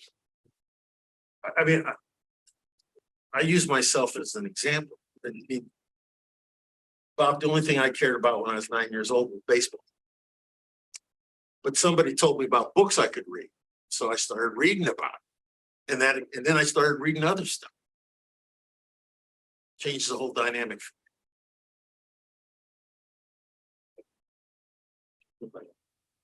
Assume, you have $11 million of deferred maintenance there. I know the campus is pretty much new. They have a lot of buildings. Could you kind of explain a little bit where the deferred maintenance coming from? Well, there's roads, there's pipes, they have residence halls that are paid for, but they lay kind of fallow, there's mold. There are other buildings, there's some new buildings, but you know, they need to be rehabbed for modern education. The nursing program is an example. We're gonna have to make some investments to keep building out that. Do you have a plan, next year, on bringing new dorm rooms on campus within the next year? So you talked about, increasing enrollment, and you said you had limited housing. If you can increase housing, you think you can improve enrollment? Do you have to plan or working on something to bring those dorm rooms on campus? There's three different opportunities. The most time sensitive one is been in the works. We could actually break ground within the next 5 or 6 weeks on it if we move forward. It's located where most of the rest of our newer residence homes.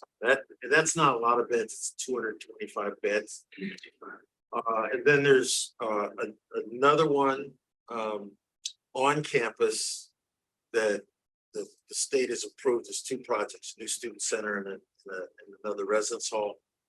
That may take a little bit longer to get moving on, but that could be as much as another 400 beds. And then we're working with our foundation and Alumni Federation on other projects that's immediately adjacent to campus that could add as many as 400 beds. So you could see within 3 to 4 years that we have another 1,000 beds on campus. And increase the budget. You have any initial thoughts on student outcomes, or are you waiting for the universities within your system to? Well, no, not really. To give their proposals first?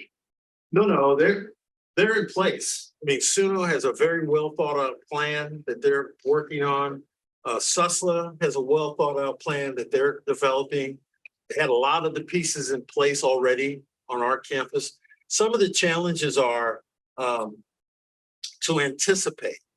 Where we need help is IT and information systems. We should be able to use data mining to identify students earlier that are in trouble, or to know the ones that are going to have challenges and address those challenges proactively. I think that's the bigger challenge. If you wait till halfway through a semester to discover a student is struggling, it's a lot to make up in the back half of the semester. But if you know that they missed their first 2 classes, then you can go find them and say, what's going on? And you know how that goes. Sometimes they had a family problem. Sometimes they had a money problem. Sometimes they're just being a knucklehead. And you just got to tell them, go to class, right? If 70% of your students are Pell eligible, you know they're going to have financial challenges down the line. We should be able to anticipate those and be putting resources in place to help them through those times. We should never let $1,000 or less keep a student from continuing their education. Now, finding that for 700 or 800 students a semester, you talk about real money, but we need to do it.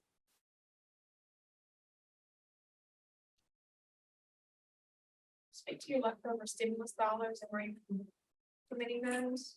Are you focusing on those? Baton Rouge would budget for a shortfall this year, it's the bulk of it. Suno is using it to invest in some infrastructure. They've, some construction they need to do and remodeling they need to do. And Susla, I don't have off the top of my head. The law school is using theirs mostly for IT expenses, that's what they upgrade them. You haven't been to the law school over there, it's one of the most high-tech facilities in the state, to the vision of Chancellor Pierre. How's your enrollment look across your campuses this fall? It looks really solid, up just a bit. I think it's 400 students overall. The law school's up a few. Susla, the most recent numbers, has them up a couple of hundred over where they were a year ago. Suno's pretty flat. We're just a little ahead of where we were a year ago on SUPR.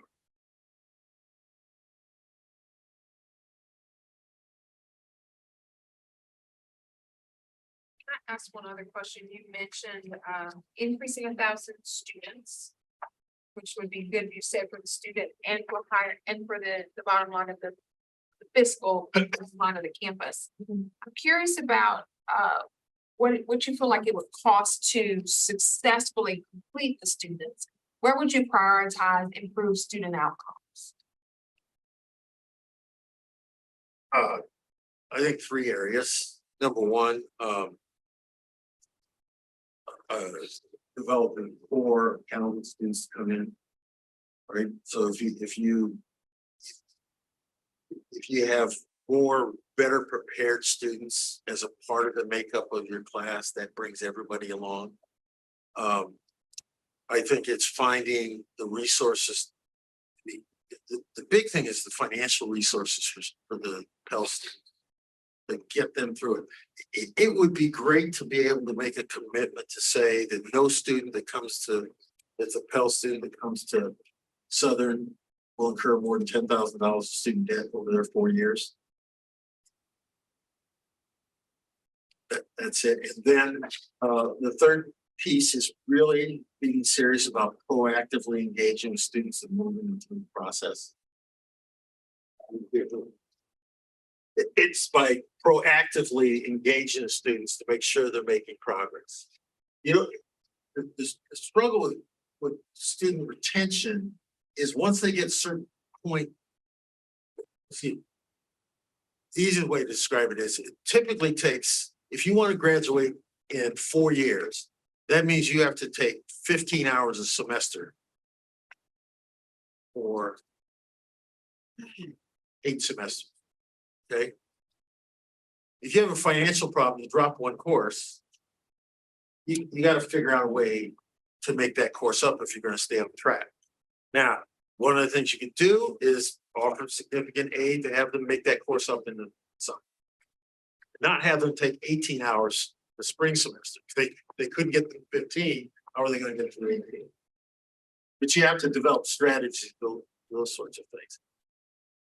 Also, some students, some programs, it's more realistic, 4.5 to 5 years to graduate. That's engineering programs like that. So you got to acknowledge that and move people through it. Runs out after 4 years, if I understand. They don't. Thank you. TOPS money, it's going away. So Saying that for a student, they only have so many years to use Right. TOPS before they finish. Right.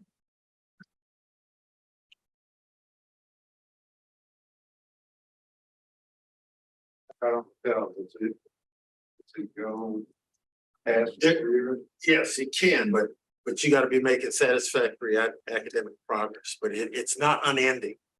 I think is it 10 semesters?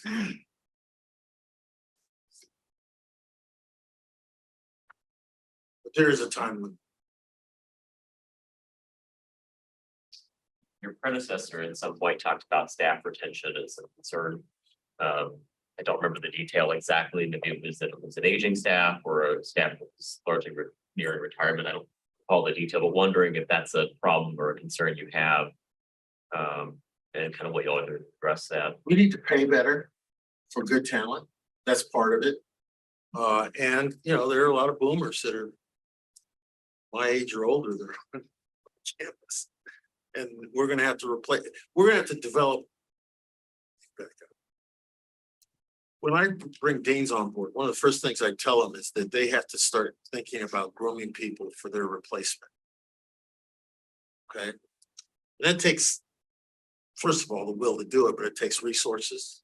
You know, what will happen if you do that and they're really good? A lot of times they go on to bigger and better things. I don't think that's necessarily a bad thing. But if you want to retain talented people, we're robbing Peter to pay Paul.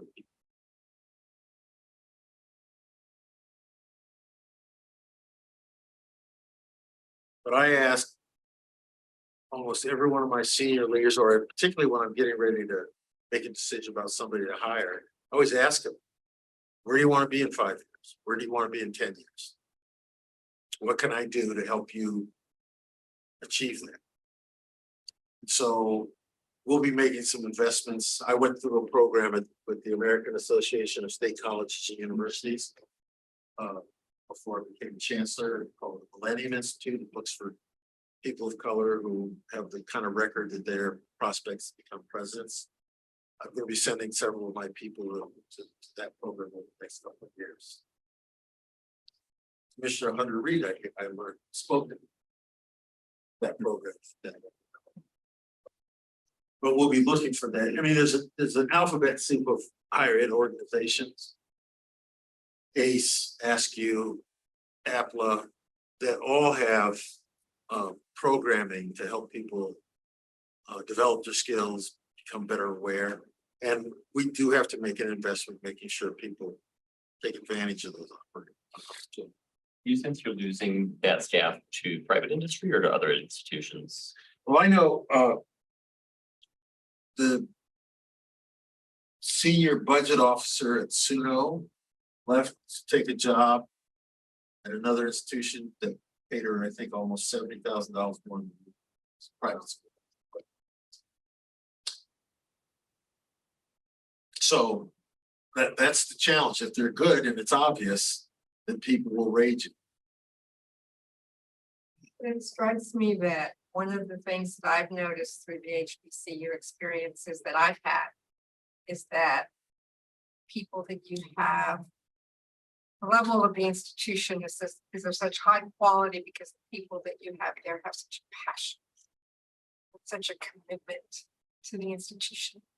And I just don't, and I'm sure it's there in other places, I just don't see it that much outside the HBCU environment. And so That doesn't mean we should take advantage. no, I agree. That was my next point. No, my point with that says those people should be compensated for that passion and the commitment that has sustained the growth of an institution like Southern. It goes right down, it goes to, for example, are we committed to paying a living wage to everybody who lives there? People who mow our grass and clean our buildings and stuff are not paid a living wage right now.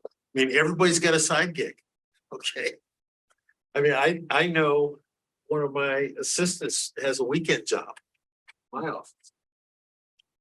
No, I agree with you. I agree with you wholeheartedly. So look, we can argue about the high level people, you know, people, when they see those salaries, people wince and that kind of stuff. And I do think there's some concern there. If we're going to develop talent and maintain talent and get people who start here and then move to a different level next 10 or 15 years, that middle group needs to be nurtured and compensated so they can move through it, or else they'll stay. Absolutely, we're grateful to have them, and they need to be compensated. So I have a question for you. Why did you take the job? So I'm a black kid from Iowa, grew up in rural Iowa. My second set of foster parents was a black doctor practicing medicine in rural Iowa, graduate of Fisk University, Harry Medical School. And it was my introduction to a different way of thinking about myself. When we used to travel in the summer, we would visit his peers from Fisk and Meharry. And so I don't think from that point forward, I ever thought I wouldn't go to college. I thought that's what you did. And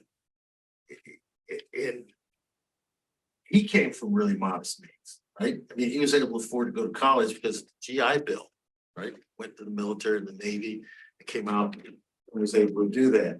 And if you look at that, my generation, the one before it, that's how they did it.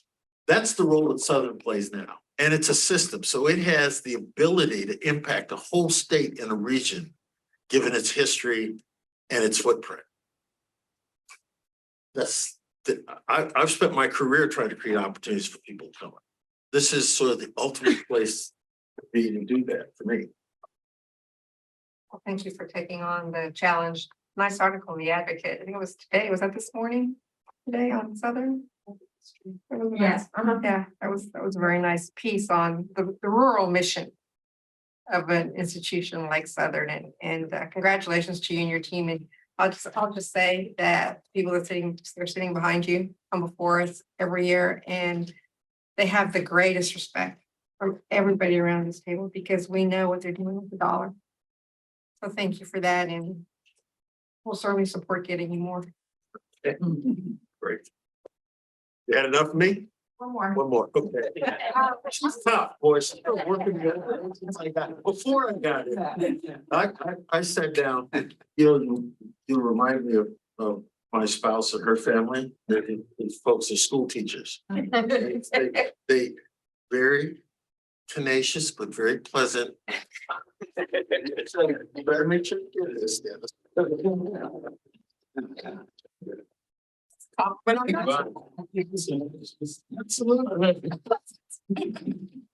Curious at this moment in time, I appreciate Regent Perez's comment about, we're so happy that you said yes, take this on. But at this moment in time, I don't know that I recall a time when there's more buzz about HBCUs and the promise of HBCUs. This is the best time ever. There's more federal money. I've talked with maybe 10 companies now that are raring to go to figure out ways to help us and help themselves, right? So yeah, you're absolutely right. I cut you on. So I just wanted you to speak to what does that moment in time mean for you and your leadership and the system, and how do we support, and how are you thinking about strategically capitalizing on that? So I think I tend to be pretty straightforward. As an entity, we have to execute. Companies are basically willing to help us and support us, but they'll only go so far until they sort of see that you demonstrate by performance that you're real. So I think that's the challenge for me, is to help Southern really demonstrate by performance. If you talk to almost any of the companies in this state that are Fortune 500, multinational, the Exxons, the Shells, the Dows, they have resources sitting out there to support institutions that can help them with what they need help with. And they will, my impression, they're prepared to do it, but they're going to do it once they're convinced that you're going to be able to capitalize on it. And we can help be creative, explaining to them how they do. So we have pretty good relationship with a range of enterprises right now. My job is to take it to the next level, to sort of say, it's okay if you come to the career fair and help our students do this, that, and the other. But if we need a new engineering facility, we want an 8-figure gift from you to help us. I think they're going to be prepared to do that if we demonstrate that we're serious about our work too.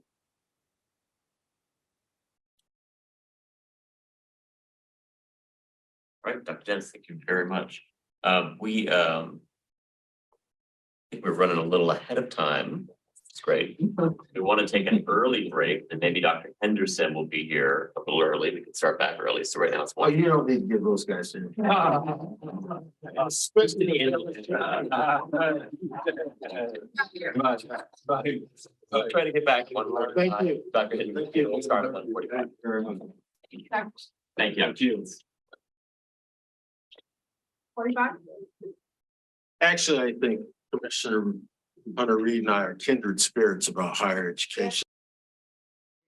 All right, we are streaming live. We're unmuted, so we're back.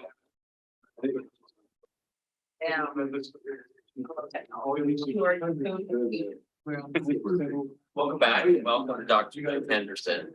Before Dr. Henderson presents on behalf of the UL system, I think Elizabeth's going to walk us through the slide again that takes us through the budget snapshot. So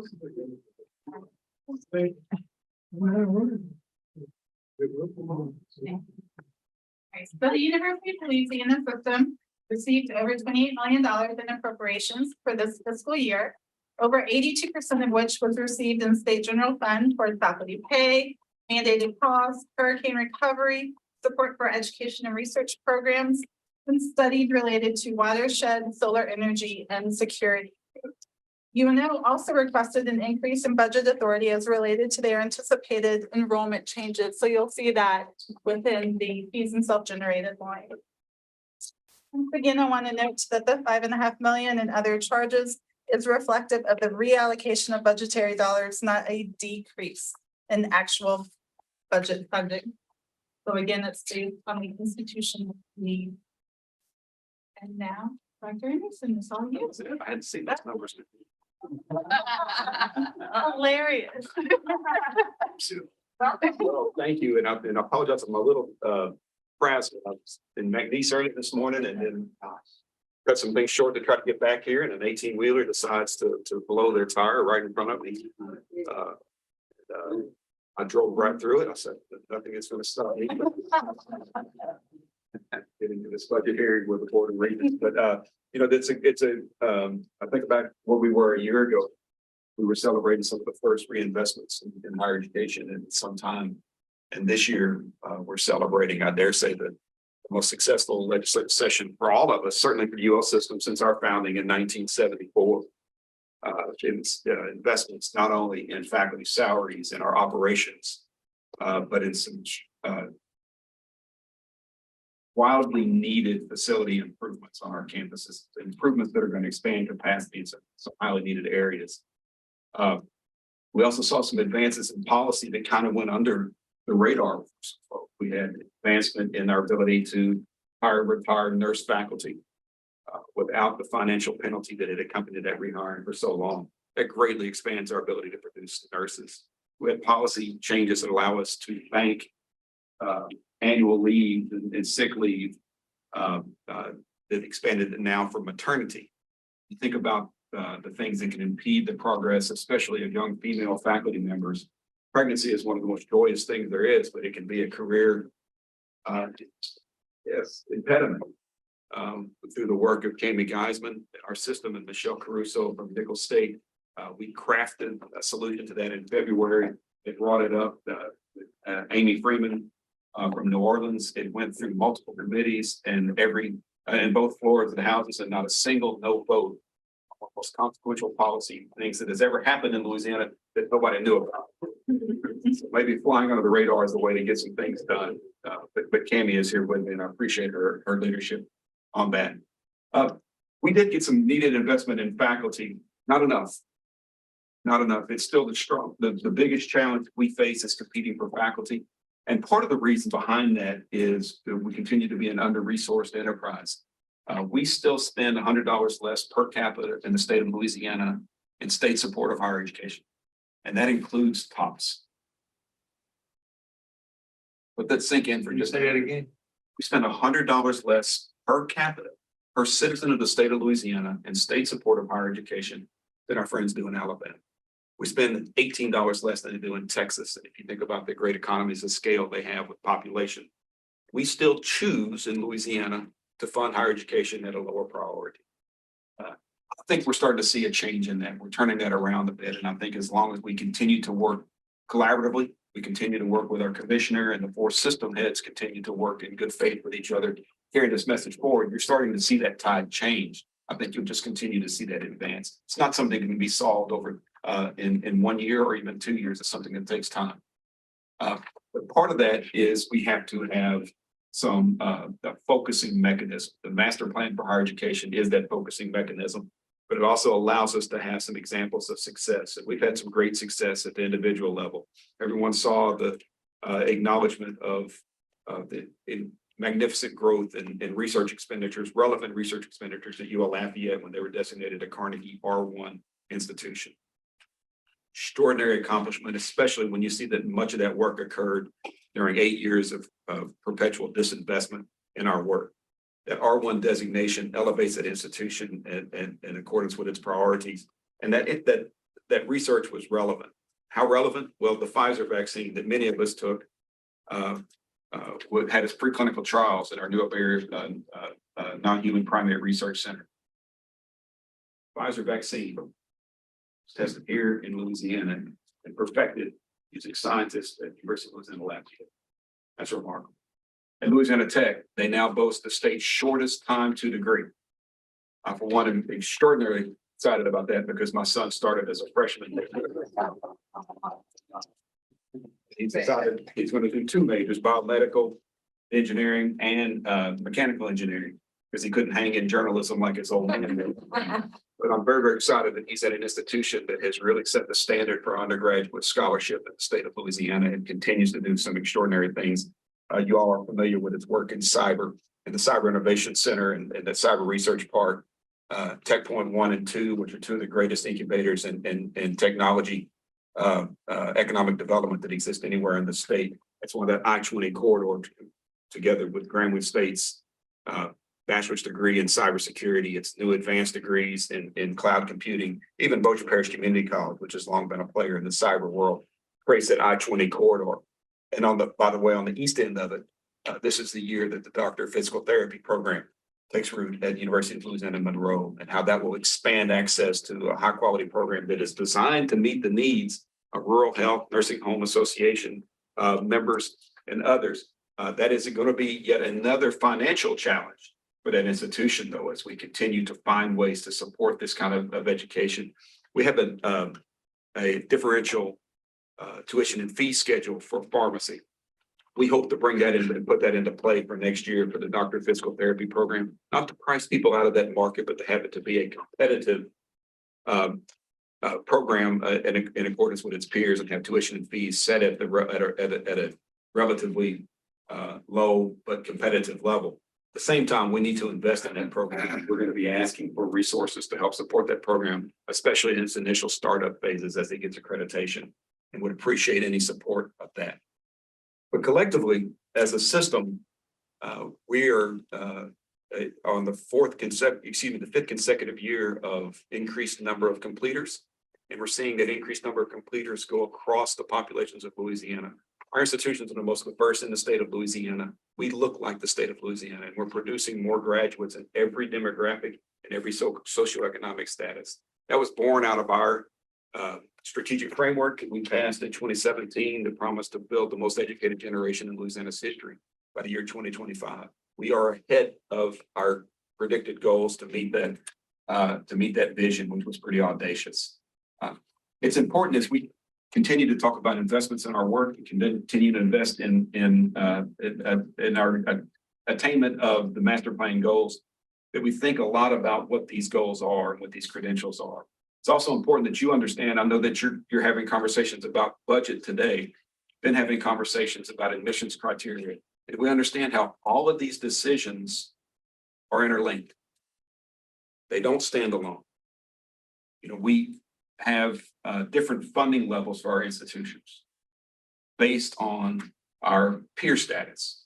When you have an SRAB 1 institution, you want to fund it to be a competitive SRAB 1 institution, and they get advantages for that. And we also have selective admissions that mean they have a smaller pool of students to draw from. That's one of the reasons why we fund them at an extraordinarily higher level. For instance, the base credit hour that we run the funding formula through, it's $230 per hour at one institution. And it's $154 an hour at other institutions. When you run that through a formula, it leads to tens of millions of dollars in disparate funding that comes to our institutions. All of those things play in concert with each other. So we have had a more selective pool of students for one institution, but again, we funded that institution to serve those students and to serve that SRAB1 mission. We have 3 SRAB2 institutions that have more selective admissions. We fund them at that level to be competitive in that regard. I dare say one of those institutions might be an SRAB1 before we know it, and more power to them. We're going to encourage them to continue to grow and really recognize that well, I'm not going to say that word. Really recognize their potential as an institution that's transforming the state of Louisiana. And so those things matter, but those can get in the weeds. They can distract us from the bigger picture. And the bigger picture is that we have to have more educated Louisianans if we're going to compete. It's not just about credentials, and credentials are important. Credentials are vitally important, but we lead the nation in the number of working adults that have a credential less than a college degree. We are #1 in the nation. If we're in the 40s, and it changes, and matter of fact, we've made great progress in the student, that population of age 25 to 34. We are seeing a rise. I think we have come all the way up to number 40 in the nation, in that population that has a college degree. But still, when you look at the total working age population, we're down 48th, and those with a bachelor's degree or higher. We think that credentials are important. And one of the reasons why, I think Cammie handed out a core competency document, but she also handed out this document. I encourage you to look at this. This was stolen. This is not our work product. A friend of ours was at a Deloitte conference, and this was on some PowerPoint slides that they were showing, looking at the future of work for their workforce. And there's some compelling statistics in here. I encourage you to review them. All of them are not foreign to us. They're things that we've been talking about for some time as we talk about the future of work and how that's changing the very nature of work. A lot of folks have predicted the reduction in the number of jobs. I tell you that that's not going to be the case, but you're going to see a fundamental shift in the task associated with those jobs. And we've already seen that play out. Anyone who's watched the Gulf of Mexico can see that between 2011 and 2019, we saw the increase in production in the Gulf of Mexico about 40% measured in barrels of oil. And over that same time period, we saw a 40% reduction in the number of work hours in the Gulf of Mexico. You have increased production and lower cost of production. That's a great thing for Louisiana, but it means that Louisianans can no longer rely on menial, repetitive, predictable jobs. They've got to be prepared to be knowledge workers. And that's why we developed through 3 years through the work of faculty and staff and educational leaders across the state from our system. This document, this is the core competencies document that's going to govern our efforts for the next 5 to 10 years as we put this in place. These are the core competencies that underlie every degree that we produce in our institutions, whether it's a degree in theater or a degree in cybersecurity, a degree in education, or a degree in physics. You're going to have the knowledge, skills, and ability to come with each of those disciplines, but you're also going to have these 5 core competencies: the ability to think critically and creatively, the ability to communicate effectively, adaptable resilience to adapt when the world doesn't go the way you predicted. And if we don't know that that's going to happen now, the only thing that's predictable is it's going to be unpredictable. We're preparing that and measuring that in our students so that they can be prepared for whatever the world goes after. Cultural competence, the ability to work with people that come from different belief systems and different cultural backgrounds that look differently than you do. They went to a different church than you do. Doesn't mean that you change your beliefs. Doesn't mean that you change anything about you, but it does mean that you're going to be able to work productively with folks as you would work to achieve organizational goals. When we met with DXC Technology in the Central Business District of New Orleans, as they were getting ready to open their doors, we were all celebrating our computer information systems programs, computer science programs, and our cyber programs as we talked to them. And they said, you know, that's fine, but we want to talk to your music majors. And at first I kind of flinched. I thought, why would a technology company want to talk to our music majors? And then I thought about what our music majors do. They get there early to practice. They stay up late to practice. Their success is not dependent upon their own performance, but on their performance in concert with everybody else that sits around them. And not one person can be successful unless the whole organization is successful. And that's the way the DXC technology operates. They want people to have those competencies because they can teach them which buttons to push. And it really dawned on me that that was exactly some of the work that we did. And the last one that we have on there is self-reflective awareness. The ability to look inward, the ability to look at your own cognitive limitations, to look at your lack of information. There's a reason why when you open Facebook, you are inundated with messages that confirm what you want to believe to be true. And if you're not, don't have self-reflective awareness that you accept those things to be true, and you're limited by your own echo chamber and your understanding of the world around you. And we've seen that play out across society. And it's one of the reasons that we have some of the societal pressures that we have. Self-reflective awareness allows you to understand the things that you know to be true and the things that you know to be true that just ain't. We're embedding every one of these competencies in every degree program we offer. They'll be assessed, they'll be validated. And when you see a diploma from one of our students, you'll know that they're not only ready to sit for the CPA exam or the engineering license exam or the NCLEX exam, like the 100% of the nursing graduates from Grambling State who passed the NCLEX on their first try this year, except for the NCLEX exam. They also come with these core competencies and will be able to contribute to your organization, not just to meet short-term workforce demands, which are absolutely critical, but will be able to grow and help your organization transition through this period of uncertainty, this period of change that's only going to accelerate going forward.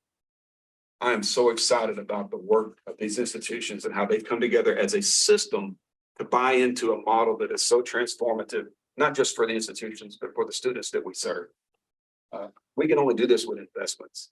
And we're going to be asking for some strategic investments in our work. We need to continue to advance faculty salaries so that we can be competitive for the best and brightest faculty to come to the table.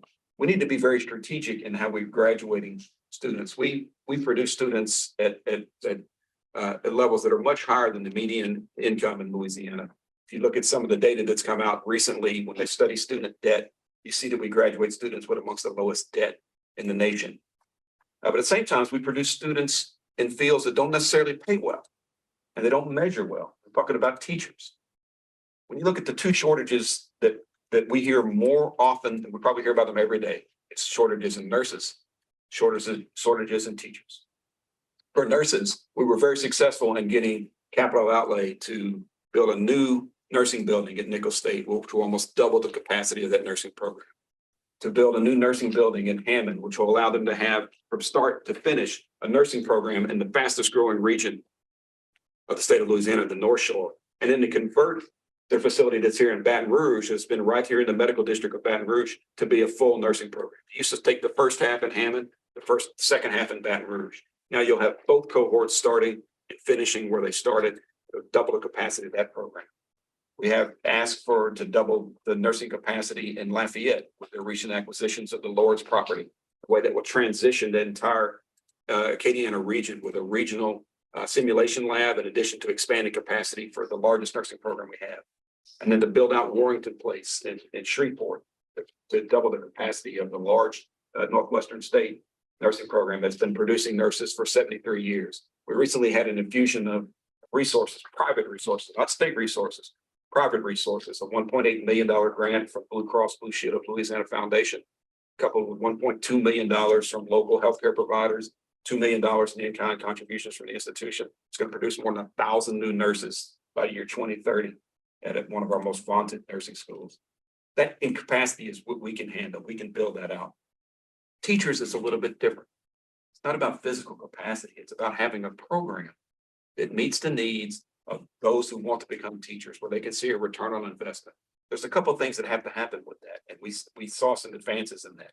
One, we eliminated one of the barriers for entry into teacher education programs. A barrier that seemed smart, that was rigorous, that added rigor to the program, but didn't add requisite value to it. And that was the pre-NCLEX, the pre-praxis exam. That was a barrier for students to enter into teaching. We've also elongated the program. They now spend a year instead of teaching where it used to be a semester. We'd like for us to think about a stipend program to pay for a livable wage for those students that are actually working a full year instead of being indentured servants. Let's make it livable for them to complete a degree that all of us agree is essential to the growth of Louisiana. We've got to be very smart in incentivizing people to become teachers, because we're not investing in teachers. We can just hang all of this up and not waste time sitting around these tables. They're absolutely essential to our future. Those are the things that we hope to work towards. We're going to have a short-term enrollment problem in our system. When you look at the students that are served, especially by regional universities, working age adults have been disproportionately impacted by 2 years of pandemic and 5 named storms that have hit the state of Louisiana. That's short-term. That's short-term. Over the coming years, you're going to see these institutions continue to grow in relevance and grow in size.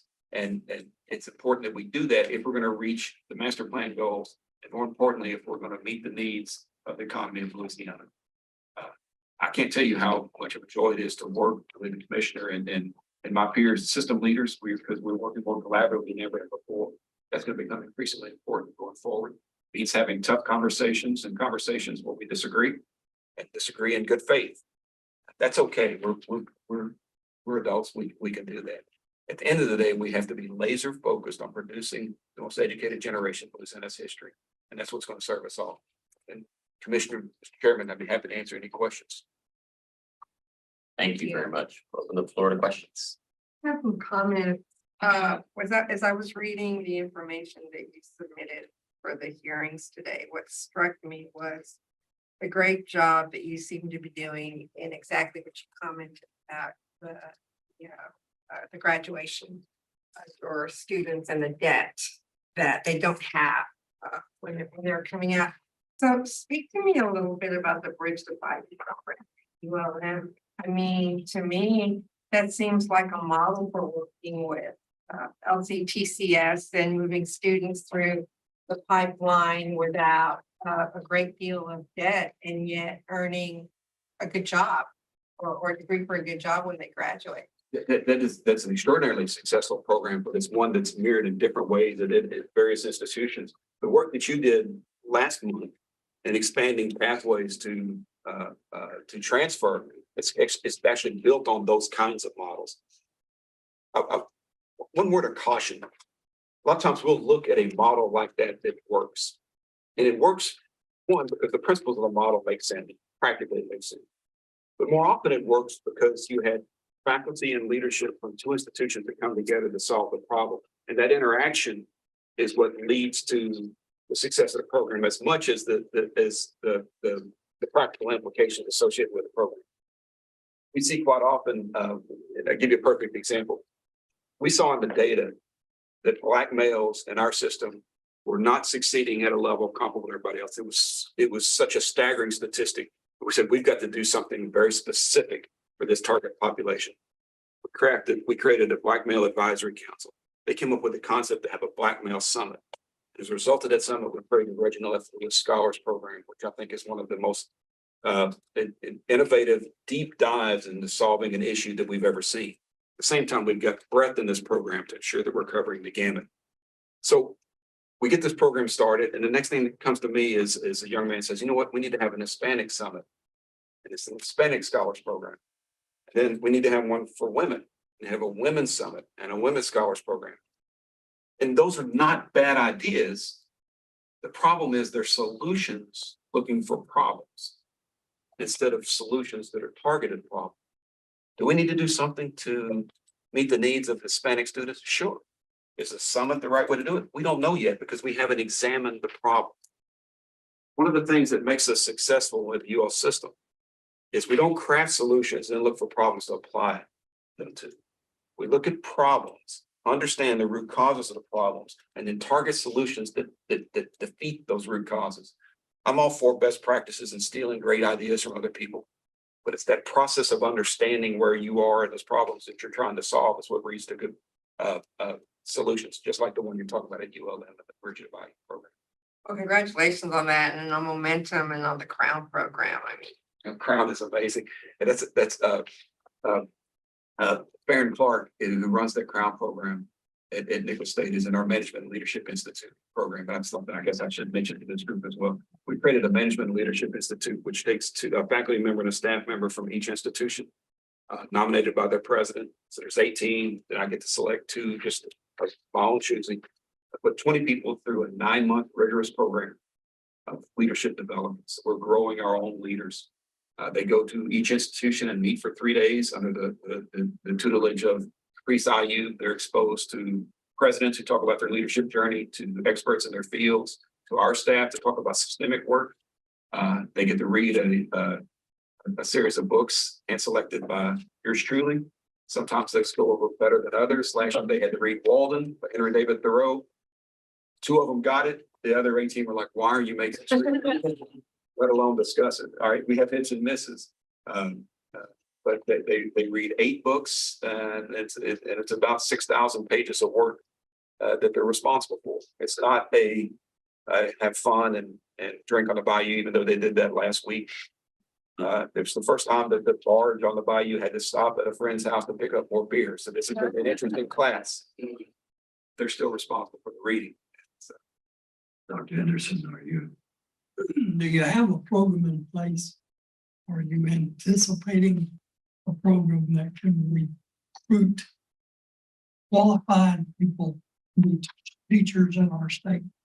yeah, so that's exactly what I was talking about. Was we produce 60% of the teachers in our state, our teacher education program. But we're even seeing a reduction in the number of graduates. There's a number of factors in play for that. One, if I want to have a successful Twitter account, all I have to do is start posting videos bashing teachers, finding the most egregious examples of teaching and put them on social media. I'm going to get tens of thousands of followers and make tens of thousands of dollars in ad revenue. But I'm disparaging a profession that 95 to 99% are there for the right reasons, doing incredible work. Teachers have been under attack. And when you're making you're doing a difficult job for relatively low salary, and you're underappreciated by society, that's a hard recruiting message to sell people sometimes. We're trying to show them that the real life of teachers is extraordinarily important. That you can come, you work that's meaningful, that you can pay a salary that's livable, benefits that make it very attractive on a schedule that makes a lot of sense for folks. And just by the way, it's a noble profession for which we have respect. We have to do all those things. That's us collectively. That's just not us as a system. We're recruiting students, and it's amazing that we have waiting lists to get in the nursing program,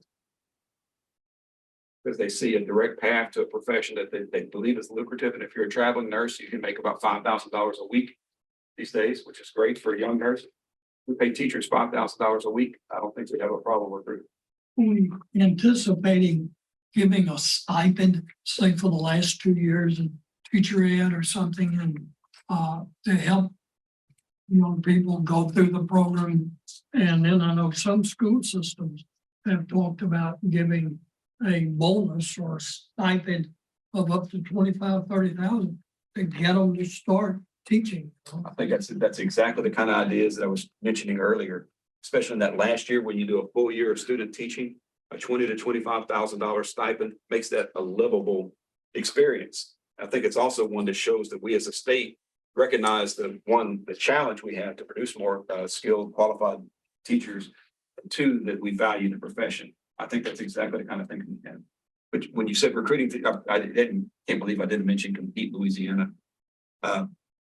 We have a program that's in place that actually we're using to recoup the juniors and seniors that for some reason stopped coming to school this year. Those are the ones that have been most affected, I think, by the pandemic and storms. We're using our Compete Louisiana program that is targeted for those students that have been out of school for 2 years.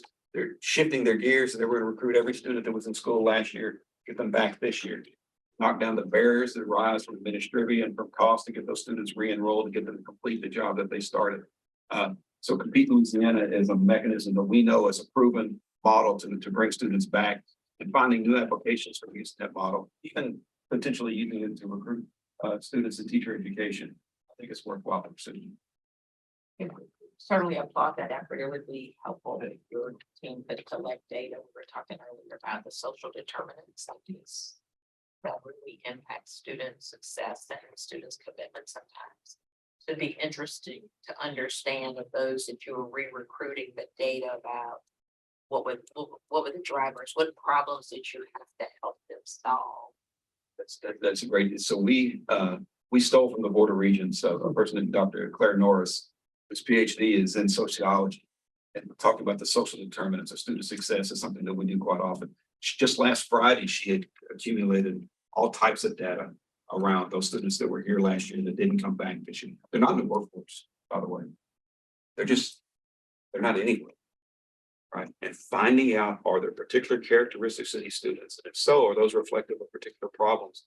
Then you can really target solutions in an economical way, but in an effective way, I think. Okay, so you've talked a bit about the declining enrollment issues that you characterize some of the short term. Can you talk some about what programs or initiatives are in place to make sure they are in fact their problems? Yeah. So, we have got list of all the students that were eligible to return to our institutions that didn't return, that will be with our Compete Louisiana coaches. So they'll be doing direct outreach for that. But enrollment is very much an institution specific phenomenon. And we had a couple of conversations with several of our schools. We bring them in and we talk about it. We don't recruit students in the U.S. system. As attractive as that is, it can't compete with Demons and Raging Cajuns and Warhawks. You have to recruit students to an institution. I was speaking to the SJ president at McNeese today, and someone important in his life told him he shouldn't go to McNeese because it's a mediocre education. But he went to the campus and felt like he was embraced on that campus, got into a computer science program, realized it was not only not a mediocre program, it was far more rigorous than he was prepared for. So he changed his major to political science. He's going to be just fine. Excuse me. And it's doing quite well. But he talked about all of the things that happened on that campus that got him to come to that campus. Bringing that to scale is so important. It means that you have an admissions director that goes home and can't sleep at night because she's afraid she told a student no. Right? That's cultural. That has to happen at the campus level. And so we've been putting, I don't want to put it in a negative way. We've been encouraging our students to embrace a recruitment model that holds every student as precious. And once we get them in, retaining them. We saw some very high freshman classes this year. We also saw some record breaking, and Nichols had a record breaking first to second year retention effort. It's those students that were more non-traditional, taking a more non-traditional path. The 6-year students are the ones that we saw that have been impacted by the storm. That's why I'm predicting that it's more short term than longer term. You've seen the more chronic issues that are facing the rest of the nation. But getting those students re-enrolled and back on the path is going to be important for them as much as for the institutions. So I hope that's fair. Yeah, thank you. Yes, sir. A little bit about, great to see you. I appreciate your comments, Jim, and certainly your leadership. I see you mentioned energy costs. A couple of your campuses talked about fees. Talk a little bit about where you all are. Yes, energy costs was a real problem, especially at one of our institutions. We have an institution that has a cogeneration power plant that was in a tech powered by natural gas. And when we saw the spike in natural gas prices earlier this calendar year, that equated to about $500,000 in increased cost for that institution per month. Now, the price of that natural gas has subsided, so it's eliminated that. But we're in the process. In fact, our first agreement is at the division administration now.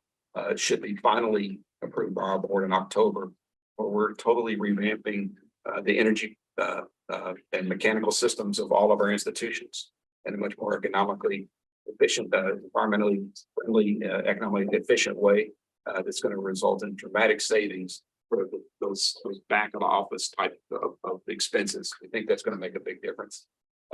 We also have gotten, because of the systemic work we've done, we had 3 institutions that had reached obsolescence in their ERP platforms.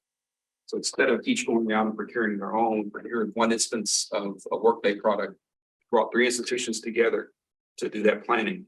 Now, when you have institutions that have different academic calendars and different charts of accounts, different payroll schedules, that could be foreboding. And so we got them to work collaboratively to go through this. It saved us about $16 million in upfront procurement cost. But here's the key. As any other institution reaches obsolescence on their system, they'll be able to migrate to this one. Instead of a 4-year implementation time, it'll be 9 to 14 months. And it'll be about a 40% reduction in the cost that would have taken them on their own. So being smart systemically without interfering with each institution's mission. We don't believe in regression to the mean in our system. Every institution has to be the best manifestation of its individual mission it can be. That's when we achieve collective outcomes. You, sorry. You mentioned the, focus on workforce and, the importance of doing that piece. I'm curious about, we'll speak to the board a bit about dual enrollment. I know that your system does, I think, the bulk of it in the States. And what you think the new admissions expansion on pathways will mean for us in getting students interested early and moving them through. That's what I hope is the benefit of that. So we serve about 10,800 dual enrollment students every year. And dual enrollment done correctly can expose students to college level work. It can shorten time to degree, of course, reduce costs for them when they graduate. One of the challenges we have in Louisiana is college and career preparedness. And we talked about this, commissioners, at the College and Career Readiness Commission, where we're trying to develop a definition for college and career readiness. We have students that aren't at grade level in a number of our institutions. And so then to put them into dual enrollment seems to be counterintuitive. But for those students that are ready for college level work, ensuring that they have multiple pathways to pursue that work, whether it's a traditional dual enrollment model, whether it's APs or IB, whatever your path is. My son started with 57 credit hours at ULF, not a single dual enrollment course, all AP courses. That was the path he chose. For most students, that's not an accessible path. He came, from a privileged place he was taking AP exams basically since he could walk. And it helps. Most of our students aren't like that, right? And so ensuring, especially in rural areas, especially for the students that show academic promise, that have developed according to that grade level, and they can benefit from true college level work at the high school level, that we're ensuring that they have pathways there. I think we've done a good job of expanding that. Certainly your work with the dual enrollment task force changed the conversation in Louisiana about what that looks like. And so I think that not only are we serving more students in dual enrollment, we're doing it in appropriate ways at appropriate levels. We think we can do more.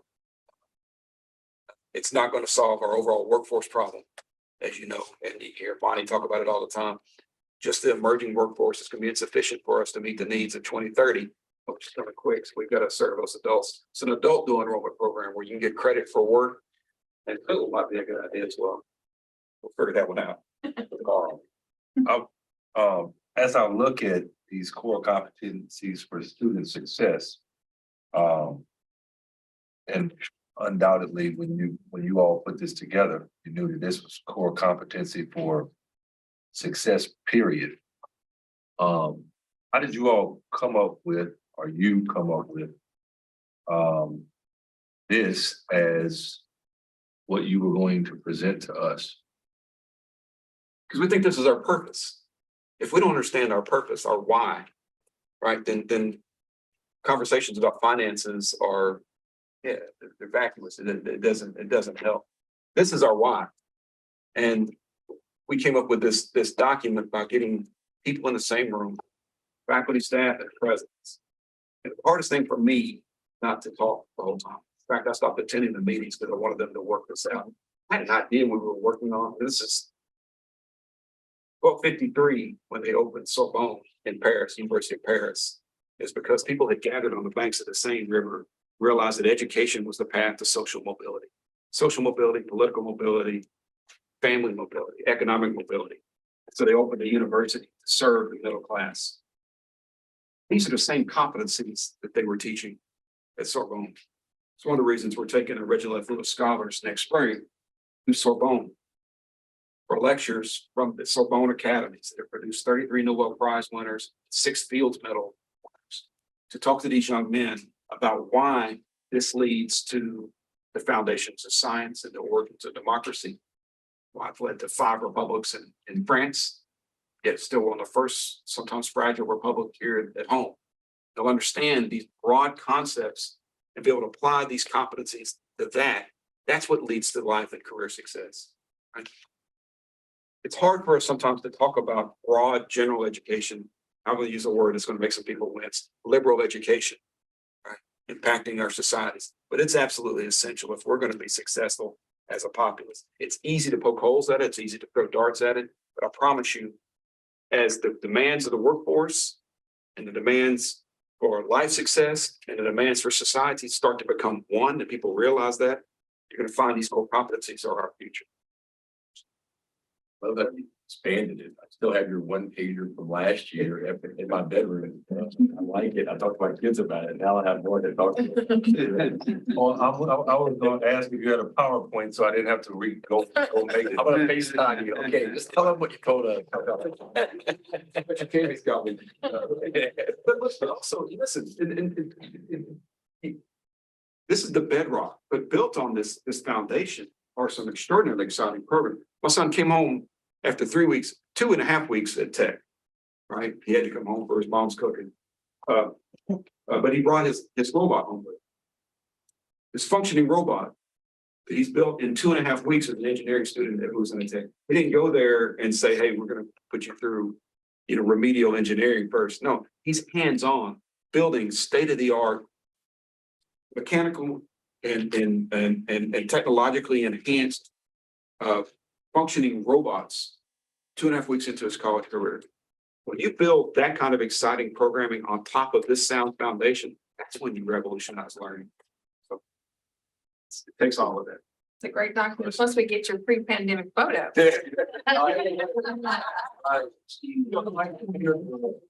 Razor blades.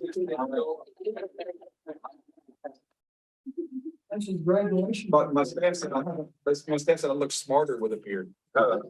They didn't say I look smart. Smarter. Take that for what it's worth. I'm interested, in as much as this is a finance committee meeting, right? And one of the most important things we do as finance committee is deal with the formula. And we'll submit a full formula funding request next meeting for consideration. It feels like because of the diversity, the great diversity of the institutions in your system, there are often very clear winners and those who appear to be clearer losers out of the formula process. And it's always a very lively discussion that we have around what should we be doing and prioritizing in the formula. And I think that no institution, probably more than yours, has that range of outcomes. I think about last year where ULL, I think on base garnered 5.5 million greater, and UNO, parents met the library, so I've got a lot of affection for it, garnered 1 million too lower, right? Can you just talk a little bit while you have the floor about the relationship between the diversity of those missions and how they relate to the formula in our work here? It's been one of the great challenges we've had in Louisiana is creating a higher education funding formula that makes everybody happy. And if anyone ever can do that, you might as well market it. You'd be the first ever to do it. In a scarcity equation, there's going to be unlimited demand. So always been. So the best thing that you can do is create a funding formula that is best aligned with the outcome you're trying to produce. You go back 15 years ago, everything was tied to SRAB funding on an average student basis. Very simple, right? If technical colleges are funded across the Southern Region Education Board at $4,000 per student, then that's Louisiana's target. We're going to try to get to $4,000 per student. Even that simple model didn't work. Because I was handed the technical colleges at that time out of the blue. And I said, well, why are we so seemingly underfunded? And yet the formula says that we're at 200% of formula implementation rates. So I did one deep dive into the data and found out that one state reported almost half of the FTEs in technical college education and reported $0 in funding for technical college education. So you almost doubled the number of students without any additional dollars. And so you reduced what the Southern Region average was below every component of the average. You follow me? The stated average was lower than every component of the average. That's a mathematical non-starter. You can't do it. But yet that became our funding formula. That's when we measure. We've gotten a more complex funding formula. I think it's a complex funding formula where every element was added to it with a noble purpose, with a pure purpose to try to drive outcomes. I do think it's time that we start thinking about how we fund missions of institutions. Instead of trying to use a very complex model that has so many inputs that someone explained to me earlier today. He just got finished playing a round of golf at Pebble Beach. And he was talking about he had to learn when he was swinging a golf club, and his wife, who was teaching her how to play golf, she was so frustrated. He said, you see physics, when this thing hits the ball goes where it's hit. If you're 1/8 of an inch off, that ball can go 50 yards off to the side. But one little deviation at this early point in the process results in dramatic deviation at the end of the process. If we make one thing wrong in an input on the funding formula, it can result in disproportionate impacts across the board. Instead, I think it's time, especially because the state is now funding less than 30% of our operations, where the funding formula was first envisioned when it would fund 70% of our operations. We might have a conversation about exactly what the funding formula's purpose is. How does it best support the stated outcomes of the master plan, and maybe start over.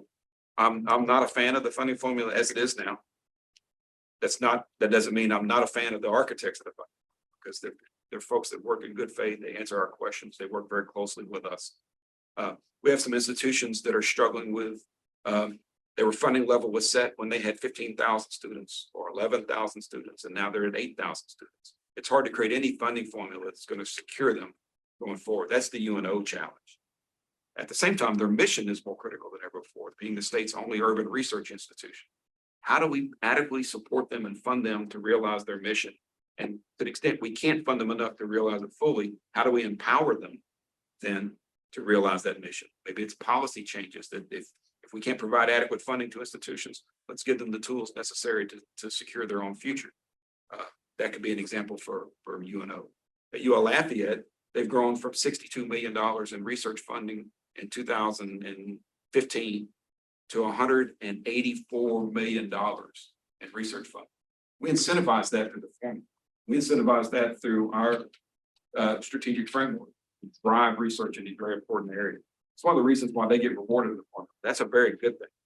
And I hope that they continue to get disproportionate infusions of formula dollars, because it means they're continuing to perform at high levels.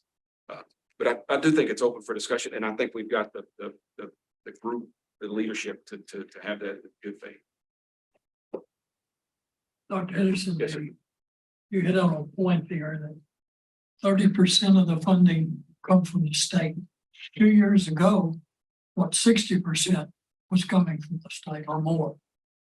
And I've heard that there are some universities that could raise the 30%, become a private university, and have more money than what the state is providing and what the formula is providing. And it's sometimes there's not an advantage to being a state university. You know, I've heard that before, and not to interrupt you, but I will also tell you that when I talk to some of those institutions, depends on how narrow your vision is. When I say, okay, listen, you also have to pay for the buildings and you have to retire your pension debt, all of a sudden that conversation goes to the side, right? So there's operating dollars, and then there's the debt load. It's like back in the day, we used to talk about closing institutions. I can't believe still at this day and time, we have people who think we have too many institutions. We don't. It's not even close. But they talk about that. I said, okay, it's fine. Close the institution. Now, the state, these debts that we carry, these liabilities we carry on our balance sheet as institutions are not our liabilities. They're the state of Louisiana's liabilities. So you're going to shift this pension debt from this institution. You're going to shift these unfunded accrued liabilities from these institutions to the state books. And the reduction that you have in tuition and fee revenue means that the state is actually going to spend more money by closing an institution. You could have had this conversation in 2007, perhaps, if it was just a cost savings thing and made a case for it. Today, forget it. You can't afford possibly, not to mention the impact on the community. How do we address deferred maintenance at our campuses across the state? I know I visit campuses and they've built buildings 1970s and so forth, and they haven't had any money to upgrade them, paint them, clean them, anything. And what do we do? Do we let the buildings just fall in and then the state build a new building? Or do we get deferred maintenance money and try to save many of our structures and upgrade, like I know a lot of dorms need upgrading, classrooms need updating, the offices of our professors and faculty, you know, needs upgrading there. In some places, not deplorable type conditions. I mean, Well, listen, I promise not all my answers are 15 minutes long. This one is, there, this one's complex. We got $50 million in deferred maintenance this year. And that's a drop in the bucket. It is, to put that through some very targeted projects that needed to be solved. But you take $50 million from 1.3 billion, I believe that leaves you at 1.25 billion left to fund. And we're funding deferred maintenance. And look, the funding from the state for deferred maintenance is important. But our institutions are funding more than that right now in resolving deferred maintenance issues as they come up. I've got an institution right now that has a 4-story building that doesn't have an operating elevator. So they've had to shift classes that serve students that are with mobility impairments so that they can attend class. That's just inexcusable. You know, we've got to be investing in these types of programs and have an emergency fund. And listen, facility planning and control under Mark Moses is a solution provider. They're under resourced, but they're a solution provider. But finding solutions for that long term is important. We have to be good caretakers of our institutions, though, as well. And some of the things you talked about, I remember when I was a student at Northwestern State in the library, they had the short stacks with out-of-date reference books on top of the most horrible orange carpet I've ever seen. 30 years later, I come back as president. And the only thing that has changed is the dust accumulation on those books that were outdated when I was a student. So we made a case to an alum and said, look, I want you to look at this. This is the library, the first floor of the library where every student comes in. He says, that's inexcusable. And I said, you know what, for $1 million, we can fix that. So he wrote us the check. We completely transformed the first floor of this library into a learning commons that now houses academic advising, the testing center, state-of-the-art study spaces, 1 gigabyte per second data downloads. Oh, by the way, we brought in another private provider. We brought in an open top dumpster and got rid of a bunch of stuff and converted the room where that bunch of stuff was into a Starbucks. And now you're seeing more students coming into this facility because it's welcoming, it's an environment they want to be part of. We've got to take control of some of that. Painting and cleaning, it's our responsibility. Roofs, HVAC systems, that's where we need help from the state.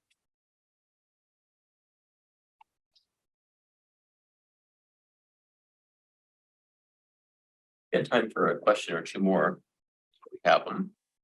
If we don't, we can take a momentary break before LC. That's your choice. Just one more comment, if I could. Folks are volunteers. I want you to know how much your work is appreciated. You know, I served a board of 16 that spent an inordinate amount of time. I think people have no idea how much boards spend, especially when they become board officers. I just want to thank you for doing that work. It's important. We work in higher education. It's never been more important to the future state of Louisiana or this country. And your engagement in it makes it possible. So just thank you for that, Commissioner. Thank you. Thank you. Thank you. Let's start back at 3 o'clock sharp, and we'll be on time today. Welcome you back. So we're back. We're streaming again. We're unmuted again. Welcome back to our final of our budget hearings for the day. Got Dr. William Tate, president of LSU, with us, as well as Kimberly Lewis, who's the EVP and Chief Administrative Officer of LSU. Before we turn the floor over to them, as we've done with the past systems, Elizabeth's going to walk us through the budget snapshot slide, and then we'll turn the floor to you all. So LSU's appropriation increase is $40 million in state funding. Over 50% of these dollars are direct support for LSU's 4 specialized institutions, the Ag Center, Pennington, and the 2 Health Science Centers. The remaining $20 million is for faculty pay and recruitment, mandated costs, defense, cybersecurity programs, and additional research dollars. LSU also increased its fees and self-generated allocation by $30.5 million to support the tremendous increase in enrollment at the flagship. Finally, I want to note the decrease in statutory dedications is due to the transfer of the Fireman's Training Fund and the 2% Fire Insurance Fund, as the management of the fire training programs was moved to the Office of the State Fire Marshal. Now, it is all you, Dr. T. Thank you, Melissa. Thank you so much. And thank you for the opportunity to talk with you about LSU. I would be remiss if I did not say in this public venue how great of support we received last legislative session from the Regents and the Commissioner. It was a great team effort and led to, in many ways, record appropriations for LSU as a system. And more importantly, I thought that the effort to ensure the LSU faculty members received salary was a true team effort by the Regents, by the governor, the lieutenant governor, and others. That is the way governing ought to happen. And so I just want to say that to this body, that I acknowledge it and recognize it, and it's greatly important that we try to replicate. But before we get to replication, I would just like to ask a question. Imagine right now it's 5 years from today. Some of you will still be sitting here, others of you will be elsewhere watching on television. And what would LSU say it is at that point? So I want you just to envision 5 years from now. If we go 5 years backwards, looking back, you would see LSU at a point where enrollments had dipped significantly, and it was dealing really with a very difficult financial situation. Over the last 4 years, each year LSU increased its enrollment, and so this year it was another record. And each year has been a record for 4 years. And in fact, I celebrated with my colleagues who are in enrollment management yesterday for their valiant efforts to ensure that LSU was providing opportunities at scale for people. There are a lot of ways to be great. One way to be great is volume. You go at it with extremely focused effort to ensure that you provide as many opportunities as you can for as many people as your system can handle. And then you hope that it all works out. What I would submit to you today is 5 years from now, what I would like to see is a scaled LSU where the issue of affordability for in-state students is dealt with in such a way that we're not just using the word as a buzzword, but that we actually have the financial resources in place to ensure that students who are matriculated in our system, once they get to year 2, 3, and 4 for undergrads, are actually in a place where they have the funding necessary. Nothing impacts completion more than money, especially if you admit very qualified students at the beginning. And so how do you get to that place if on average, the amount of money we receive from the state is pretty defined and our tuition is bounded? There is only one way to get to that place. And that means you would have to be in a situation where you had not a record number of students entering your class, but a record per capita financial aid given because the size of the class was sufficiently scaled that you could give them the financial aid they need. And so 5 years from now, what I would like to see at LSU is a clear change in class size with more money per student. And to get there, we will work with the Regents, and we already have, and I think the last 2 or 3 weeks working with this body on this matter has been extremely productive.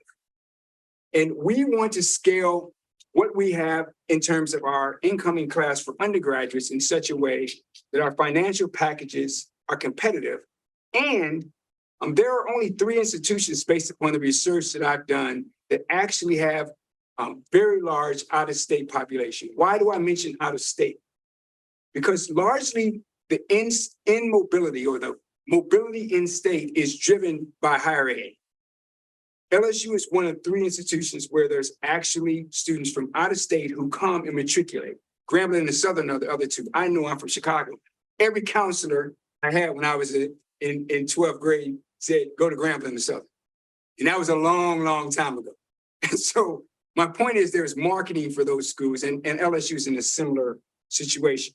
So we would like to have an in-migration and help the in-migration in the state of Louisiana by bringing in high quality students who will help our economy. So in combination, I would like to see us shape our class in such a way that it is far more affordable to attend LSU, scaled the right way, and we have the right mix of out-of-state students who might end up long-term staying here and being Louisianans, adding to the value of our institution. Secondly, related to student enrollment strategy, it is time for LSU to step up in graduate education, especially PhD education. If you looked at our current stipend amounts right now, we are a non-competitive institution in the SEC. Vanderbilt would be number 1. Florida would be 2. Georgia, Kentucky, and Tennessee fighting it out somewhere in that third level. And we can't stay in that place. We simply have to begin a process where we allocate more money toward PhD education, scaling our stipends up so the students who will come here. Now, you might ask why. The foundation of a research institution is discovery. And discovery happens with our transformative graduate students. It's the only place that it happens. If you're waiting for corporations to engage in discovery, they have long since left that world. Almost all the major findings today that we apply to better humankind happens in universities. And we believe as the flagship, we should be in that business at scale. And so that's a cost center. Those students don't write checks to LSU.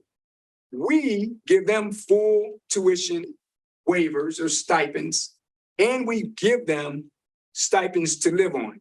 Generally speaking, if you were going to Vanderbilt right now, they would give you $35,000 in stipend for 9 months and give you another month in the summer. That's what we're competing against. Those are the people who will solve the cancer problem. Those are the people who will solve all the engineering problems because they've been given the right amount of money so they can fully study for a 5-year period and engage in that kind of work. Florida, similar deal. Georgia, similar deal. 5 years from now, you're going to say LSU, similar deal, because we're completely committed to that kind of student being on our campus. So if you think about what will happen over that 5-year run, if this vision manifests itself, we will have a competitive undergraduate class with better financial aid. And we will have graduate students, particularly PhD students, who have competitive financial packages. That's what a flagship looks like. And that's what we're going to do. Now, you might say, well, what areas are you going to focus in? I promised the legislature I would not talk about anything but the Pentagon for the next 5 years. And our Pentagon is straightforward. Agriculture, the biomedical sciences, coastal science and engineering, defense as it relates to cyber and ROTC, and energy. We believe if we focus on those 5 in this moment in American history, and why do I bring up this moment in American history? This is our Sputnik moment. Some of you are old enough to remember Sputnik. Some of you read about it in the history. The realities are we have never been at a time we needed to secure the future of this country and the state through those areas. Ag is our second largest industry, always at risk. Just ask a farmer right now if they didn't have the genetic research that we do at LSU informing what they do day to day, would they be able to keep their farms? they would be non-existent. Cannot happen. Simply must have LSU elite research. Biomedical science, largest cancer disparities in the United States of America. How do you stop that? There's only one way, evidence and research. We've got to be great at that. The coast, thank God we're not Puerto Rico today. My heart goes out to them. I lived through my first hurricane last year. Coastal research is foundational to this state. ROTC and energy, ROTC and cyber, there isn't a small business that can be established today in Louisiana that does not have a cyber plan. They're done without it. Absolutely done. If we don't have the workers in that area, over. It's a wrap. They're going to get ransomed and they're going to go out of business. Cyber is foundational. I'm excited. I want to share one tidbit with you. We just recently received, has it been announced? No, Everyone else has said. You want my security clearance snatched from me because I gave you information you shouldn't have. But what I'm saying is that we're just about to get a real big merit badge for some things that we've done in that cyberspace, forthcoming. And energy is quite clear. That's a foundational industry for us in this state. And so what we want to do on the workforce development side is in our programming. Remember what I'm doing with the undergraduates at LSU. We're going to be lean, mean, and affordable because we're giving financial aid. We want them to be working in those 5 areas at scale and really be great at it. Simultaneously doing that with graduate students and then creating a learning ecology that everybody can be proud of and everybody can benefit from. Because if you go to another institution in the state and you finish your undergraduate degree and you say, hey, I want to get a PhD or I want to get a master's and do some research, you should be able to turn to Baton Rouge or one of our medical centers to say, I can get an education in that environment and it's going to be outstanding research that's going to make a difference for the people of the state. That's our simple goal. It requires us to pivot, reallocate, and be disciplined over a 5-year run. But we're completely committed to it. And it's extremely exciting. What you'll see when Ms. Lewis speaks is really about the funding that begins to undergird that 5-year run that we need to make in order to make that change. So I'll stop now. Turn the table. Thank you, President Tate.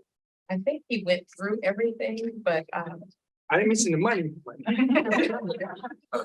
we need all of the money to fund 5-year vision. Plus 10%. Plus 10%. So, as the president alluded to, in order to fund the 5-year vision, we are asking for the state's investment. I listened this morning when the state's economists and the commissioner spoke and talked about the fact that we are not looking at a recession in state finances. I have it on good authority from the revenue department that the money is still coming in. They are still in good stead over there, and the surplus that the commissioner spoke of is a positive surplus for this year. I can say that after 6 years of this term of the governor, that we did start in a negative place, but we are definitely turning the corner. So investments in higher ed are a good thing. The first request for FY24 is the Pentagon, as the president said, scholarship first agenda focused on the Pentagon. It includes an investment in that Pentagon in the 5 areas the president mentioned. While that 18.4 focuses on both the main campus for the flagship, but it also focuses on our health science centers and Pennington. So this ask is a system ask, not simply a single campus ask. The investment across the LSU system in our Scholarship First initiative.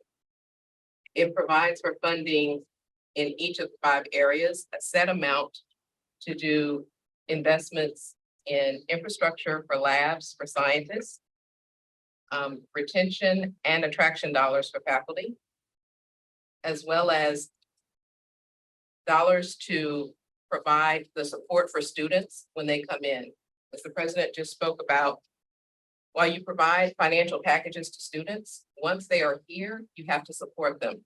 So that student support is also included in the dollars included in the 18.4 million. The next piece is the NCI designation. That is separated out. While there is funding for the second prong of the biological sciences in the Pentagon, NCI designation is separate and apart and stands alone because of the impact of cancer and the NCI designation. Simply having an NCI designation in Louisiana is a game changer for our citizens. Not having a cancer center here in Louisiana when we lead the nation in certain types of cancer, the cancer disparities that we have. Having people have to travel to another state for this type of treatment is unconscionable. Having that research here and getting that designation not only helps the LSU system, it helps every person in this state, but also those citizens in parts of Mississippi that would be able to access treatment. So that NCI designation is separate and apart. It is to fund research, to fund faculty, and also to fund the technology infrastructure to allow for the data analysis and data tracking that would be required when we submit the NCI research for the designation. The second or third item is graduate education and research. The president just talked about Vanderbilt in Florida and not being a fourth tier in the Southeastern Conference, supporting those stipends, supporting the cost of tuition for graduate students and supporting their research costs money. To do this system-wide, to increase those stipends to $25,000 for graduate students and to provide access to healthcare for those graduate students when they are here is included in that cost, as well as some startup funds for them if they're working in a lab to do research, as well as covering the cost of their tuition and fees when they're studying. That is what's included in that $25 million number. That request is recurring dollars. The 16 million NCI designation is one-time money, so it could come out of surplus dollars that the commissioner talked about. And a large portion of the scholarship first 18.4 million could come out of one-time funds as well. Maintaining and enhancing research and the statewide extension presence focuses on our Ag Center. As the president talked about, our farmers rely upon the research that takes place in our Ag department, our Ag campus, the extension presence that we have in all 64 parishes. Matt Lee, that you all are familiar with, is the interim chancellor of our Ag school, and he is here today in the new capacity. He was here most recently as our provost. But that research, that extension presence, expanding and being able to complement that extension presence and having that extension presence used in our NCI research so that when we do conduct research, when we have outreach into the communities, we can also partner with our Ag Center on the NCI work. All of that's included in that $15.7 million. The last component on this sheet is faculty salary competitiveness and staffing solutions. I know I heard the commissioner say he couldn't promise that continued investments in pay raises would be a part of what was funded this year, but there were 2 years. I know that Regents supported 2 years of pay raises.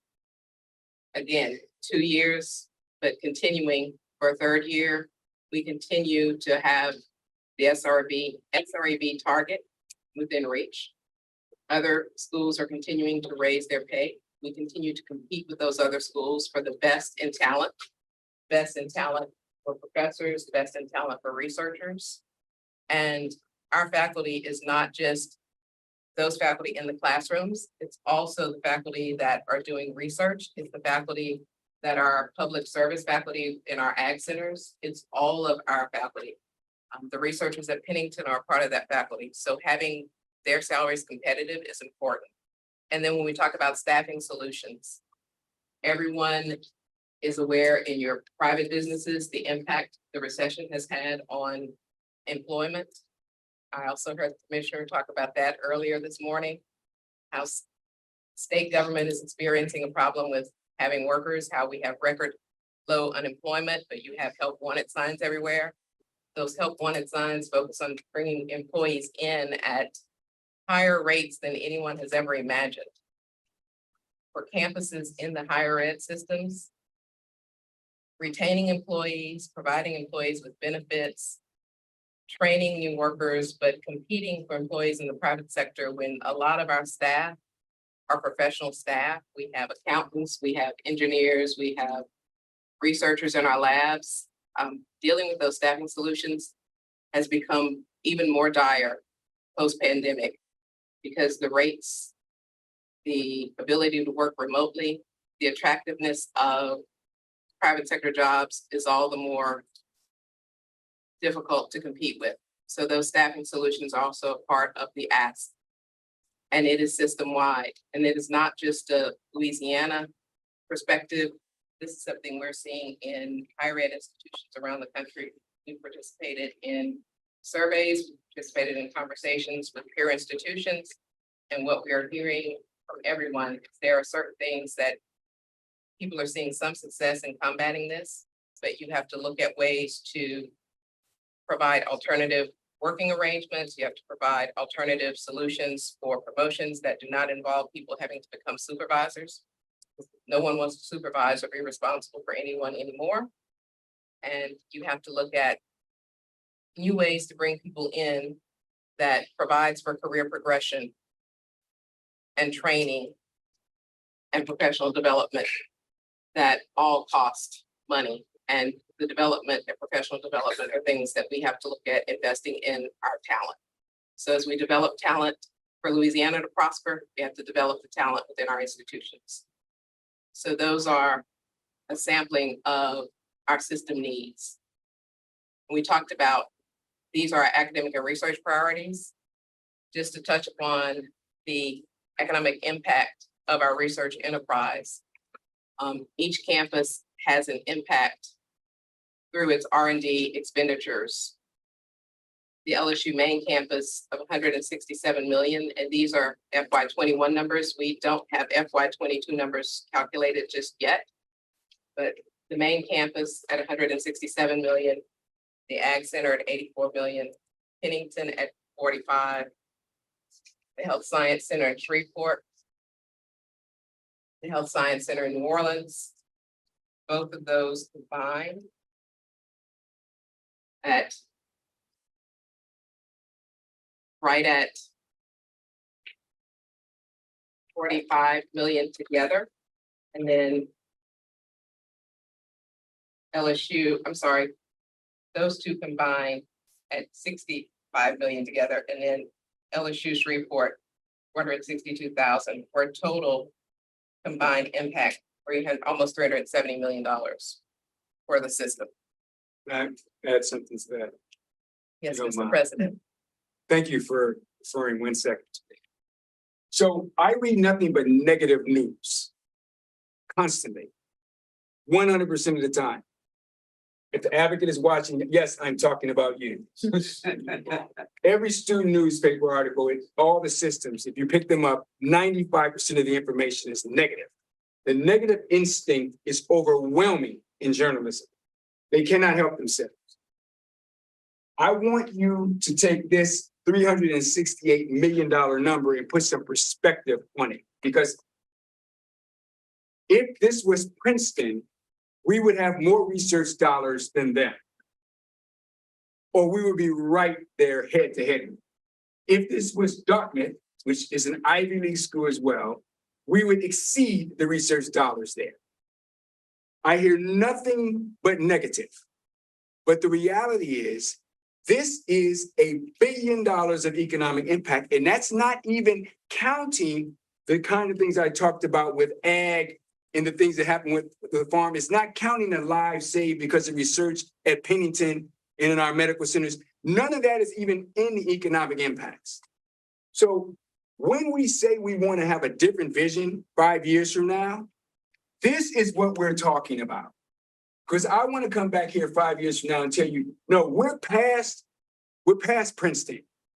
We're handling our business. We're way out there, and you don't have to succumb to the negative impact when you think about what's happening at LSU. Because this number is as good as winning a national championship. It's better actually, because more lives would be saved because of this number than anything that happens in a football. That's the reality of what this number means. And I don't think people really get it. They just say $368 million like it's nothing. It's not nothing. There are a lot of lives saved in that number. Ton of people. So for those who want to write the article, they'll just say you don't have 400 million. That's how the article gets spun. But we'll get there because we're going to keep increasing it. It's important to contextualize.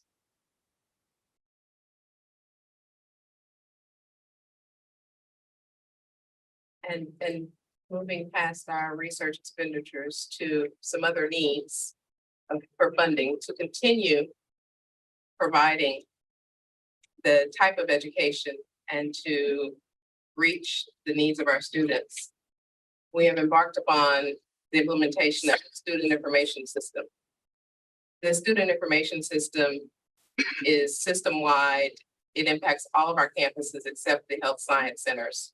It's on our workday system, and the cost for the current next year's cost is 18.4 million. This is all of our student records, all the data sources, and this ERP system provides the research, the data management tools, and the type of information that would provide, one, the tracking of the students that are coming in, the support needed for those students, and the information to ensure that when Regents ask us for numbers, when Regents ask us for analysis, we can quickly answer those questions because we're not attempting to reinvent the wheel to get the information. It is readily available, and we can also provide support to our students by looking at where they are in the process, advising them on where they need to go to complete their degree programs, and encouraging them to get to that next level quickly, because this student information system does in fact have all the bells and whistles. Deferred maintenance. Across our system, there is $1 billion backlog. 600 million on the main campus and the other 400 million across the other campuses. We are taking small bites out of that backlog. When everyone says, I think I heard the commissioner say it would be important for us to provide a list as to what we did with the money we received this year. We can readily provide that list on what we did with the money and what else we need to do with the money. I think we have turned in our list of system priorities for deferred maintenance, and we can continue to provide a list of deferred maintenance needs for what we've done with this year's money, what we will do with next year's money. And I met a pothole this morning that I know should be added to that list. So, there is no shortage of deferred maintenance on our campuses. And then, of course, our mandated cost, the baseline needs to allow for other strategic investments. I saw the update this morning. As Matthew explained, we are doing better. We're no longer 70% of every dollar we receive. It's now down to 66% of the dollars. Yeah. So we've come a long way in those mandated costs, but still a long way to go. So having mandated cost dollars included in any money we receive is important. And a few other points to touch upon. Operational costs for our health science centers. We received capital outlay dollars to fund 2 new research facilities for our 2 health science centers. The New Orleans Health Science Center has a new building that will be ready for move-ins in the fall of this year. And the operating dollars to go along with the new building in New Orleans is important. So having those operating dollars, that is a request that is included in our budget submission for the Health Science Center in New Orleans. Those funds for that building are right at $6 million. And that's the Center for Advanced Learning and Simulation, the CALS building in New Orleans. And then in Shreveport, there is also a new building that was funded with capital outlay buildings, Center for Medical Education and Wellness, and the operating costs for those buildings That building is right at 3.5 billion, and that building will come online in June. So we are excited about the new research opportunities that will happen and the new instructional opportunities for those buildings, but we do need the operating dollars to have those buildings in place. And lastly, for Shreveport, there is the Health Science Center, there is a new building for research as we focus on graduate medical education that you will see that is included, I think, in your packets. We don't want you to be surprised by that request, and maybe I'll let the president hit that because it's a research building and he's passionate about research, but it is $180 million to build that new building. But we're looking at the future. Well, if you want to expand your research footprint, generally speaking, you have to look to medicine as a place to do it. They have an opportunity in Shreveport. There are other opportunities that exist. I'm sure there will be spirited discussion with the legislature about our priorities, but overall, we want to continue to build the physical infrastructure in the Pentagon areas across the system. This is a biomedical related request. There will be others related to ag and veterinary science. I think that if we can scale those, it would really help make a research difference and help in terms of saving lives. Oftentimes, we don't think about the vet school as being related to human life. But point of fact, the research they do in veterinary science, the models are the models that are precursor models to doing human studies. And so many of the studies that happen in vet schools are then turned into larger trials related to humans. And so it's extremely important that we take care of our dogs, because in the end, the research related to them is what takes care of us.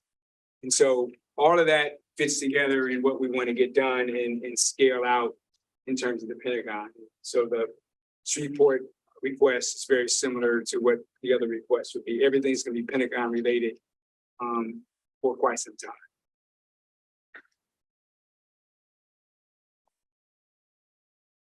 Ask a question. Yes. On the NCI designation, what is being designated? What are we trying to have designated? And what would it mean if we got that? Yes. Okay, so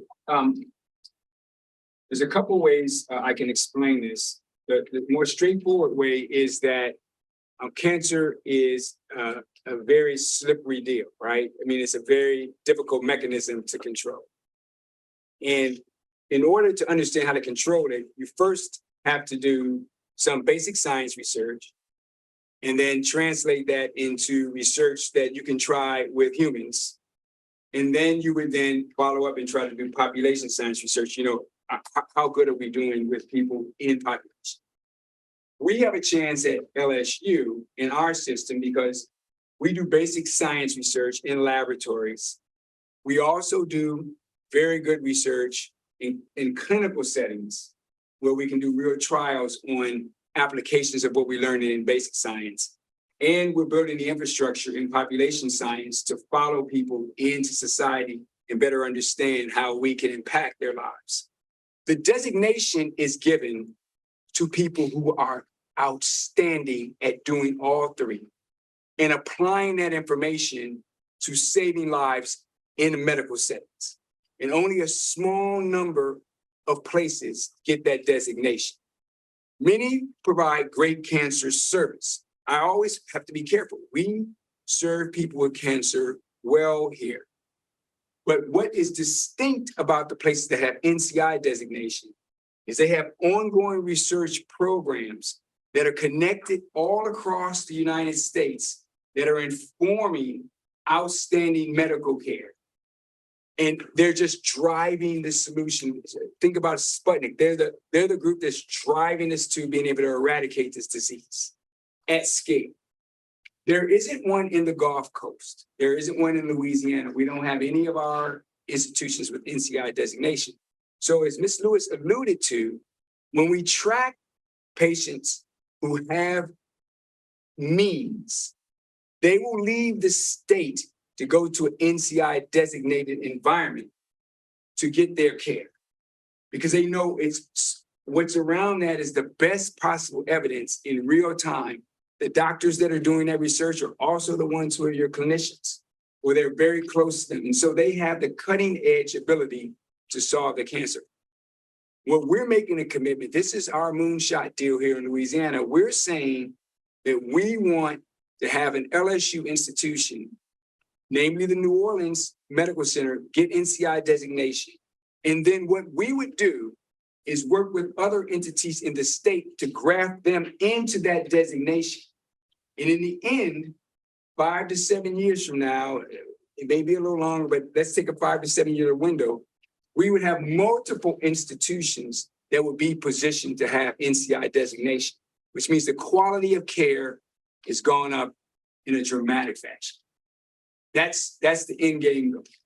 If I do nothing else as president of LSU, it will be to fight to make sure that we get that in this state. And I don't want to be, I'm not going to be arrogant. I know LSU gets labeled certainly. There's only one university positioned to do that here because we have 2 medical schools and we have Pennington and we have the biomedical research that happens in our vet school where the animal models happen. And we have basic science at all of our campuses. We have a shot. You know, my earlier remarks were all about research and graduate students. That's what this is about. If we get that kind of cluster of people here who are working in that way, in tandem together, we have a shot at it here in Louisiana. The politics are right for us. NCI wants to give us the designation. They really do. They know we need it given our disparities, but they're waiting on us to organize ourselves in the way I was just describing and to do it over a sustained period of time and increase those research dollars in the cancer area and knit together the story and then ultimately get it. I can't do anything more important at LSU than that. That's the most important thing I have. Yes. It's obvious you really want this designation. Since the beginning, you've been passionate about it. That's one of the things I've heard. Are you guys pulling out of the Louisiana Cancer Research Center? Are you guys pulling out and trying to do your own thing? Or I'm just trying to figure out what's going on. I know you're a member and part of that, and you don't think it's moving fast enough. That they're never moving fast enough for me. But here's the deal. As I said to the new director, Dr. Regents, the politics are that NCI currently says that they will not fund a consortium. They will fund one university and a clinical partner.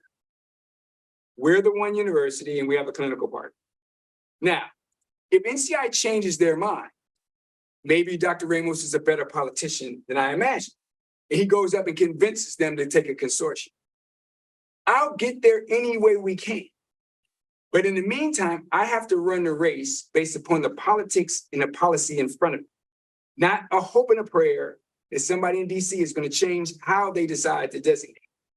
So we're going to work hand in glove on research because that entity is a potential catalytic form of getting dollars to researchers here who can do work related to NCI. And we most certainly will work with them directly. At some point, we will build our portfolio up and we'll have to raise the question, are we going to go for it now as LSU in our clinical partner?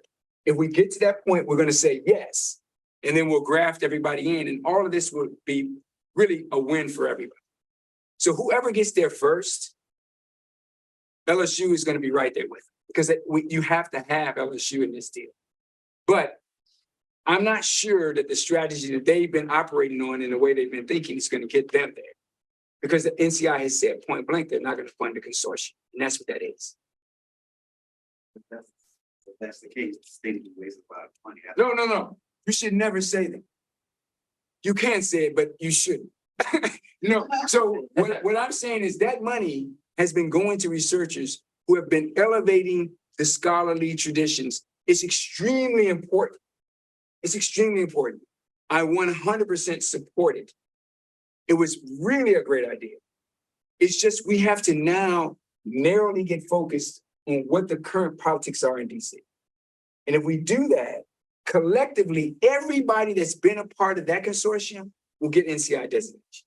We can get that. Tulane, I mentioned Tulane here. Tulane, I want them to get it. I do. All the healthcare providers in the state, I want them to all have it. Because this isn't really about LSU. This is about the people of the state. We want to have the quality care throughout the state. So I am deeply committed to somebody in the state of Louisiana getting it. Right now, it looks like it has to be LSU.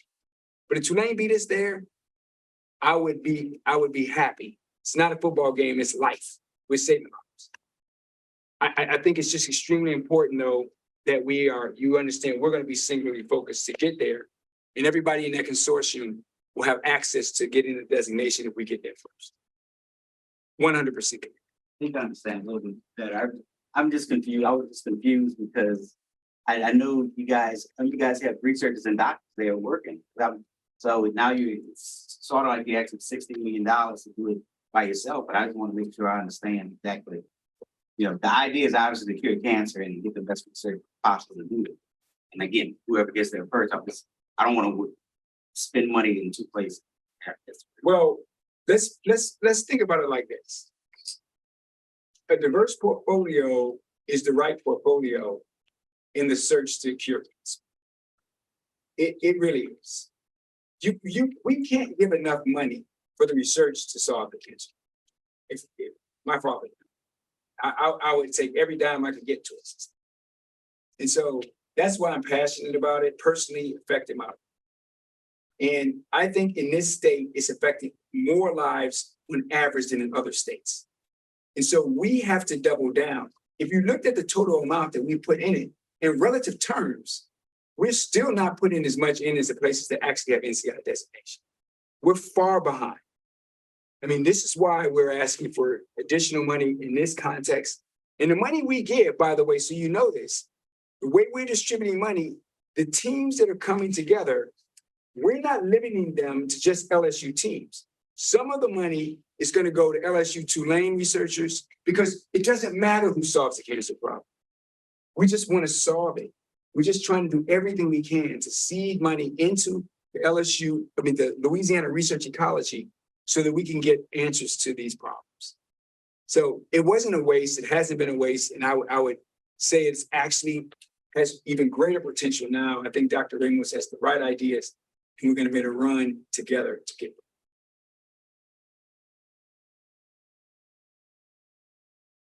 But that's a great question.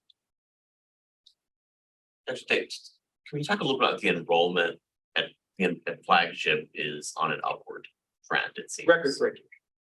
And at the same time, I think LSU A and E and LSU S seem to be maybe a bit declining. No, I thought that they were, A had uptick in enrollment. A's doing very, very well in their enrollment. They're really serving the people of that region extremely well. Eunice, my chancellor's here. Do you want to talk about it? We're flat. We are focusing on teaching, learning, retaining our students in our system, and trying to increase programs that we believe will that serve a huge need in our program, and that's our allied health and ag programs. So we're our enrollment is flat. We are moving forward, propelling it forward, because we are that 2-year on-ramp. We are the 2-year on-ramp into the Pentagon. So we serve a high poverty, underserved population. My other question was going to be, maybe it's a question for Regent staff. The student information system requests $18.5 million. Did we just hear Dr. Henderson make a request for a similar system for the UL system? Mentioned that they received dollars last year. I think 2 of their campuses, 3 worked together successfully. And so he was talking about how as others need to come on board, they can shorten their time and their money. But the UL system did receive money for their student information system last year. And are there any efficiencies that we, in the role that we're in, coordinating statewide, can lend to any system or institution that's needing to implement a similar system to one that might already exist in the state.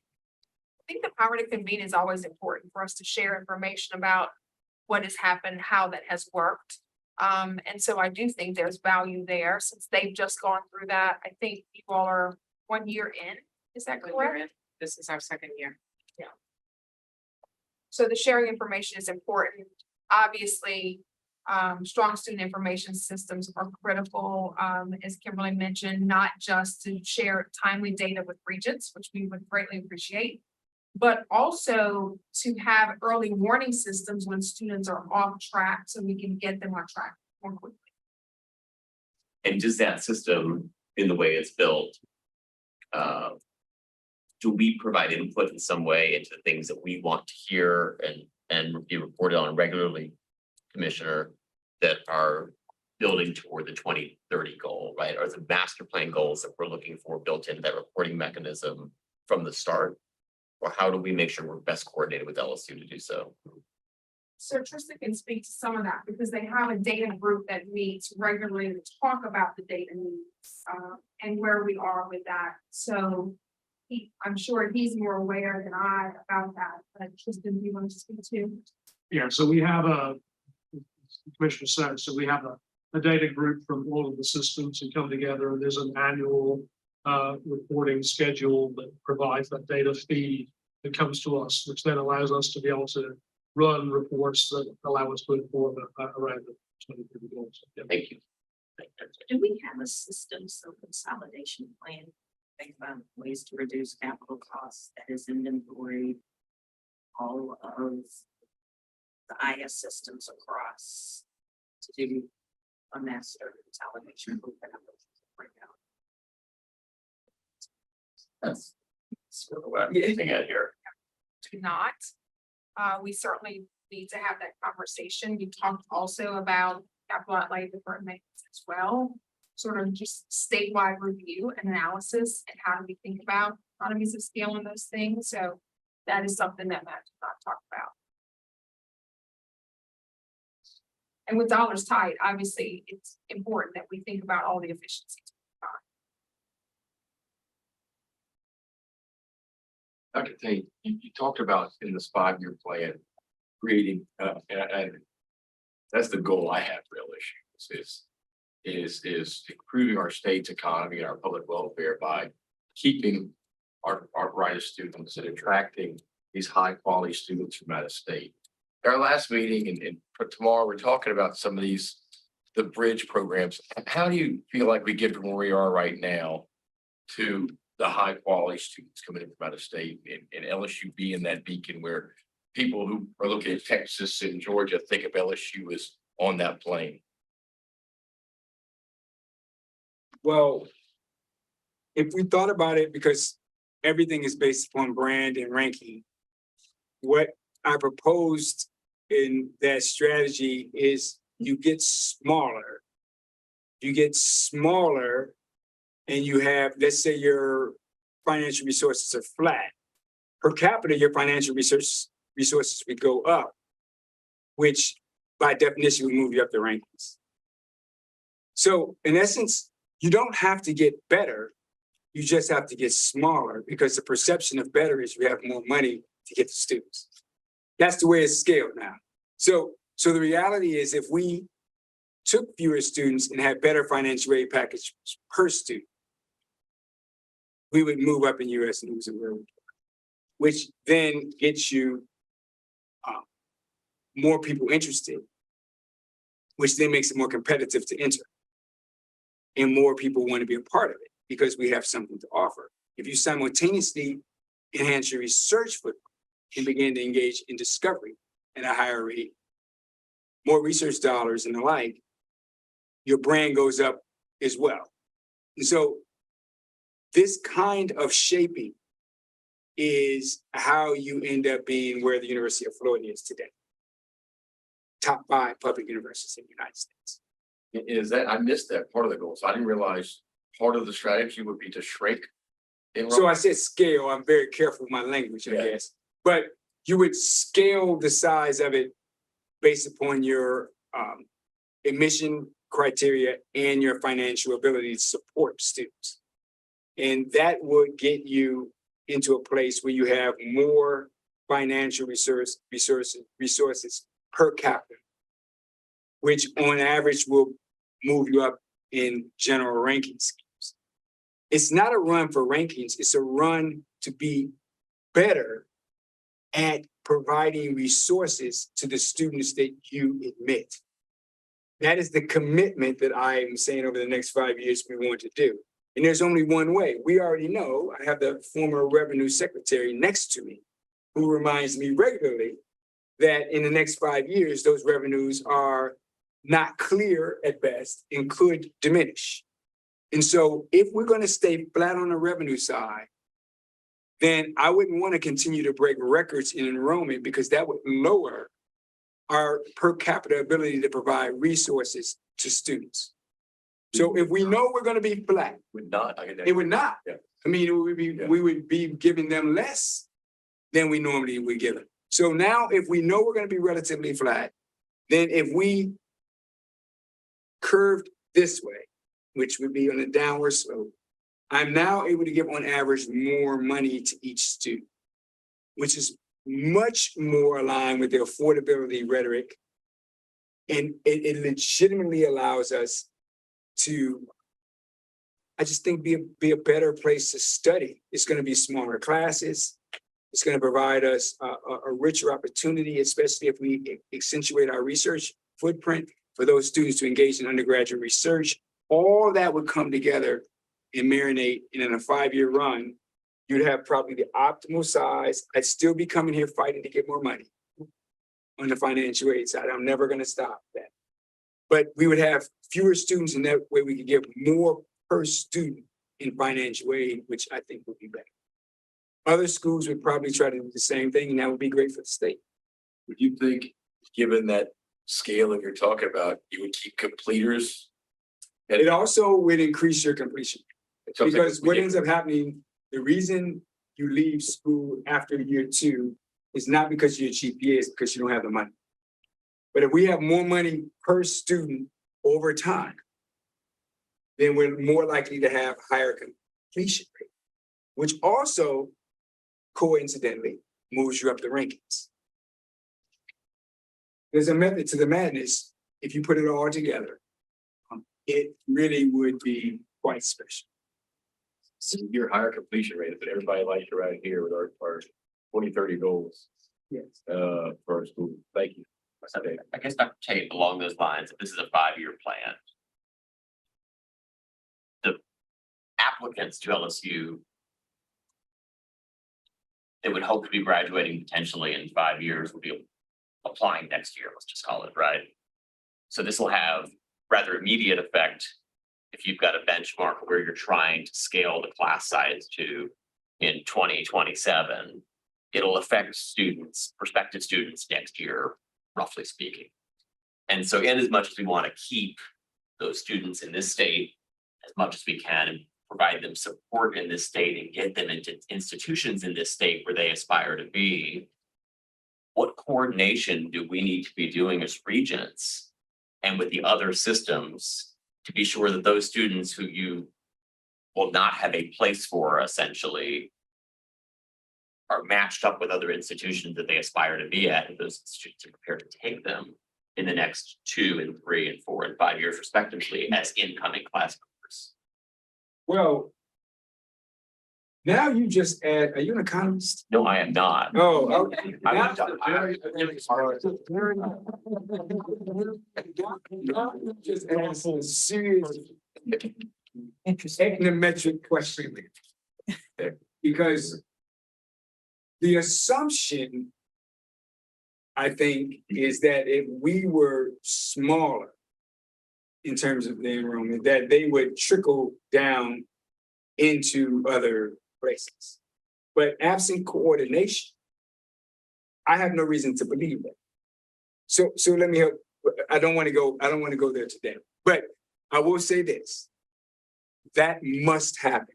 And it's the charge of the system leaders to make sure that as we deal with what happens at LSU, that they're prepared And I am confident of that because we have a great coach. So we would be very transparent about that, and I think it would be clear for the in-state students that they would be needing to, and we would encourage them to stay in state. I personally hope they stay, and then come to LSU for graduate school.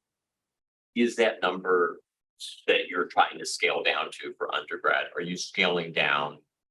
Are you scaling only the in-state admission number? And, or is it the total class size that I you're mean, I intending to think scale? we have to look at it and run the models. Yeah, I mean, it is again a modeling strategy because we do have bottom line issues, but the end goal, of course, is always to take care of the young people who are born and raised in the state of Louisiana. And then attract as many who might want to be part of our community from out of state. That would be the end goal. But you do know we have a demographic cliff, and we are in the midst of it, in my opinion, right now.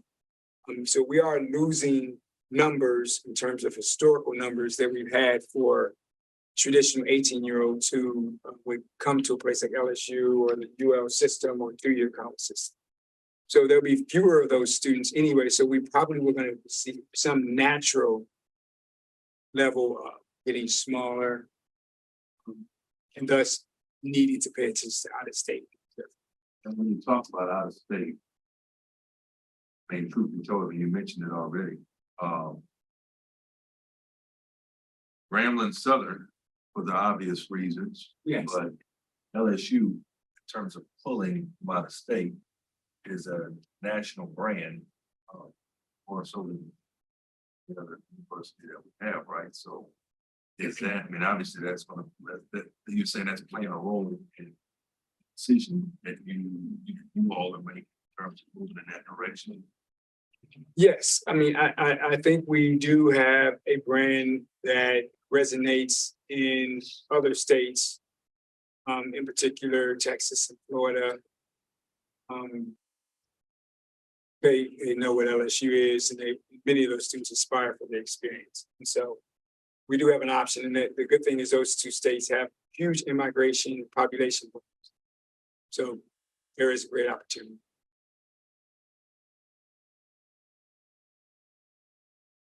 Couple of questions. Really appreciate you all being here.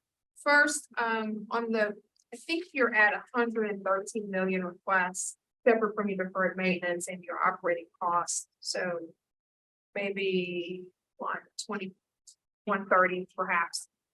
So does this President Tate Kimberly represent all of the requests for the LSU system? I know that Pennington and others have had, or Ag have had individual requests. So is this in totality the request? Just making sure that I'm understanding that. So our on the slides, no, the slide that you see is a summary of the requests that were submitted. Yes. For purposes of the conversation. Okay. But our totals did not change from the documents that were submitted. There is one update with requests from LSU units, but our totals did not change. There is an inclusion of the first number from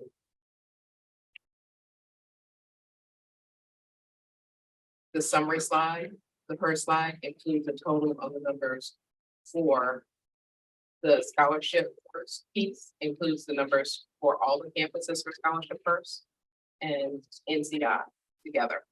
But our numbers did not change from the total. So that means for Ag or for Pennington, they're included in this. Their requests are included in here. Their requests are included, not in that summary slide, they're included in the documents that were submitted.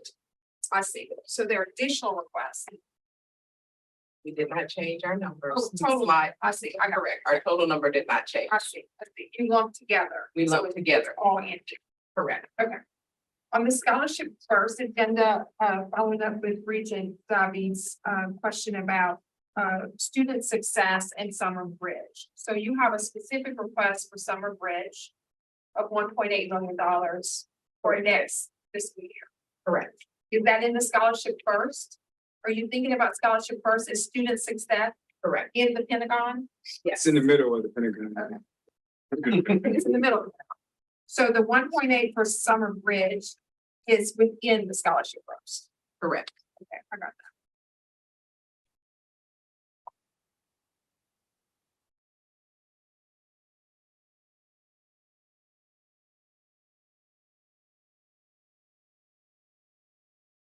Ask one other question. You mentioned, President Tate, about system leader coordination, and our fantastic student board member asked at the previous meeting about LSUE.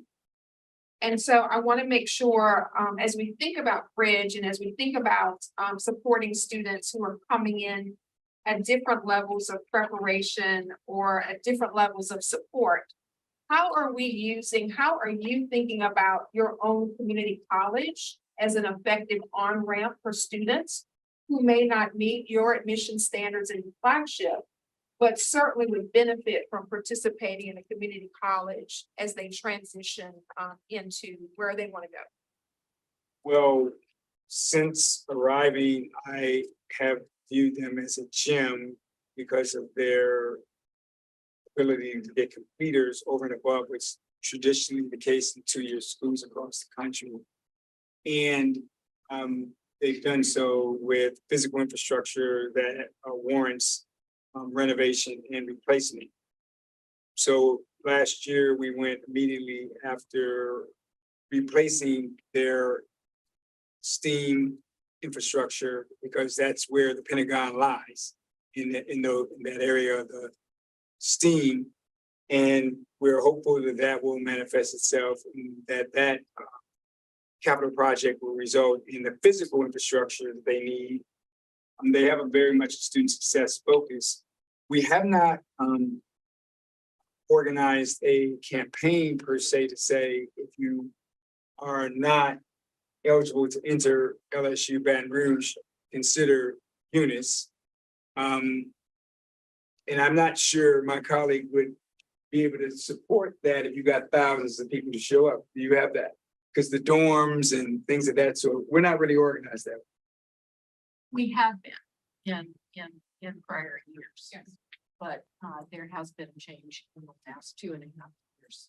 But I appreciate your comments, and the STEAM Innovation Center is where the A is agriculture. And that is a refurbishing of our original building of science. So we're very much on the path to forward. But if that's a suggestion, I think it's a very good one.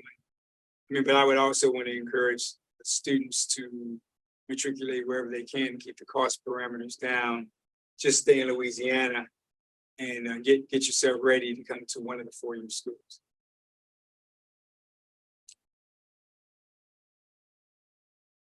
We are at time, if there's no other questions from the board. With that, anything else for you, Dr. Tate?